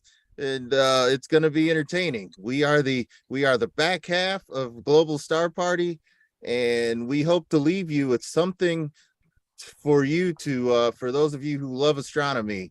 We want to leave you with our passion for the night sky. We want to let Scott know that he'll get some sleep at some point during the night. And I'm gonna be dreaming about aliens. Aliens, and whether or not we'll see a supernova in our lifetime from the beginning, not just the tail end. And how much more are we going to understand about our universe and itself? So, but all of these questions are very, very important. But my only question is, will I catch a meteor when I take a photo? So let's share the screen. Let's see if you did. And yeah, so interesting enough, here is my gallery that is open to the public to look at. I update it. What I'm going to do is shoot straight to, I'm going to start from, a lot of these are beginning photos from years and years ago. Look at the date. I've been doing it from September 4th, 2018, actually publishing images. This was done with a Canon 30D. Recently here, I was on a local TV show called Destination Michigan, where they highlighted artists from our state. And one of the things I mentioned was that I started with a Canon 30D from a coworker who gave it to me and said, go forth and see what you can do with it. Well, that coworker saw my program and texted me saying, cool, you gave me a shout out in the program. So he wanted his camera back. That's what he wanted. Probably. No, he didn't. I sold that camera a long time ago. Interestingly enough, when I went to the 6D, I haven't changed ever since. I have some Sony images in here from an A7R4, but I've used that Canon 6D for a majority of the images that I've loved. I've used a few other cameras along the way as well. But the main thing I wanted to highlight was, will I catch meteors in my shot? A lot of folks are going to be talking about the meteor showers coming up, and they're going to be, interested in whether or not, those of us who do astrophotography can catch these things. Well, one of the best ways to catch meteors is similar to how you catch lightning. And catching lightning, get lucky, take some risks. That's me catching lightning. It's you saw it coming across, and I held up the iPhone and took some photos. There's another one here. You know, this was at the tail end of the lightning strike, and I don't recommend you try this if you know, if you're trying to drive and take a photo or a video at the same time. It's not such a good idea, but if you do pull it off, it's like catching lightning. This was kind of like catching that lightning I had, but because I'm using a longer exposure, it's all about whether or not a meteor decides to appear in the shot. So this is an older shot, you know, a lot of grain here, but there's this bright meteor. And as I think I've mentioned in a couple other global star parties, you can tell if it's a bright meteor if you see it taper up, get brighter, and then dim out. So sometimes the meteors come and they are, yeah, you got the comet here. It's not a meteor. Ironically, there were no meteors in any of my comet shots. That's a plane. You'll get planes, you'll get satellites, and you'll get meteors. You can barely tell that there's a taper here. Sometimes the meteor starts out a little brighter, but they get brighter as they go. This is something different. It's curved. Meteors in an exposure, meteors tend to stay pretty straight because they move pretty fast. That could be the mothership. Yeah, the other one's probably the mothership. Look at this, two what I believe are meteors, and this was the same location as that last photo, and you're seeing two meteors here. Sometimes you see one, two. It's the luck of the draw. Now, other times you don't see any in your shots, especially those of you that like to stack your images. You're not as likely to get meteors because your stacking is going to eliminate the that one streak that's in a couple of your frames. So a long exposure is your answer if you want meteors in your shot, and then go somewhere dark enough. Can we see that sunset? That sunset's amazing. Yes, it's nothing to do with meteors, but I'll go back to it. Some of these, because this is a slightly closer image, some of these might be meteors, but when you're seeing a pattern like this, you're likely looking at satellites. There's that flame nebula that you showed us. Beautiful. And there's the horse head that's by it. It's kind of hard to see. You can see it. Yep, but you can see it. You can see the Running Man and the Orion Nebula. This is single exposure. And there's so trees. Cool. The trees, how the stars illuminate through the trees. I always fascinated by that. That is, that is exactly. It's a function of the wind, starlight, just cutting right through. And you know, the trees, the focus was on the sky itself, which isn't always infinity. It may be infinity plus a little bit, you know, left or right. And so that starlight just cuts right through because it, you know, because there's no focus here.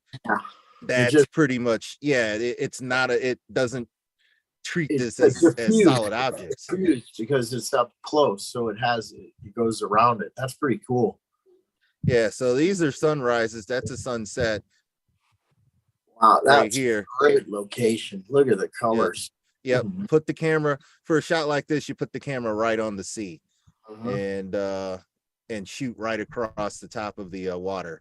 Did you mention on those meteors how big they are? A lot of those meteors, which is shocking. The ones that are catching here are probably some of them I don't think are very, very large. No, I think they're like sand or something, or pepper. Yeah, like the size of your hand, but they but they leave that huge streak.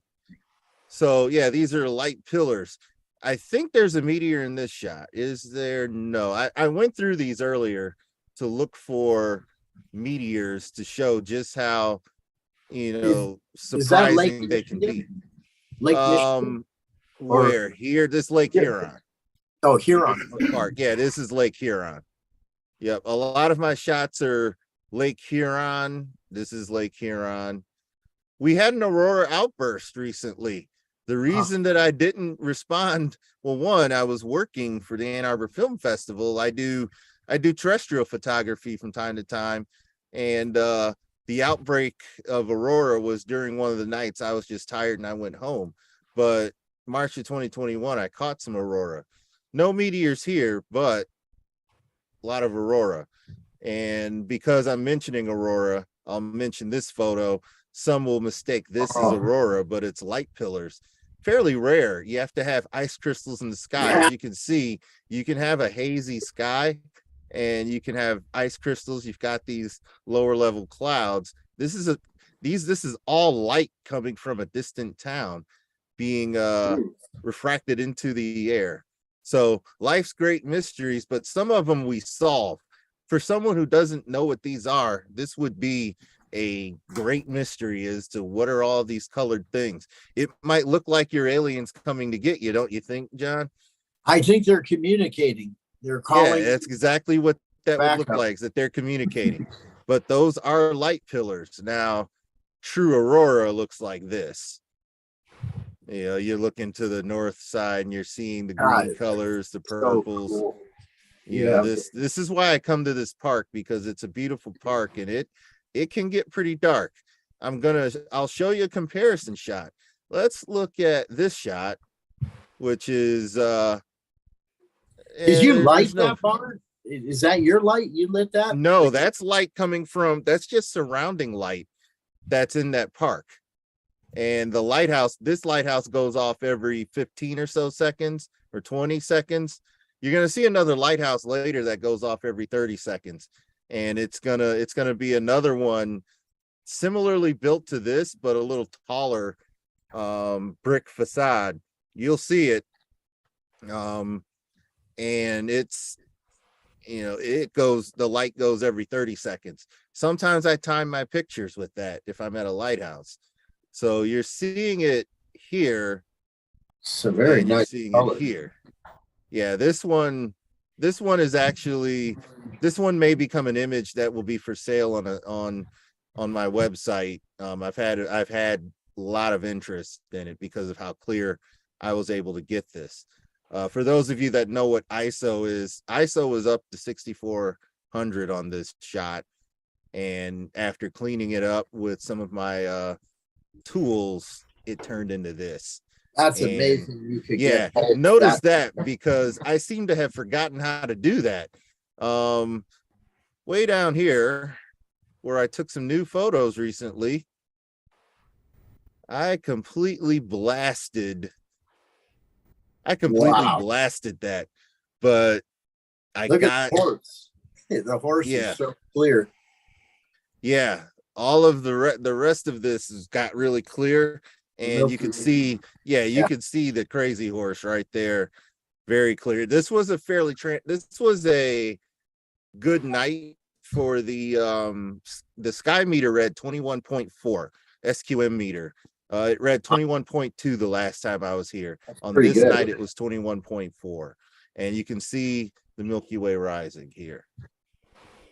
So we were discussing the moon, and I always try and get some decent moon photos. I think we were looking at some of this Mare early. We were looking at, I think this is Mare Imbrium. We were looking at this Mare. One of the past presenters was showing us everything about this section. You were of the live? moon. Yep, here live. Nice. And no, I'm not live with this. No, he The moon was. No, he was. He showed his images. Oh, okay. He took those images. Yeah, and this is just this is my version of the image. Let's see. All the way back to looking for meteors. When you go to a dark site, that is when you run the chance. Now, no meteors showed up here, but meteors did show up here. There's one. And this is not a meteor. This would be incredible. When you see dashes, you know you got a plane. And sometimes as the plane goes off in, over the horizon, the line gets solid.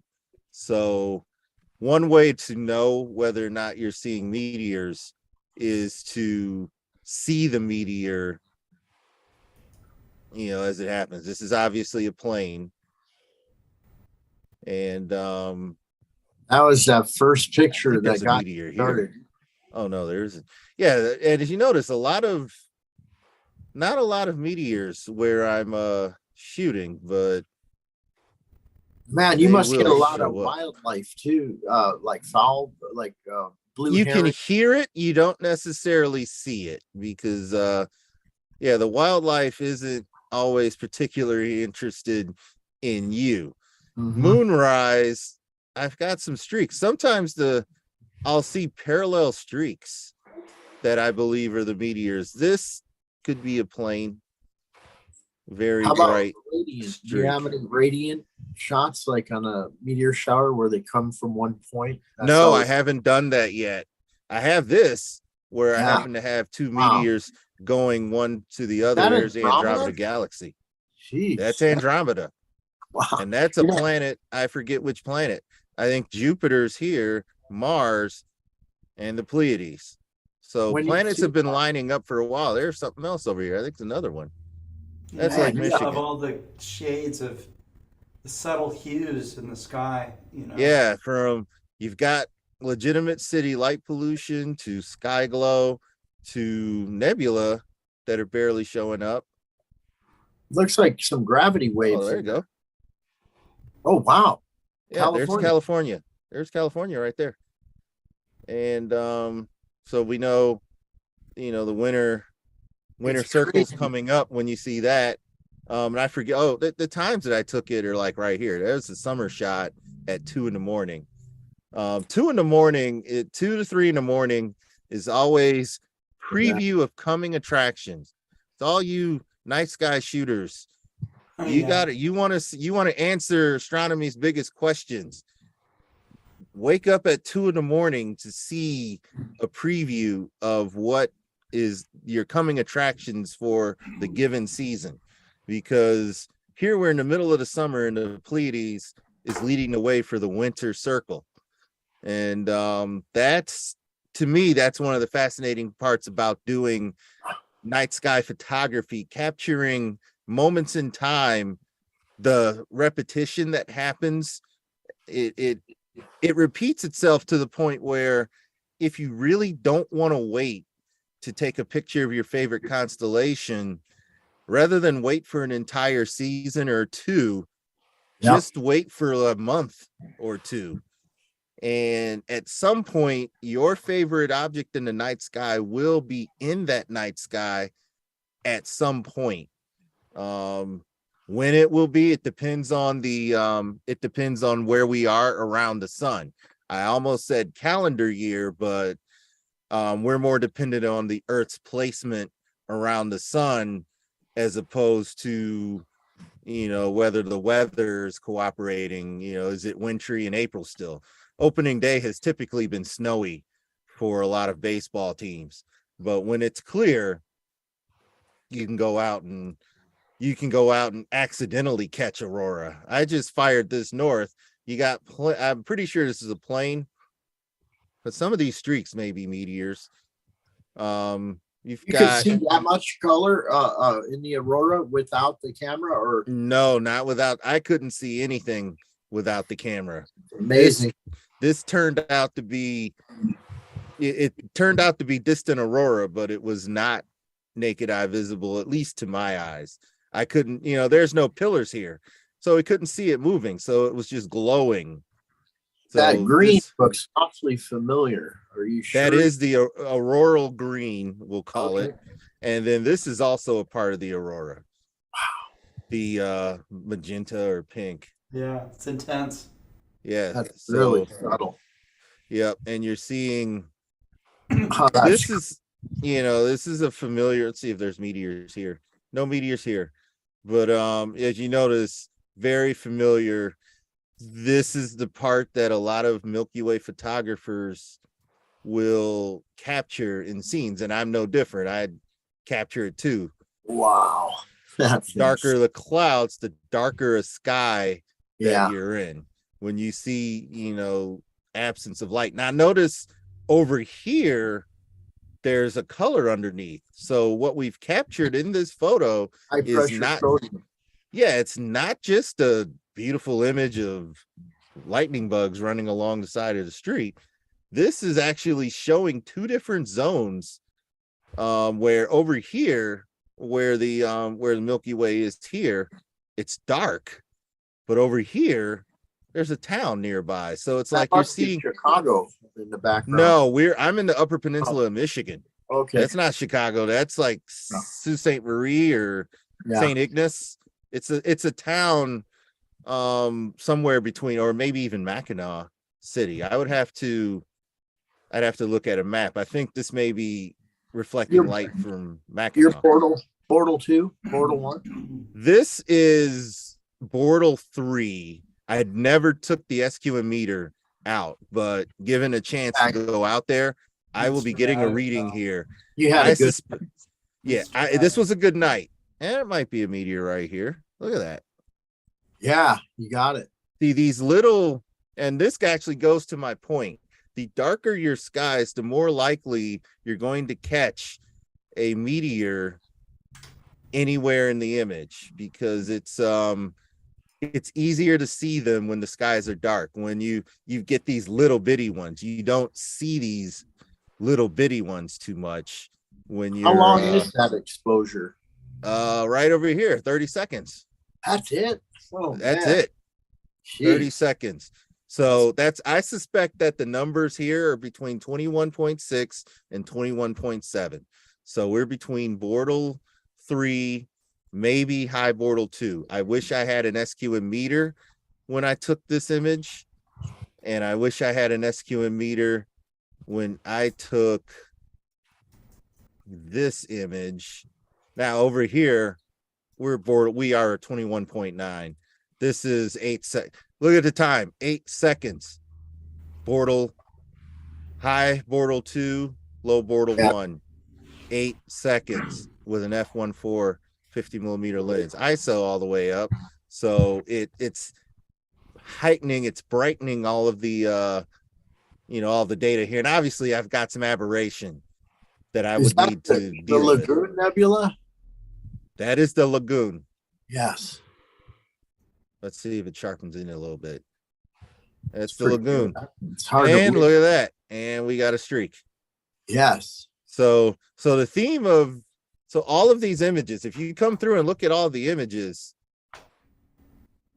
one, when you get to my Okie-Tex shots from last year before, this is from year before, you're seeing a representation of a sky that not too many people see. When you're at high elevation and it's drier, this is what the Cygnus region, and there, even when there's haze in the sky, this is what you see.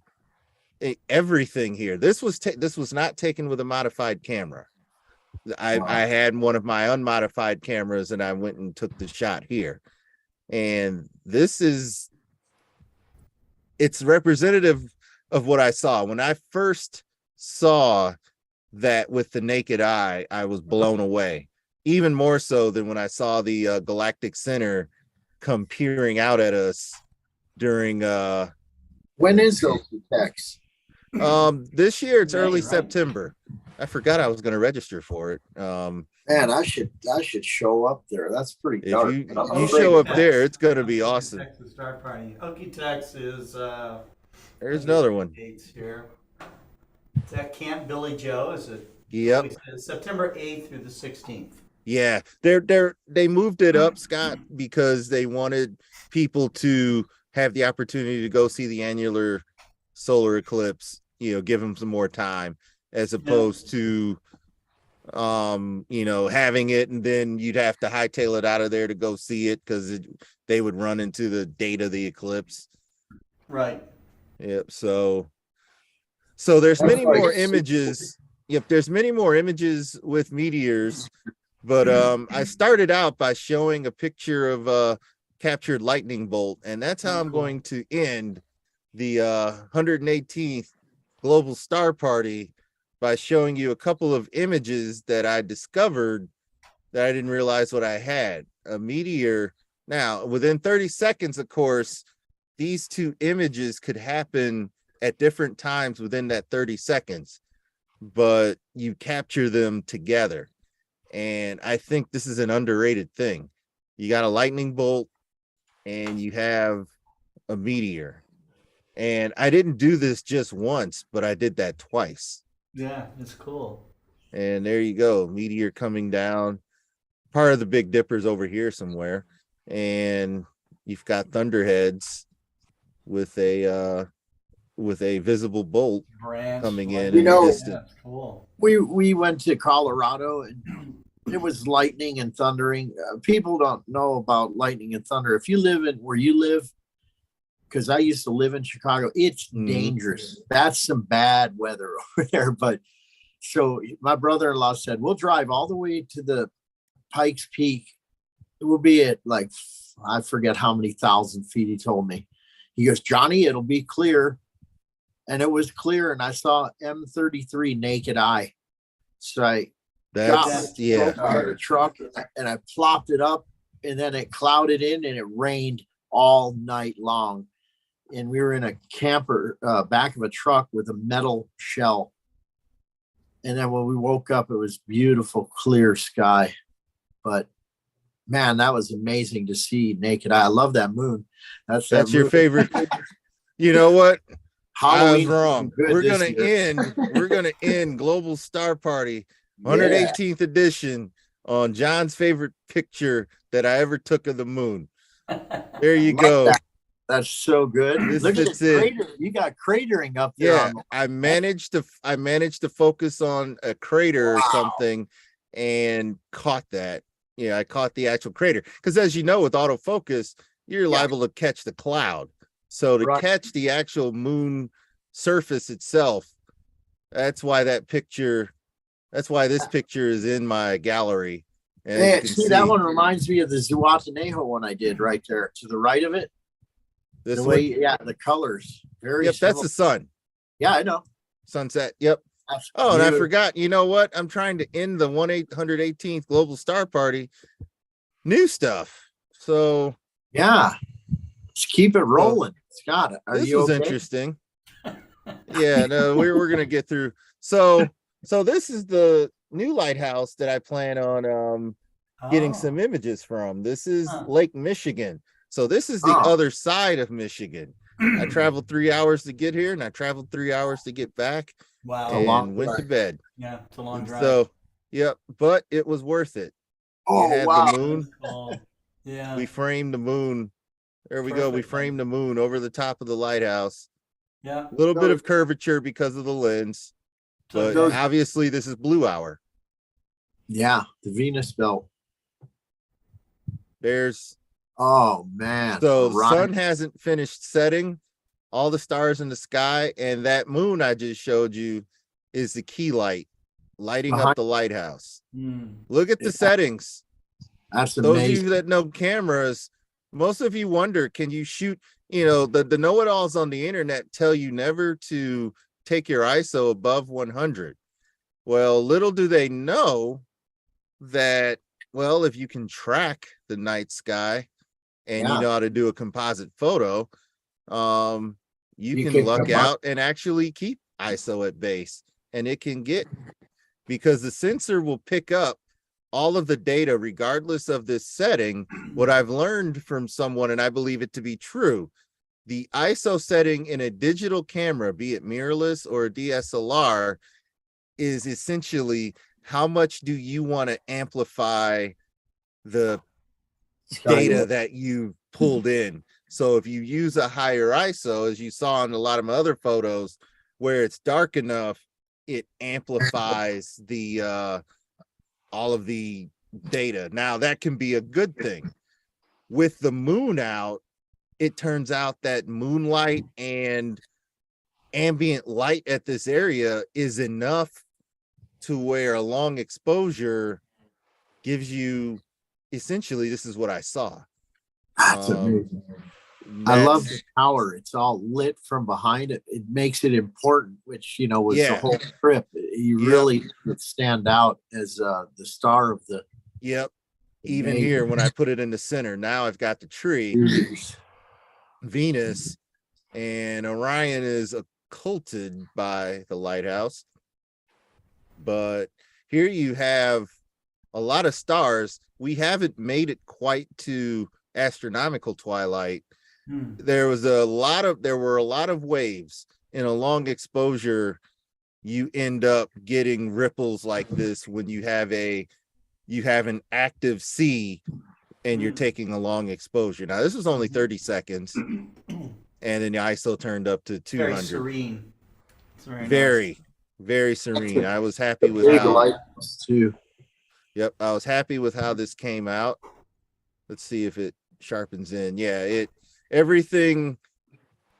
When you smooth things out, you apply the right type of processing to it. If you smooth things out, you give it that serene look. And the best way that I think to do it is try and preserve what you're actually seeing. Compare. You learn to figure out what settings to use that will, you know, that you can finish an image and actually, you know, you can produce something that you saw. You know, it looks like what you saw. It's not too stark, like you took the picture of the house and it's all crisp and has, you know, fine detail as opposed to. So you have to create a seamless blend. And when you do a single exposure like this, it's much easier to have a very seamless image like this. So there's something to be said for shorter exposures. You know, if I wanted to try and expose, you could use software to, you know, stack enough images, and you know that each technique has its place, and you know, it helps to represent what you're seeing. But you know, the way that you can also do some things in post-processing to increase the texture of different parts of the, you know, of the image. But for the most part, this lets, you know, this, if it were dark, there'd be the winter Milky Way arcing over that lighthouse. So, and then I've also heard that the aurora was visible from down here. This is about middle of the way up the northern or the lower part of Michigan. I'll try for it. I don't know that we'll be able to actually see aurora from this location unless it's low in the horizon. It'll look kind of like this, but it would be like green. We're facing southwest, so imagine if we turn right around, it'd be northeast. There isn't much behind us here, but I think we've been on long enough. It's almost midnight Eastern time. Yeah, I think this is a good time to go ahead and end the 118th Global Star Party. We thank all of you who hung out, or those of you watching this at a more sane time. And we hope that you enjoyed all of the presentations. We hope that you enjoyed what will John Schwartz do next, because I think that ought to be the I might be talking to Spock. Actually, I'm seeing if I can arrange a trip that will be trippy. Looking forward to it, and then all the other presentations as well. So Scott, John, thank you for having me. And beautiful, Adrian. Wonderful stuff. Thank you. It's gorgeous out there. You know, yeah. Who would ever think Detroit has this much beautiful stuff? And you know, that's when I was a kid living back east. That's what really got me started, was laying on the hill, looking up in the sky in Chicago in the boonies, and the stars. They are really good there, I have to say. Yeah, that's what got me hooked, seeing the comet. And then once you see the rings of Saturn for real, It's amazing. It's Yeah, just through a great. telescope. Even Yeah. even if it's a small picture, I still get a lot of oohs and ahs when they notice the rings. That the rings are very popular for visual.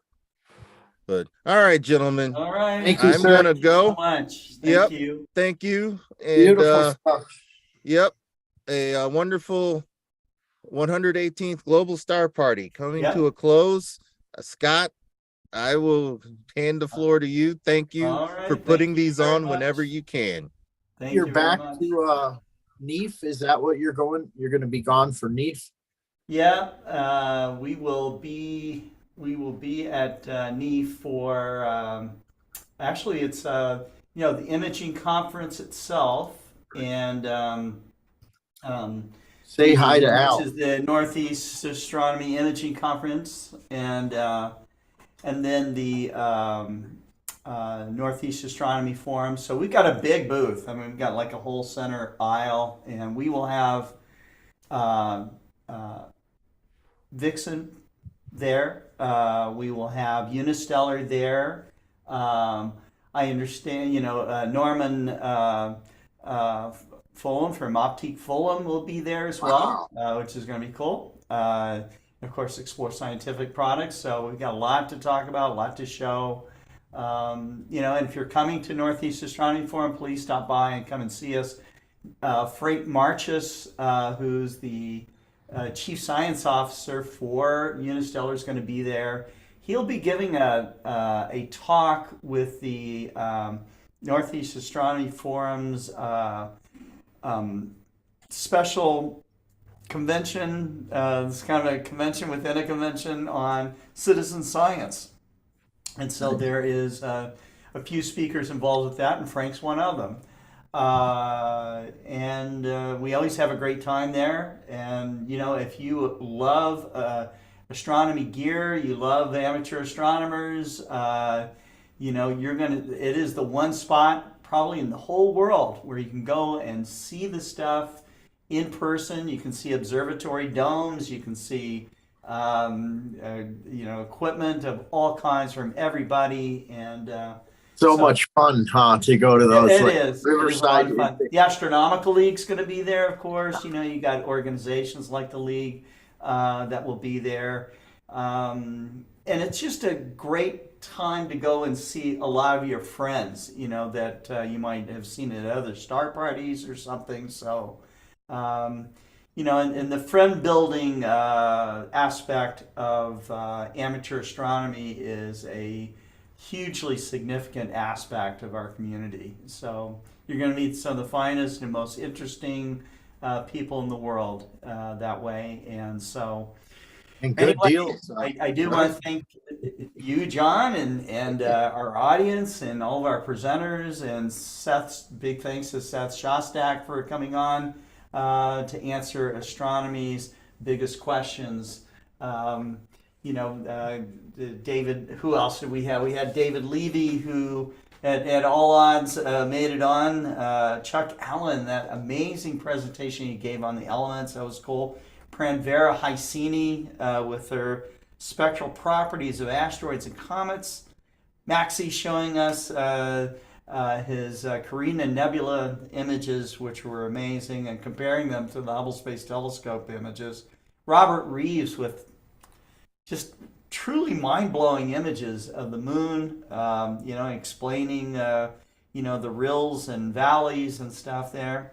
Cesar Brolo, out there showing us that, even if you got clouds, don't give up on a night of imaging, so he's imaging between the clouds there, which was totally cool. Marcello Souza talking about the IMAA event that's coming up in Brazil, and his astronomy outreach activities there, as well as Skies Up magazine. John Schwartz, him drawing out the universe with and drawing out the aliens here on Global Starfighting, which is totally cool.